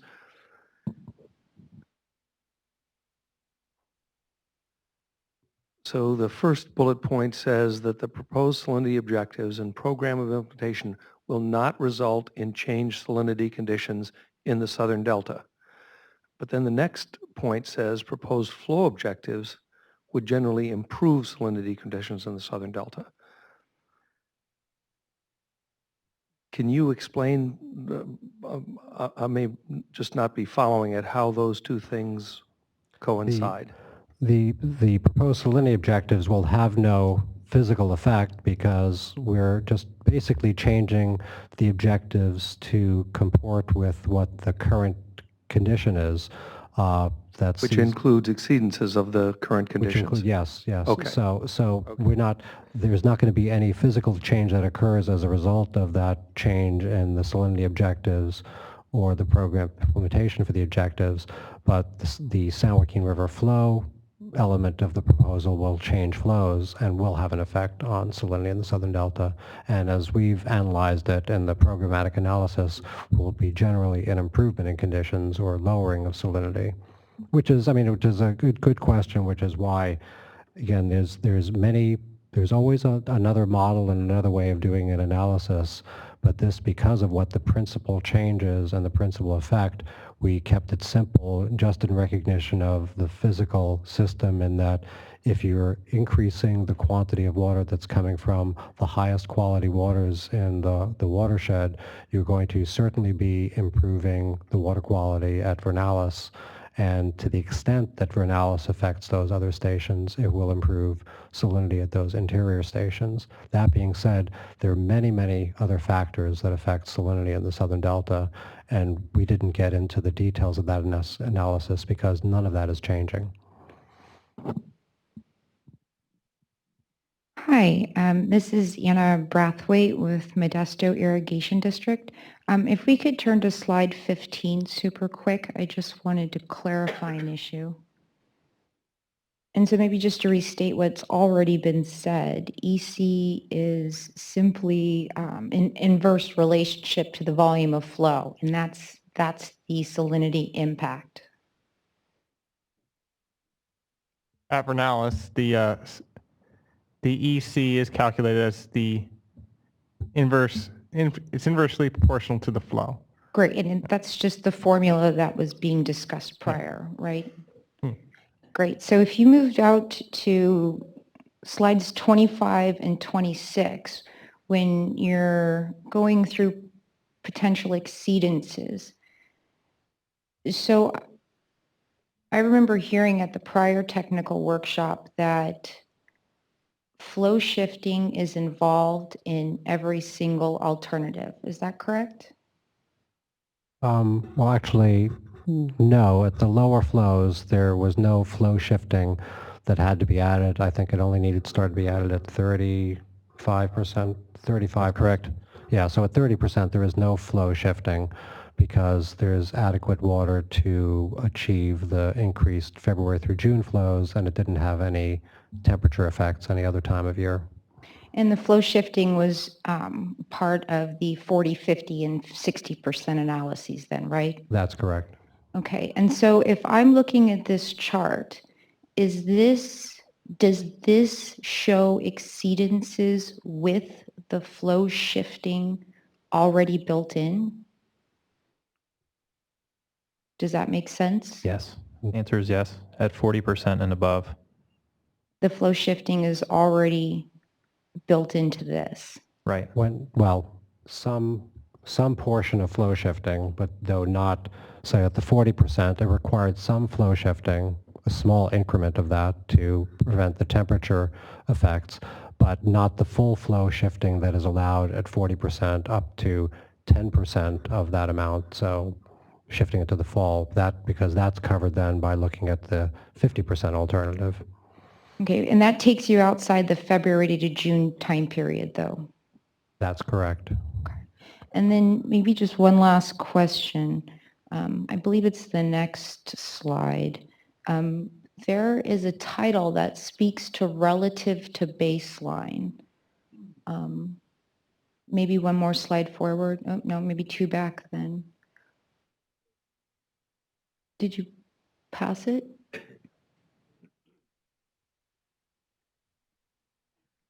Okay, well, I'll hold that last question until I get a better handle on what slide it came from. Thank you. Hi, it's Maureen again from the Contra Costa Water District, and I have just one more question, and it's really just your thoughts on the calcium EC relationship at Vernalis remaining unchanged. And so it's really just a question. I haven't looked at any data or anything like that. Is there a possibility that given you have modeled that there will be an increase in groundwater usage throughout the basin that there may be an increase in EC that is seen at Vernalis as a result of the change in the surface groundwater dynamics and that the relationship that has currently been used in calcium might change? We didn't look at any changes in the relationship. I guess I know you didn't. I was just wondering if you thought that was a reasonable assumption or that there was a possibility, even in a qualitative way, that relationship may change in the future given the change in surface water, groundwater use that you've anticipated. So if you use more groundwater is more saline typically then. It's an interesting question, and it's not something that we had analyzed. And again, at the level of the analysis that we're doing here, that we're looking at, as many people know, there's lots of sources of extremely poor water quality in the basin. I think what you're suggesting would be a refinement if you had now some in-between source, the groundwater on the east side, but we didn't look at that. I think it would be pretty complicated because while you might be using more groundwater and to the extent that would run off, that might increase salinity a little bit, there would also be an issue of, well, if there's actually less land in production, then runoff might be reduced, which would help water quality. There are multiple factors. Okay, thank you.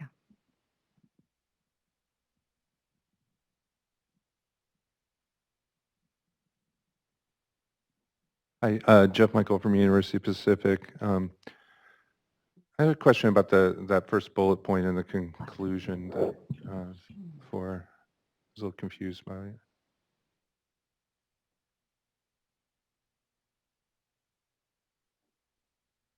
It says, all right. So changing this objective would not result in changed salinity conditions in the southern delta, but you also talked about how you haven't analyzed all these other factors that can affect salinity in the southern delta. So how can you make that conclusion if you haven't evaluated all these other effects, local sources, CVP, and how they might be affected by this change? In the delta, there's lots of different things and projects going on in the delta, so we didn't analyze the possible effects of all of those things except for in our cumulative impacts analysis, where we acknowledge that there's going to be other things that could have effects on salinity in the southern delta, but we didn't do any quantitative modeling to try to assess them. So what's the justification for the first bullet point? I guess I'm not understanding how you reach that Well, conclusion. just with regard, so we're proposing salinity objectives, so changing the salinity objective and the southern delta from 0.7 to 1.0 year-round, with the added component of continuing to require the Bureau of Reclamation to meet the 0.7 at Vernalis, doesn't change the current condition. So that can't be affecting the salinity conditions in the southern delta. So the current objectives don't constrain any of these other sources in any way? Would removing this allow them to do anything differently? No, there's been difficulty in attaining those current salinity objectives in the southern delta, so this isn't going to provide an opportunity or a change for any changed condition.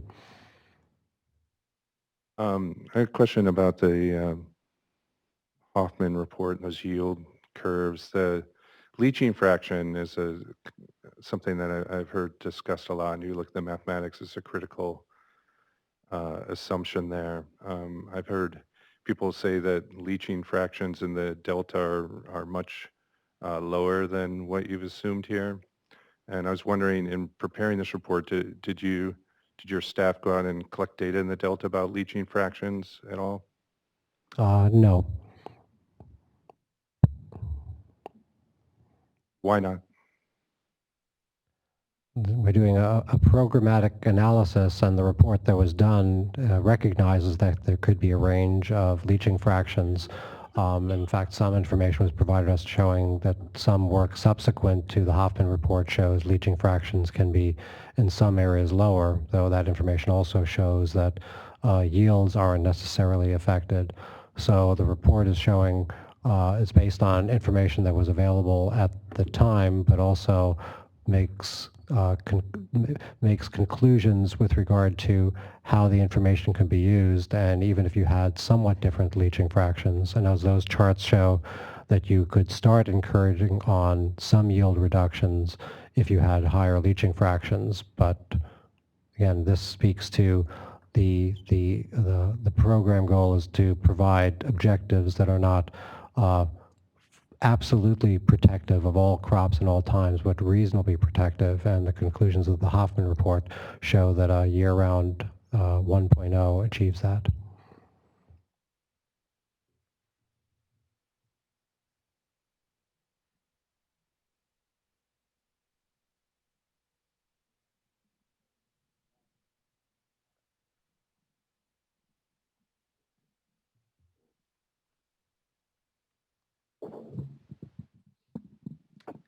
Looks like we've exhausted questions on this one.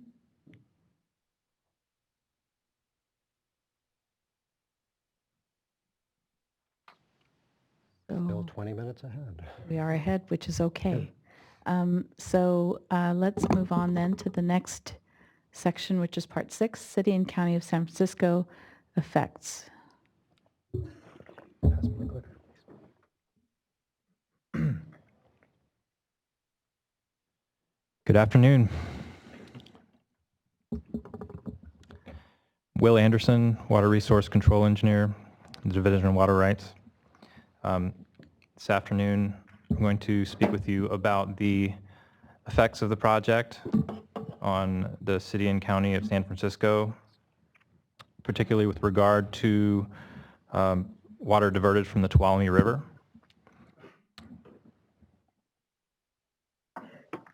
And on my left is Tom Wege, from TCW Economics, is going to assist to talk about the economic effects of the potential changes in water supply that I'm going to first address how we did it. So the question is, what are the potential and likely effects of the project on the City and County of San Francisco with regard to water diverted from the Tuolumne River? First, we need to talk about the Tuolumne River context of water rights. I'm going to go through the method of this analysis, the potential project effects on the CCSF New Don Pedro Reservoir water bank and the accounting there. Calculations that were required to determine the amount of replacement water that might be needed. The potential actions to meet the water supply demand. And like I said, Tom's going to jump in on the economic analysis. So here's an old project diagram of the watershed. We see Hetch Hetchy in the upper watershed in Yosemite National Park, New Don Pedro Reservoir, more in the middle, and the Turlock and Modesto irrigation districts down in the lower part of the watershed. So these irrigation districts have senior pre-14 water rights, and essentially when Hetch Hetchy was built, the Raker Act was an act of Congress that delineated the water rights of at least to the regard of what is being diverted and stored at Hetch Hetchy, and how that leaves a certain entitlement to the senior water rights of the districts. In 1966, upon the construction of, or the planning for New Don Pedro project, the districts and the City and County of San Francisco got together, and they'd had a series of these agreements prior regarding the when they would how they could operate the projects to allow flows from Hetch Hetchy at certain times of year, et cetera. But the fourth agreement established a water bank in the new reservoir and the accounting of that water bank. And Article 8 describes that the accounting of this water bank, it's a provision that the accounting would change to apportion the burdens of future flow requirements, in-stream flow requirements. It mentioned at the time the Federal Power Administration, now we call it the Federal Energy Regulatory Commission. So anticipating new FERC flow requirements on the Tuolumne were to be apportioned 51.7% to the city. And so that is apportioning the burden of the increased flow requirements 51.7% to the account of the water bank.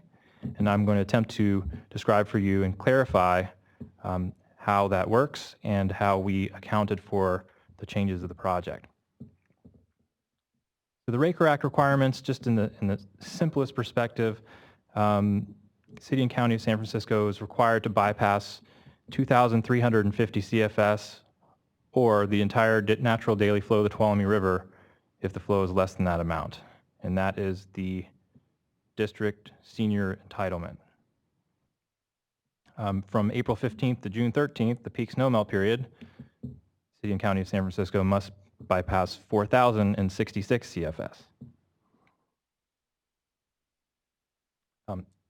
So here's what that looks like in a wet year and following a dry year.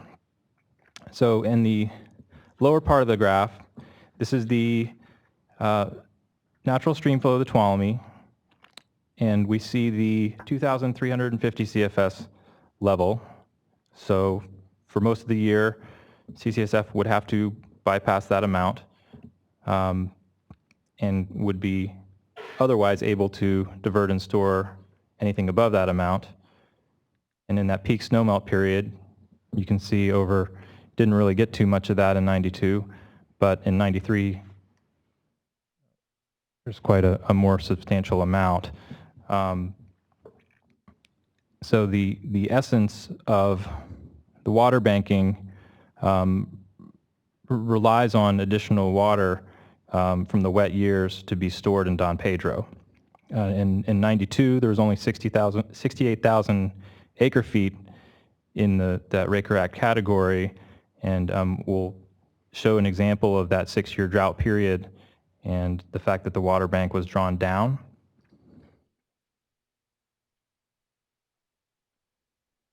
So the sources of data for this analysis are the CCSF Tuolumne River flow accounting that we reference as PUC Form P173. It covers basically daily operations for the Hetch Hetchy project in the Tuolumne River, and it also provides a baseline accounting for the water bank. We've also used the WSE model, which will provide an amount of what is the increased flow requirement in the Tuolumne River for the 20%, 40%, and 60% unimpaired flow alternatives. And we'll also account for the need for flood releases based on the reoperation in the WSE model. The water credit account modeling is not super sophisticated. It's basic addition and subtraction. The current balance cannot exceed 570,000 acre feet, except for if there's permitted encroachment into the flood control or the top of conservation storage. Start at the previous day's balance. Whatever comes in credits to that account. Whatever's a Raker Act entitlement is removed from that account, and evaporation is assigned equally. Flood spills are assigned proportional to the net credit balance. And the accounting for the increased FERC flows are an additional debit in the amount of 51.7% of what the increased flow requirement is.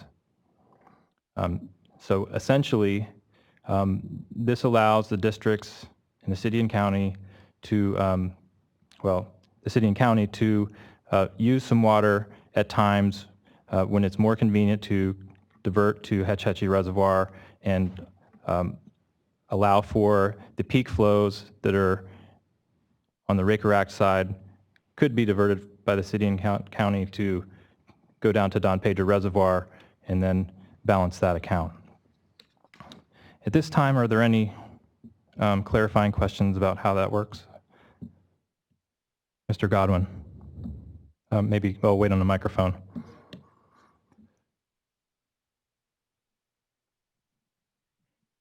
Some of your numbers are a little wrong. Like backing up, you had 2350 CFS and 4066. Raker Act has 4000, not 4066. And then here on this slide, you have 4066 and 2416. Well, I'll have to definitely check into that. There's a little bit of a difference in what there's an additional amount that the fourth agreement adds to the original Raker Act. So, correct. Thank you for pointing that out. But you need to have that in both cases. We'll certainly need to get to the bottom of that.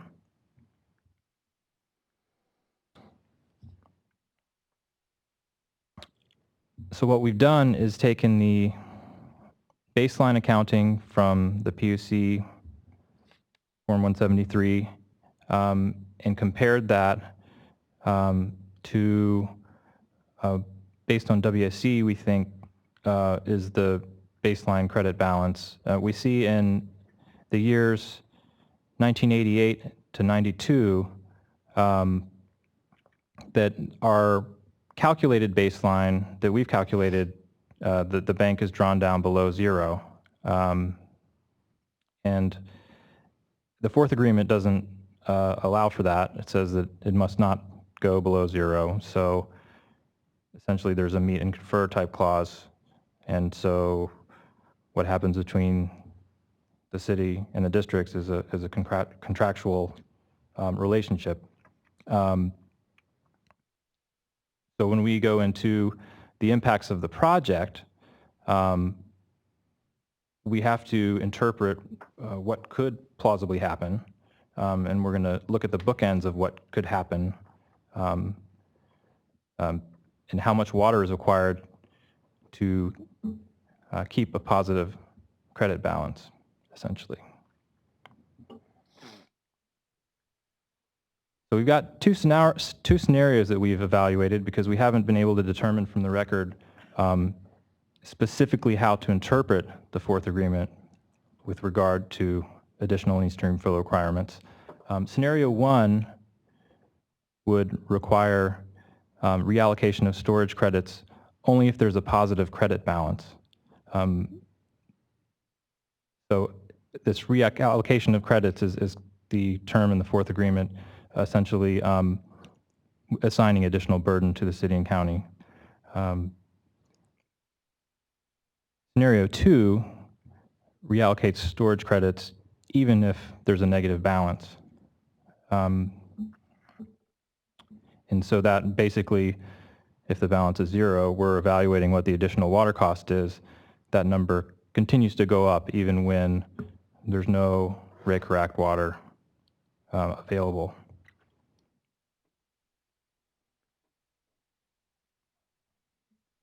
So scenario one, so city and county responsible for 51.7% of increased requirements when the account is positive. And so we see in the 6-year drought period of 87 to 92 that baseline is the upper line, the blue line. We saw the baseline plot earlier. It goes below zero a couple times and just barely in water year 1988, a little more so in 89, 90, 91, and gets back above zero after that. And so this is saying when the account is less than zero, we're not accruing additional responsibility for increased flow requirements.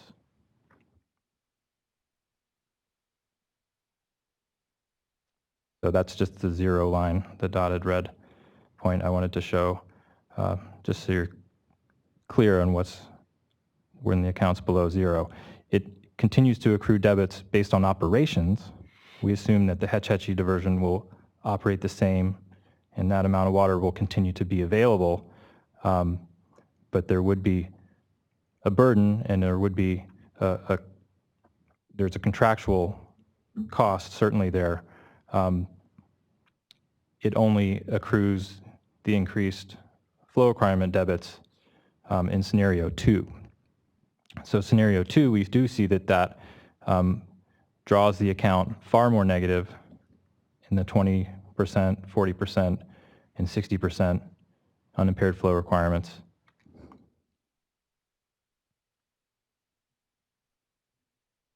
So basically we can account for the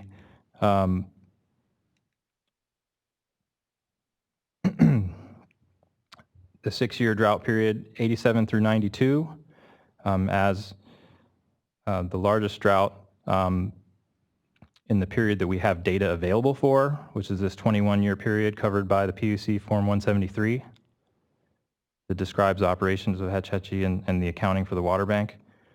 So we can evaluate that in baseline, there is a supplement needed.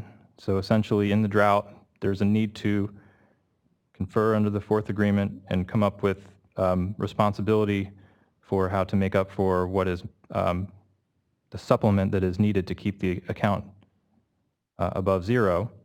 In the 40% alternatives, we can see that for that 6-year period, the average is about 45,000 acre feet. And in that's for scenario 1. And in scenario 2, we've got a 6-year average of 137,000 acre feet. If we average that over a longer period, such as if this is an event that could be reasonably planned for, we can look at a longer term average that lowers those numbers respectively to 12.8 and 39.2 thousand acre feet per year for the 21-year average.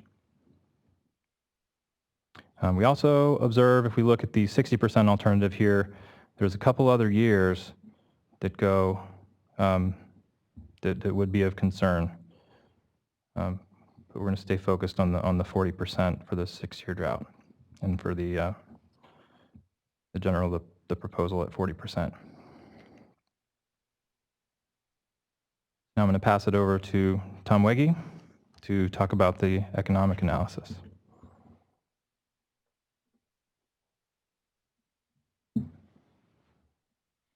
Good afternoon. It's nothing like having an economist in the late afternoon to inject a little energy into the room at this time. My name's Tom Wegge. I'm a resource economist with TCW Economics. I'm going to be presenting our analysis. You hear that? Yep. Of potential effects of the proposed project and alternatives that was conducted for the substitute environmental document. Get these right here. So the presentation topics that I'm going to be covering, first the SFPUC water district profile.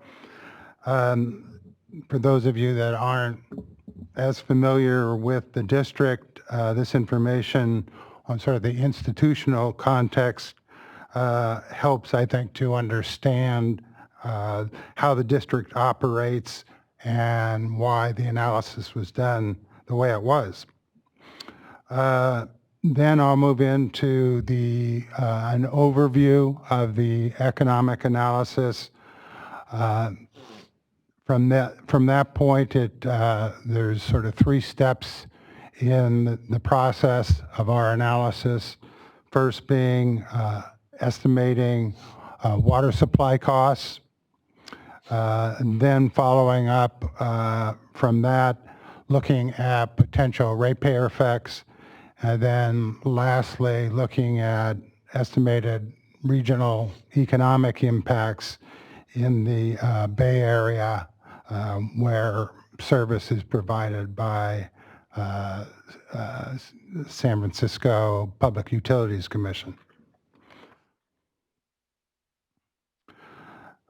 Just as far as a little background on SFPUC Water District, through its the City County of San Francisco, through this district, owns and operates a regional water system providing service to approximately 2.6 million residents in the 4-county area. Retail, it also is the retail water supplier in the city and county of San Francisco. It provides water to 27 wholesale providers and water companies, and within the three counties of Alameda, San Mateo, and Santa Clara counties. The overall capacity of the district's water system is about 265 million gallons per day, or 296,000 acre feet on average. Approximately 85% of the water comes from the Tuolumne River watershed through the district's Hetch Hetchy project, and the other 15% comes from combined Alameda and Peninsula watersheds.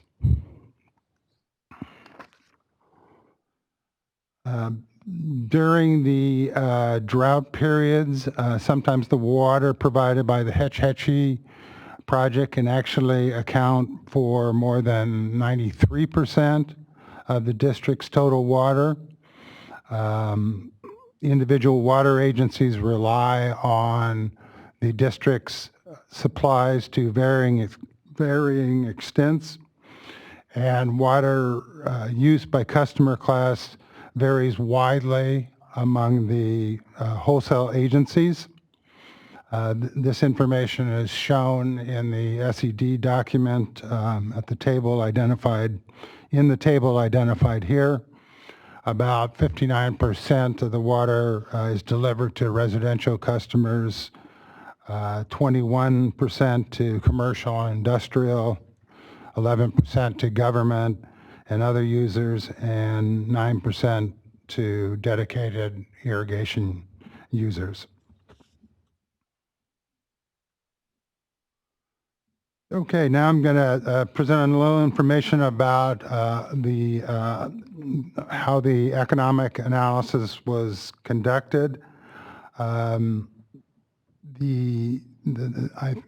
hopes the profile of the district will help to understand some of the decisions that were made in how we did this analysis.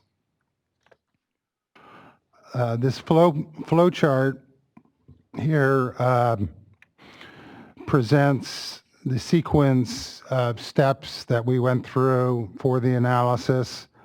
As far as assumptions, there were sort of two key overarching assumptions that were made. The first being that San Francisco PUC would purchase water to offset water shortages during extended drought periods. The second overarching assumption is that SFPUC would pass the additional cost on to its retail customers. These particularly the first overarching assumption here is important in that we are assuming that the water would be replaced and that the district would pay to replace that water. And the reason why this is important is in other analyses in which shortages of water to the district were looked at, such as in the relicensing studies, hydroelectric relicensing studies for New Don Pedro. A different assumption was made that assumed that rather than replacing the water, that rationing would occur. And that assumption does have different implications for the analysis. So with these assumptions, we estimated what the additional water supply costs would be, and then based on that, we looked at how those additional costs would affect ratepayers, with the general conclusion that there would be a decrease in discretionary income of water customers and net income of proprietors, and that this would result in, as far as the retail customers to SFPUC, a temporary rate charge, and in the case of their wholesale customers, which is mentioned, there are 27 wholesale agencies that they provide water to, that would translate into higher wholesale water rates that would be passed on to their customers in terms of temporary rate surcharges. And then the last component of our analysis looked at potential changes in the regional economic impacts. This included changes in economic output within the four-county Bay Area region, decreases in jobs, and although we didn't look at other effects, there are some other effects that would include like fiscal effects, revenue generated for public agencies. So the first step, as mentioned, was to estimate the water supply costs associated with the shortages that the district would experience under different scenarios and assumptions.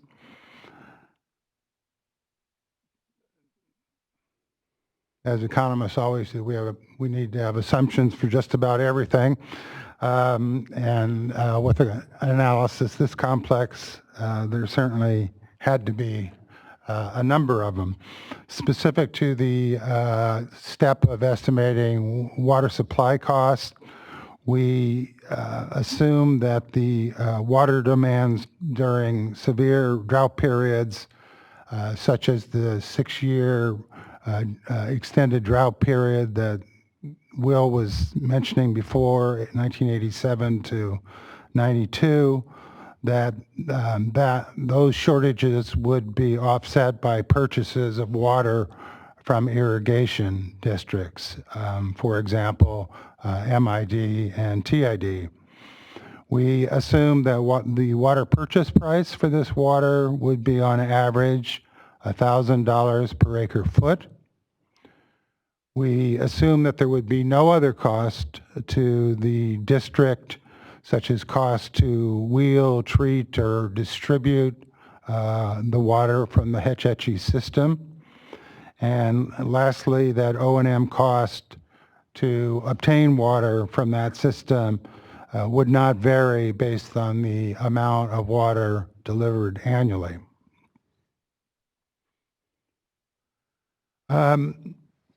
As mentioned, we did assume for purposes of our analysis that water transfers from irrigation districts would be the source of water to meet the shortage to the district, to the SFPUC.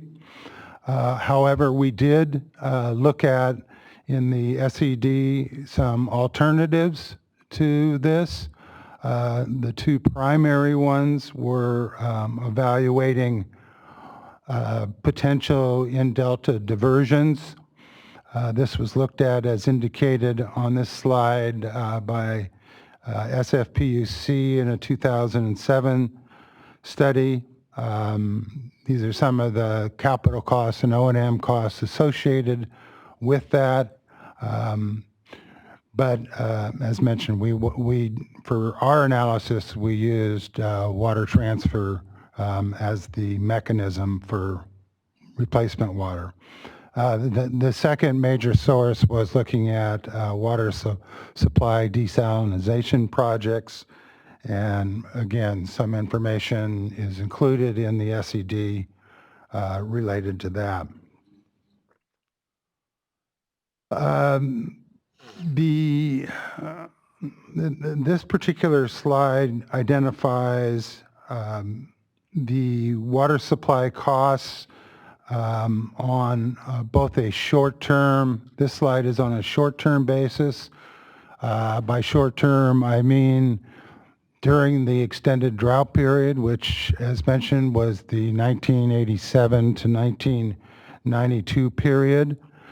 So this shows the required water transfer under both scenario 1 and scenario 2, excuse me, as it relates to the water bank account and how that would be operated. Under scenario 1, the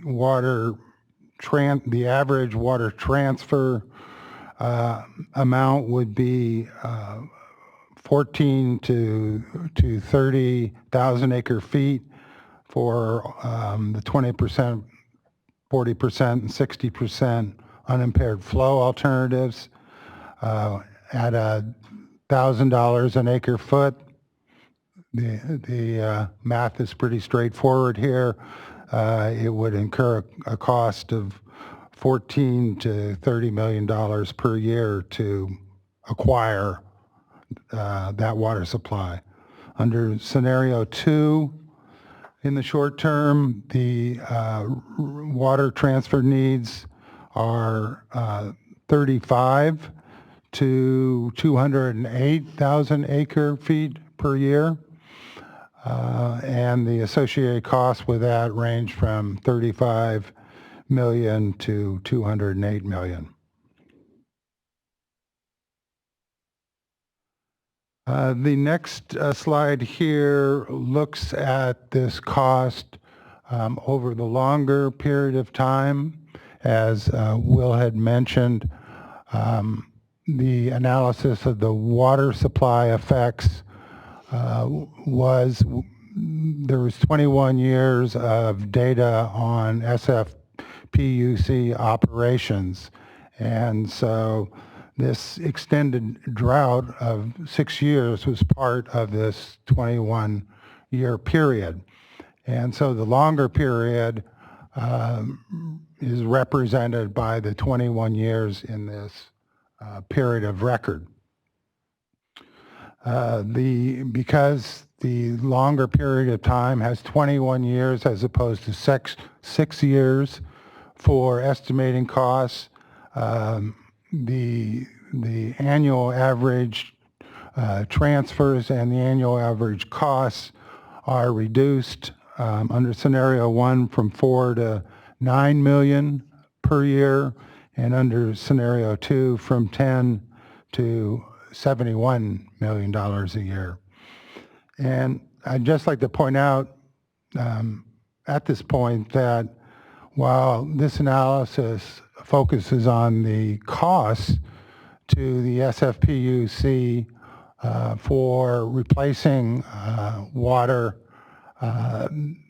and the revenue or the costs, I provided an estimate of these costs.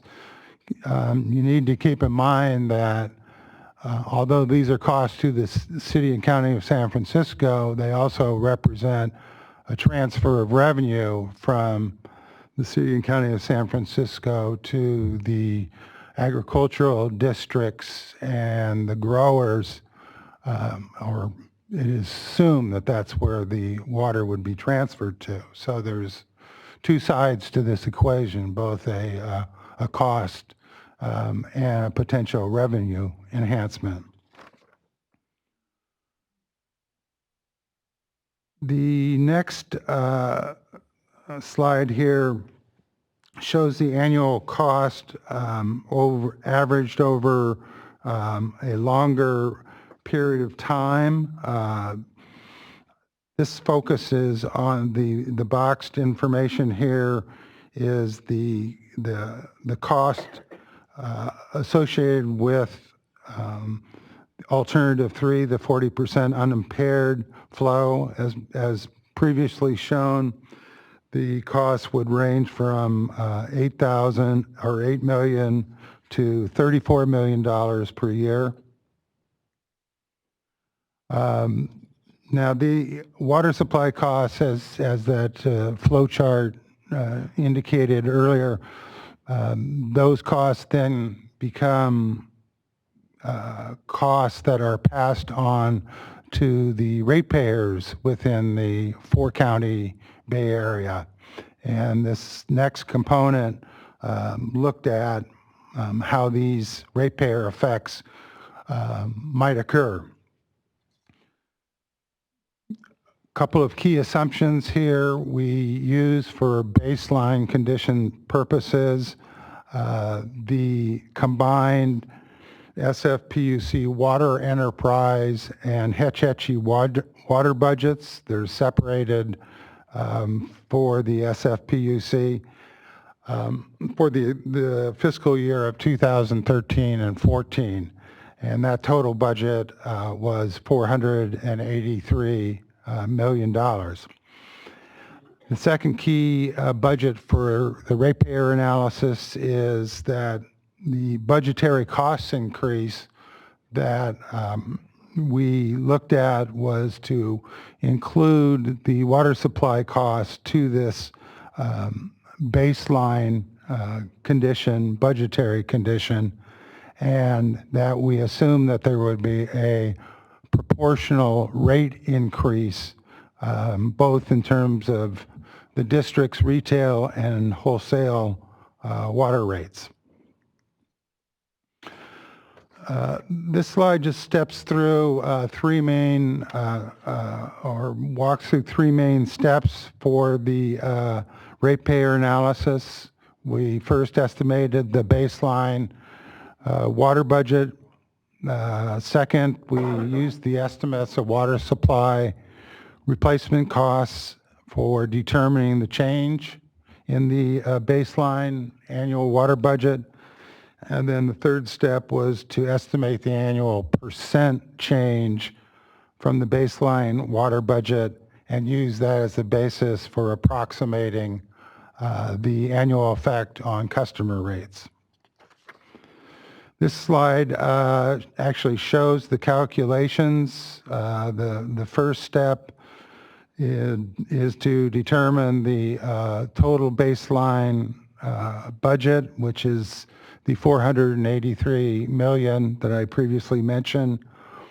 The second step is to determine what the short-term water supply costs due to the budget, and then the long-term water supply costs. And then the third step is to estimate what the percent change is in the budget, and that both in the short term and the long term are then used to approximate what the change would be to ratepayers. So during the 6-year drought, under scenario 1, what we show is that the percent change in the budget represents from about 3% under the 20% alternative, the 40% alternative, unimpaired flow alternative is 5.6% increase, and then the 60% unimpaired flow alternative we estimate at a little over 6%.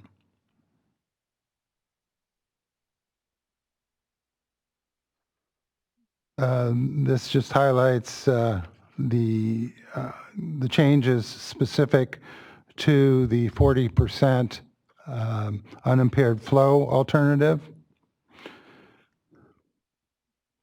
Over the longer 21-year period, the full extent of data that we had, which based on work that Will looked at, seemed to be fairly representative in terms of water year type to a longer historical period. So we felt that using this 21-year period to determine what the average cost would be was appropriate. And so the annual change in ratepayer effects is reduced from the essentially 2% to 6% to, in this case, less than 1% to about 2% under alternative 4.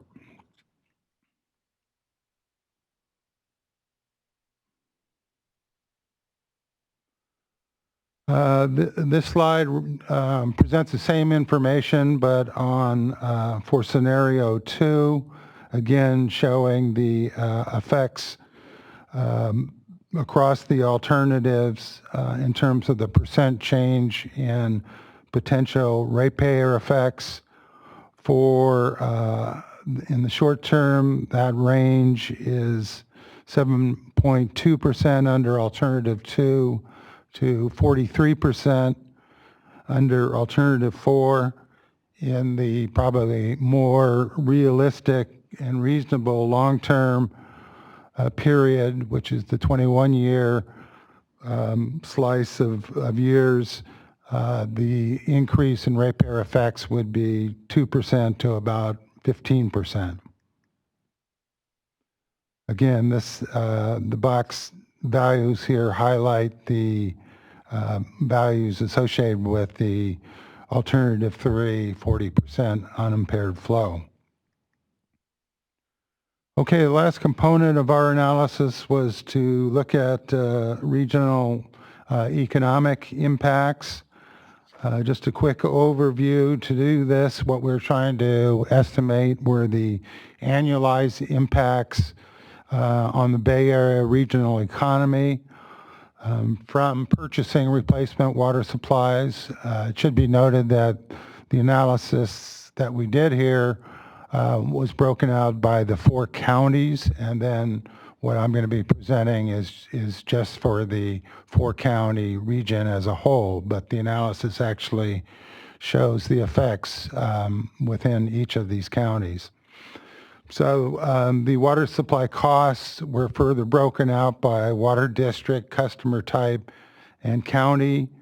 We evaluated how different customer types would likely respond to higher water rates, and then developed modeling assumptions for that analysis. And then we used, similar to what was done for the agricultural economic analysis, we used IMPLAN to estimate both the county level and region-wide effects on economic activity as measured by economic output and jobs based on expected changes in the demand for goods and services in the region. Key assumptions relate to the different types of water categories or customer categories. Again, discretionary income was assumed to be reduced as a result of higher water costs to the various groups.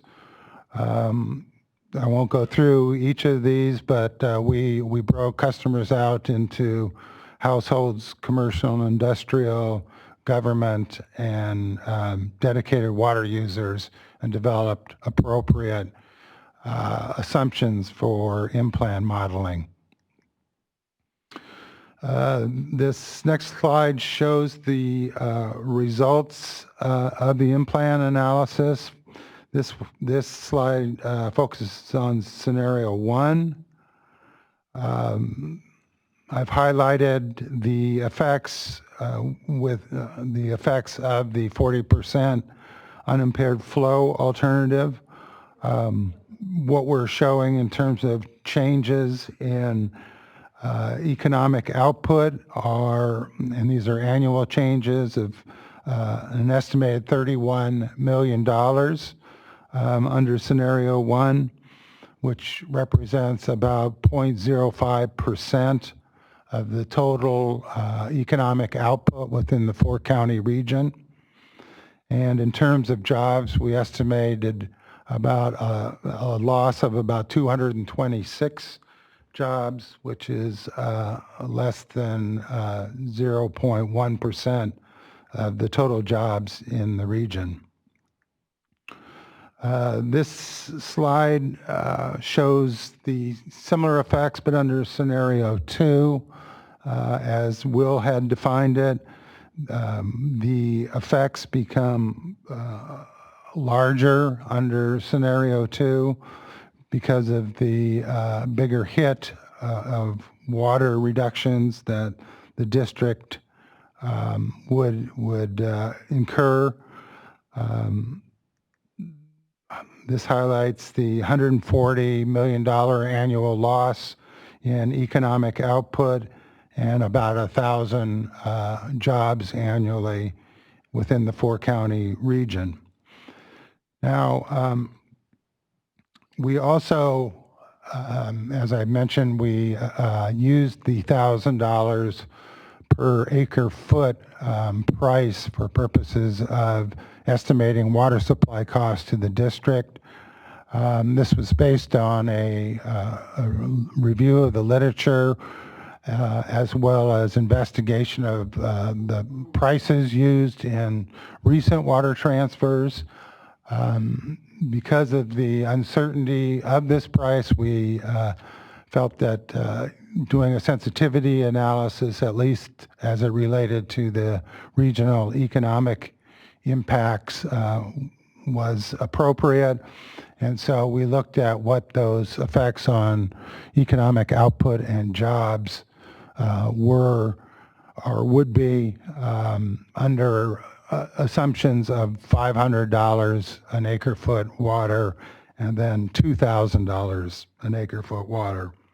And so this first slide shows the effect on output, and then the next and last slide shows the effect of this sensitivity analysis on total jobs. So with that, I'll Open it up to questions.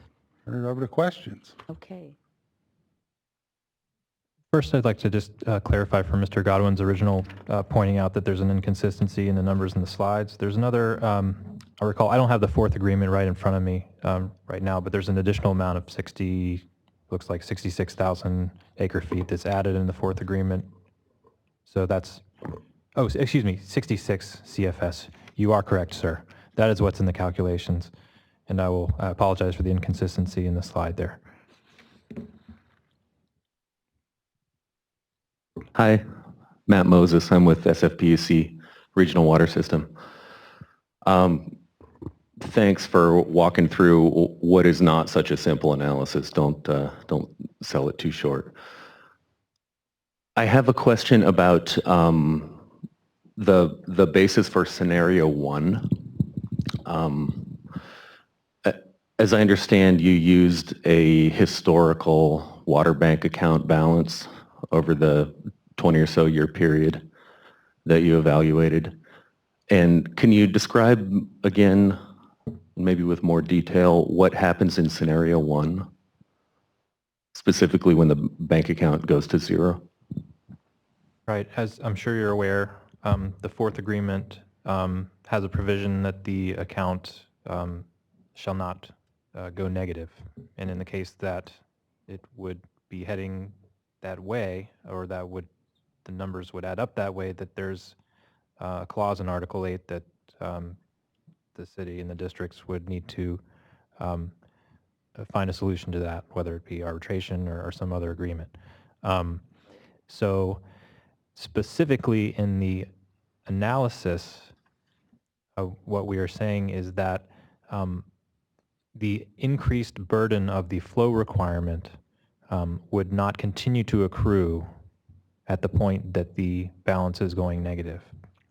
And that's, you could consider that kind of a lower limit. Scenario 2 is where that continues to accrue no matter what. And essentially, kind of the thought behind that is that we don't know exactly how the parties would tend to sort this out. The increased flow requirement causes the balance to be zero more often. So that is a dilemma. We can see what the high-end limit of the costs, if that were determined to be the interpretation of that. And scenario one is an attempt to have a lower end cost of, in the course of operations, when that when the water is available under the account, that the city would bear that burden at 51%. And we see when the account's negative, it's going that way primarily because, and I'm going to go back to the, move back to this slide here. So if you have successive dry years where essentially there's minimal flow that's accruing to the bank account, then that would cause that dilemma. I don't know if that helps answer the question, because if you have, it's difficult to accrue an obligation based on something you don't have. The contract can say it's so, but that would certainly be something to resolve.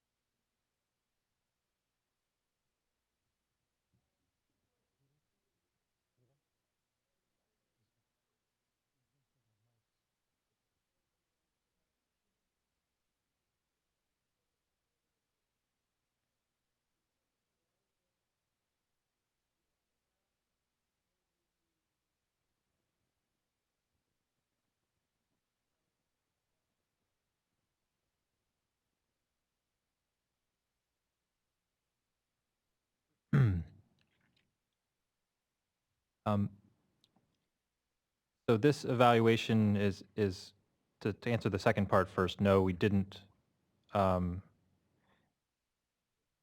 feed that cost back into the model because we're assuming that there's some resolution to the issue of the water bank, whether that be bypass flows, which is not a primary assumption of the analysis, but in the wider view, that's the obligation if flows would need to be bypassed, or some other arrangement. So in the case that flows would be bypassed, then the district entitlements would be kept whole in that case, and that would be a water shortage, as is seen in droughts in baseline, in the severe drought.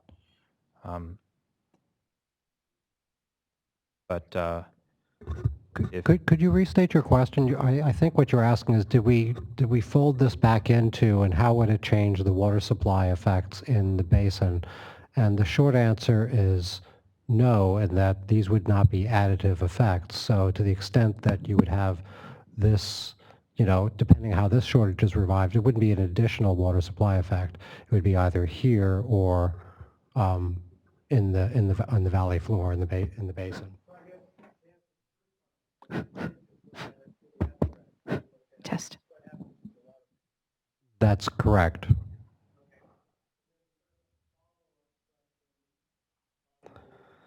I understand the assumption you made for the economic analysis about purchasing water, but then did you run that back through the water supply effects analysis to see what the effects are to the districts of transferring 120,000 acre feet of water to San Francisco? No, we did not. Well, okay. There would be only, with the water supply effect, that's not an additive effect. So when we come up with the mean annual, and in terms of attaining the in-stream flows, it would not be an additional water supply impact, say, over the 290,000 acre feet on average per year. Correct? If they did, in fact, transfer and sell the water, then you would have the water supply effect that was described.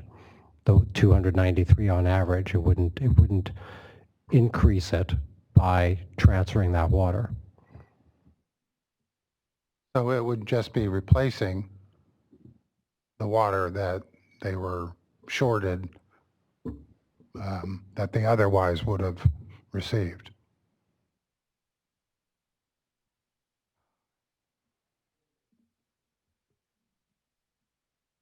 Hi, this is Anna Brathwaite from Modesto Irrigation District. It sounded like you had 3 different options to choose from to mitigate the water supply impact. It could be a water transfer, building new treatment or storage facilities, and then building a desal plant. Sounded like the sort of 3 options. And I was just, I have follow-up questions, but maybe first, why did you choose the water transfer between the 3 of those projects, especially since the service provider's significant and unavoidable impacts were due to construction from water treatment or other waterworks? So I thought maybe the more protective standard would be to acknowledge that and apply those same principles to San Francisco, but I thought maybe you could explain to me kind of why the change. When you say the change, and we looked at all, as you say, all 3 of those, but here the focus here was that if you were to do it through the transfers, that's something that has happened in the past and not of this magnitude, we focused on that because it's something that is more, everything is in place to achieve all of that. It would just be money changing hands to achieve the transfers. Okay, and so you didn't, okay, and so just maybe you could explain the thinking. So I would have thought with the larger rate base, larger revenue stream, easier access to capital, that if you were proposing construction projects for smaller agencies, that you would also look and take the more protective view of the environmental analysis and look at potential construction projects. Well, I mean, we consider all of the options, but we felt that the most reasonable assumption, given the existing infrastructure, the history of having transfers, the fact that the district, the SFPUC, has identified transfers between MID and TID in their water supply plan, that based on those factors and the fact that, as I said, the infrastructure was in place, that seemed like the most reasonable assumption for purposes of analysis. Okay, thank you. And I just note that you also cited to the SFPUC plans for the reasonableness of the construction projects, but thank you. This is Nicole Williams with ICF, and maybe I can just add to Tom's answer is that those 2 types of construction projects, or would-be construction projects, are identified in the document. We just didn't necessarily do a regional economic analysis on them. So we identified the costs and the information related to operation and maintenance that had been identified to give a price point, but the regional economic analysis was really coming from the water transfer side. Valerie Kincaid from the San Joaquin Tributaries. I have 2 questions. On page 21, there were a list of assumptions which were really helpful and explained the inputs and how the analysis was driven. Can you explain how those assumptions were developed?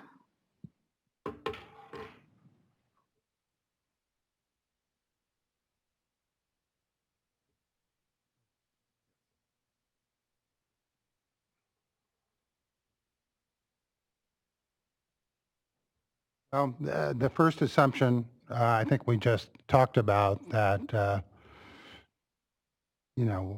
with various options available, including in-delta diversions and desalinization and other potential water supply sources, we felt that purchasing water from the irrigation districts, again, just for purposes of analysis, was a reasonable assumption to make, and the cost that we assumed was based on a review of the literature and what seemed like a reasonable price, and then we did the sensitivity analysis.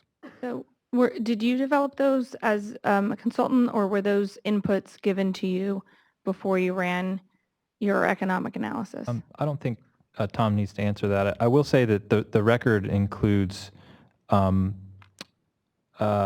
examples of the city pursuing such sales, and don't in fact know if the details of what's actually occurred in the past, but that it would be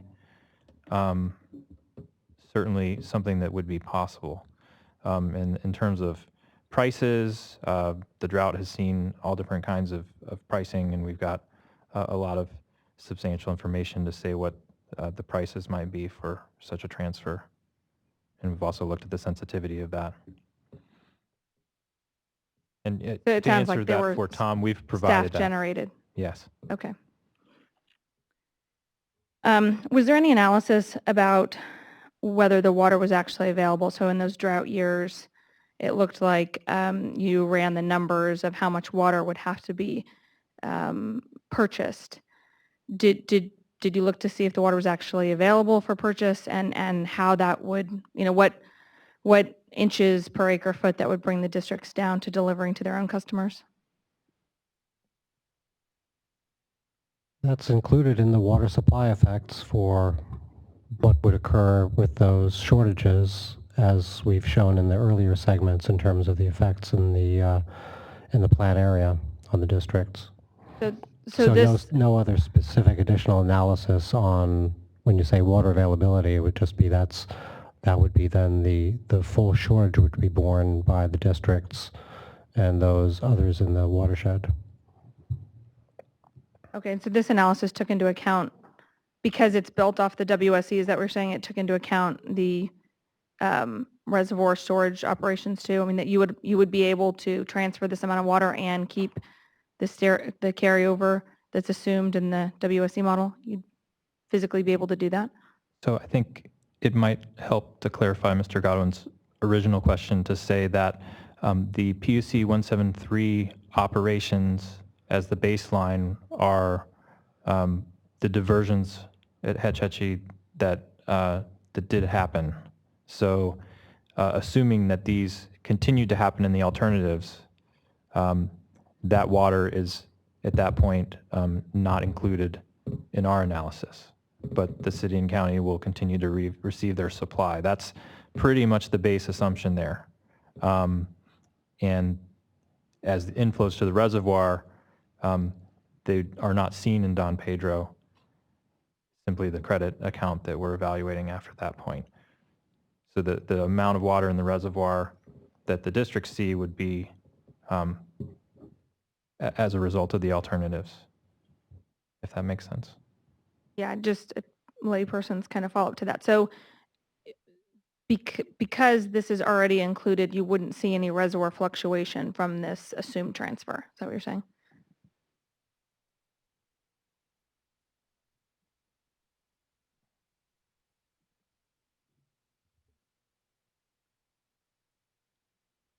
No, I'm not seeing that.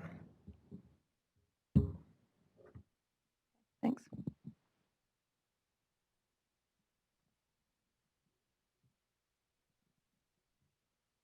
Does it work this time? Yes. Thanks for your earlier clarification on the scenario 1 assumptions. It sounds like you came up with some assumptions to set a low estimate for what the cost to the San Francisco system might be. And unless I'm wrong about that, I'll just leave that alone for now. I think it's important to note that the water bank account is something that is actively operated by the San Francisco water system. And so in your post-processing of the historical account balance, you're debiting in scenario 2 from the operations that were conducted to try to maintain water supply for delivery to the service area in Hetch Hetchy. What we do with the water bank account is make sure that we'll be able to divert water into Hetch Hetchy and to the San Francisco regional service area when we need it, including the dry times of the year. So if the water bank account balance were at 0 more often, it could lead the San Francisco regional water system in trying to plan ahead and maintain future M&I supply reliability. It could lead the system to ration deliveries more often. Did you consider the effects of additional water supply rationing by the system in response to contributions to the in-stream flows?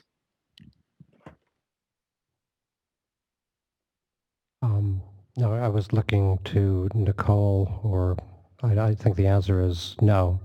Okay, no. So thank you. I understand the answer. I'd propose that including additional water supply rationing could set your high bar regarding costs to the San Francisco water system higher.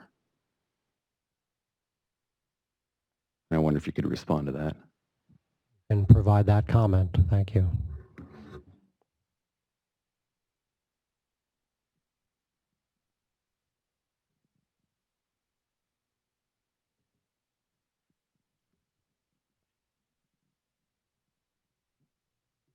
Hi, Chris Schutz with CSPA. Did you consider transfers from any other sources other than the district, Turlock and Modesto? No.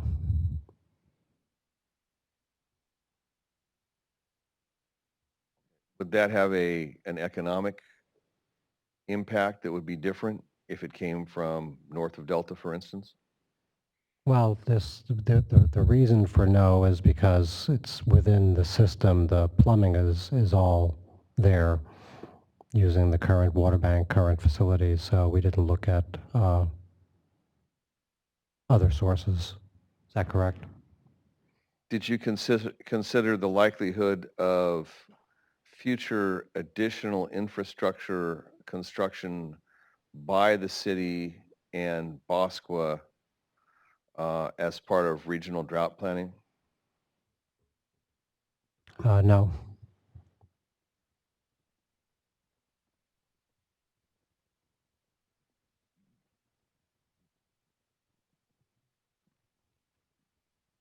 And is the reason you didn't consider in-delta diversions strictly because of the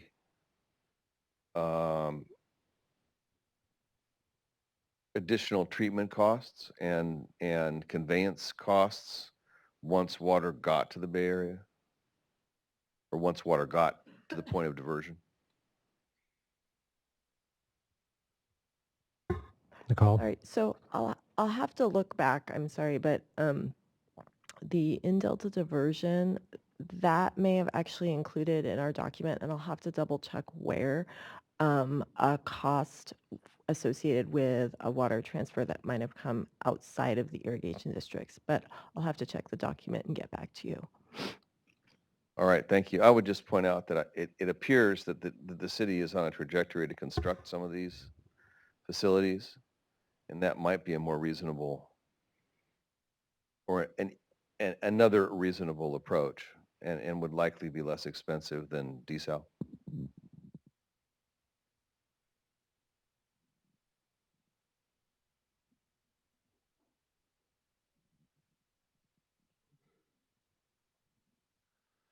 I should have asked this earlier regarding South Delta salinity and the assumptions about exports from the South Delta. And Chris just reminded me to ask it now. We talked this morning about the possibility that export pumping from the South Delta could change in response to changes in inflows on the San Joaquin. Was any consideration given in the Delta water quality change analysis to the effects of changes in export pumping? And then you can see where I'm going with this. If you were to look at San Francisco making diversions from the Delta, what effect would that have? We didn't look at any changes with regard to those type of active changes in export pumping.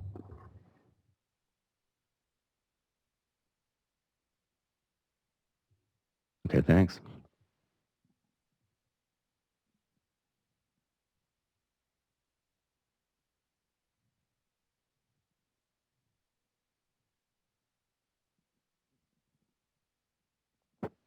Bill Paris Modesto. I may be very dense, so I apologize if I'm going to ask the same question for the fourth or fifth time. But I want to get to this question of additive and what's been wrapped back around and what's been included. Last week, and please bear with me, I may get the numbers wrong, but hopefully you'll get the gist of what I'm saying. Last week, we put up a chart at the last technical workshop, and I think it said during critical years, the average reduction was 38%. That may not be right, but hopefully that will recall information that was provided. Is that, if I'm understanding right, is that number sort of a generic number that's a basin-wide 38% reduction, not to each and every entity, but that's just sort of a mathematical equation result? Is that a fair way to say it? Yeah, that's the average over the entire affected area. Okay.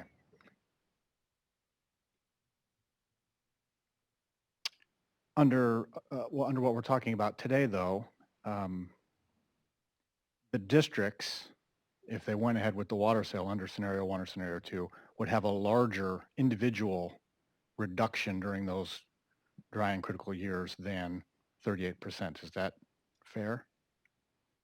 They would be absorbing San Francisco's share of that. Is that accurate? Yeah, not an additive effect, but there would be perhaps... Understood. Yeah. Okay. And so I think what a lot of us are asking, has that element been wrapped back around, say, through swap and implan at any point? To show the reduced effect that it might have because, or no, not a reduced, but what the effect would be. No, there hasn't been any kind of mix and match of scenarios where, in the scenario where there's that transfer that occurs, so there's not, so you have the water supply effect translated to the area. No, that was not done. Okay. Can I ask why that wasn't? Oh, go ahead. I'm sorry. I'm just thinking, oops, let me. Ann Huber from ICF. I don't know if it's clear that the way the analysis was done, the full shortage was assigned to agriculture for the purpose of assessing agricultural impacts. And so in that sense, the effect of MID and TID giving water to San Francisco, CCSF is accounted for in the analysis. If some of the CCSF water were to, if CCSF were shorted, then the agricultural impact would be less than what was modeled. I don't know if that was... That's very helpful. I did not realize that. Thank you. Yes, that's the case that the water has to be bypassed, which is more so than in the baseline. They found some other alternative supply. Okay, thanks. I'm going to hand this over to Art. So in the WSE that we learned last week, you made no assumptions about San Francisco. So you just had an inflow number into Don Pedro based on calcium, right? That is correct. Okay.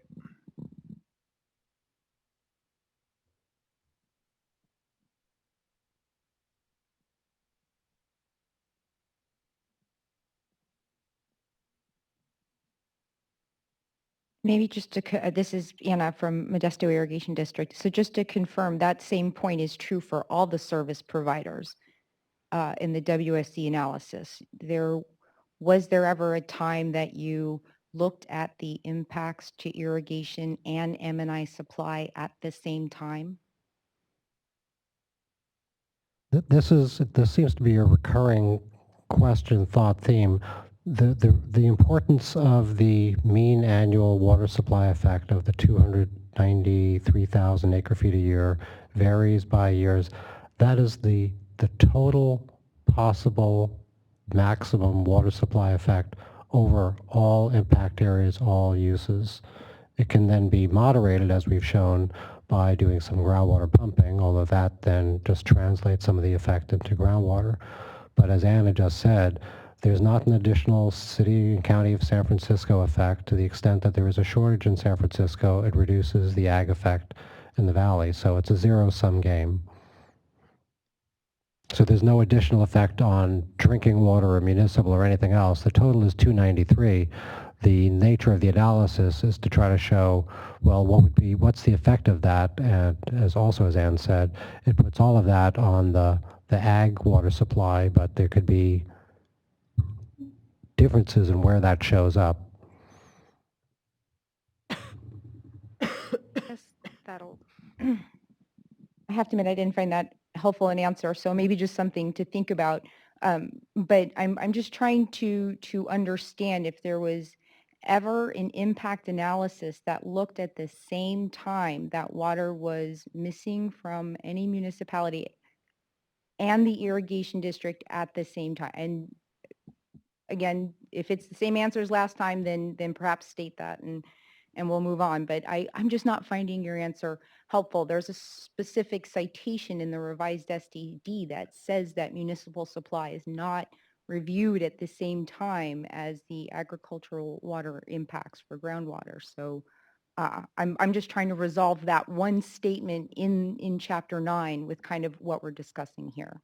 And I'm sorry, what is that statement? It's not, can you say that again? Sure, that the groundwater impact analysis did not look at, no, it was the municipal supply was presumed to be fully met. That was the gist of it. And quite frankly, now might be a good time to actually find the citation. I have it with me somewhere. Is it ringing a bell? It is true that for agriculture and groundwater, the assumption was that the full shortage would affect just agriculture. I mean, those two analyses were linked. However, in Chapter 13, service providers, there's a discussion of what might happen if municipalities experience the reduction. That approach let us sort of estimate the maximum possible agricultural effect. Yet in Chapter 13, there was a qualitative discussion of what would happen if municipalities experienced the reduction. And it would be hard to model with certainty because it's unclear to what extent municipalities would experience a shortage. Although CCSF was modeled quantitatively, but the other municipalities were qualitative. That was helpful. So the service providers locally were not modeled. That was purely qualitative, the assumptions about the impacts. But San Francisco's were modeled, and that is quantitative, and that's a difference. Yes, that's correct, because it was easier to model CCSF in a quantitative manner because there are known rules about water banking. Gotcha. And so maybe just kind of something we will put in our comment, but for those of us trying to analyze the document, it would be very helpful if you could treat like entities a little more alike. So MID is looking at various service providers, both local and a bit further away. And it looks like you're choosing the less expensive, less environmentally protective analysis for San Francisco, citing ease of facilities. And I would say that all of those same factors exist for our local service providers. And so to the extent you've identified water transfers as a less expensive, more efficient means to look at the analysis, I would just encourage you to perhaps treat them a little more alike in your analysis. Yeah, at least it's not just because it was simple, but it's also a water supply for a large metropolitan area, the single largest population that is served almost exclusively by the surface water from the project area. So there's that recognition as well. Thank you for acknowledging it.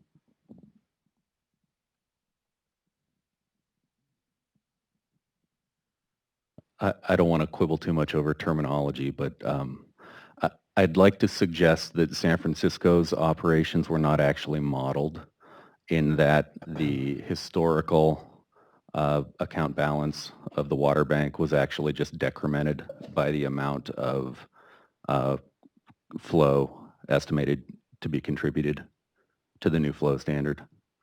To my earlier point, in operating to the proposed flow regime in a scenario where San Francisco is contributing, San Francisco would reoperate the reservoir system to retain more carryover storage in Hetch Hetchy, which is our water supply reservoir, so that we'd be able to make it through extended dry periods.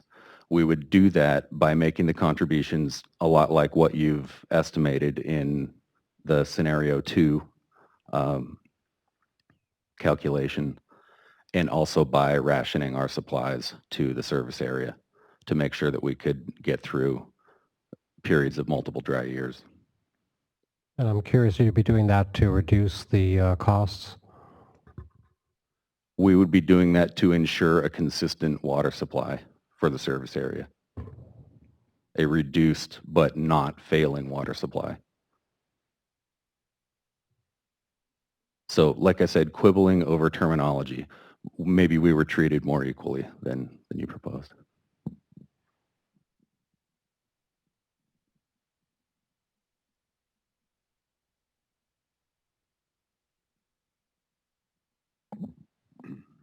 I'm just curious why you made the decision to model the district separately from San Francisco.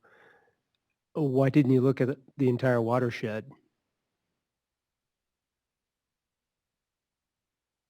I'm sorry, look at the entire watershed? Yeah, And San Francisco and the districts together. Why wasn't that analysis done? You mean Instead, you did the districts combining. over here, and then you did this whole separate appendix for San Francisco.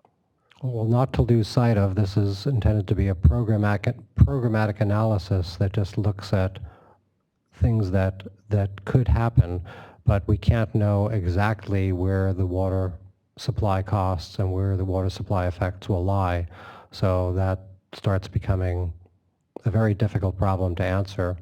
We've already, in response to comments from the last round, we've made more assumptions about replacing water supply with groundwater pumping, each time one makes such an additional analysis, there's greater likelihood that someone will say, well, no, it's going to be actually something else.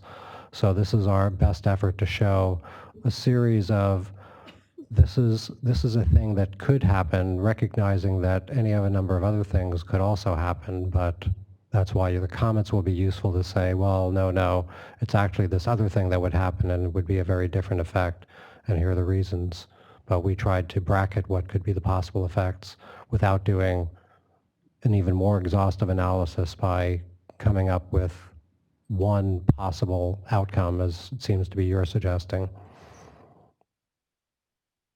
No, I'm not suggesting one possible outcome. What I'm suggesting is, I mean, the watershed, San Francisco and the districts operate their projects cooperatively, and yet you treat them as totally separate. I mean, Hetch Hetchy could be in an entirely different watershed for all you know.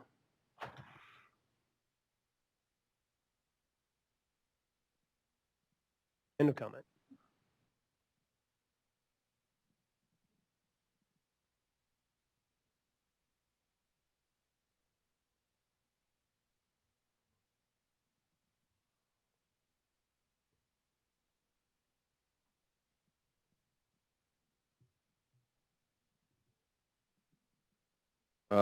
Chris Schutz with CSPA. Well, in defense of board staff on that one, in the last round of the SED, people assumed that there was only one way to operate and to divide responsibility, and therefore the economic impacts were shifted enormously to the Bay Area, and that was used by some parties to suggest that the whole scheme was unworkable and unreasonable.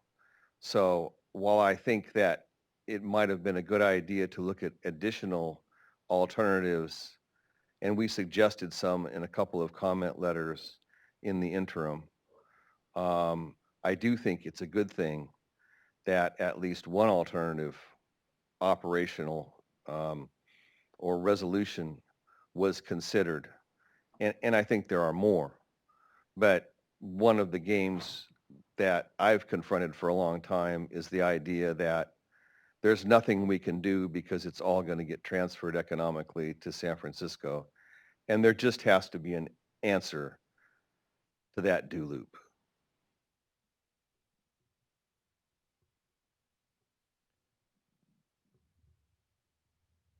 Thank you. It seems we're moving more into comments, so I suggest we've reached the end of our workshop.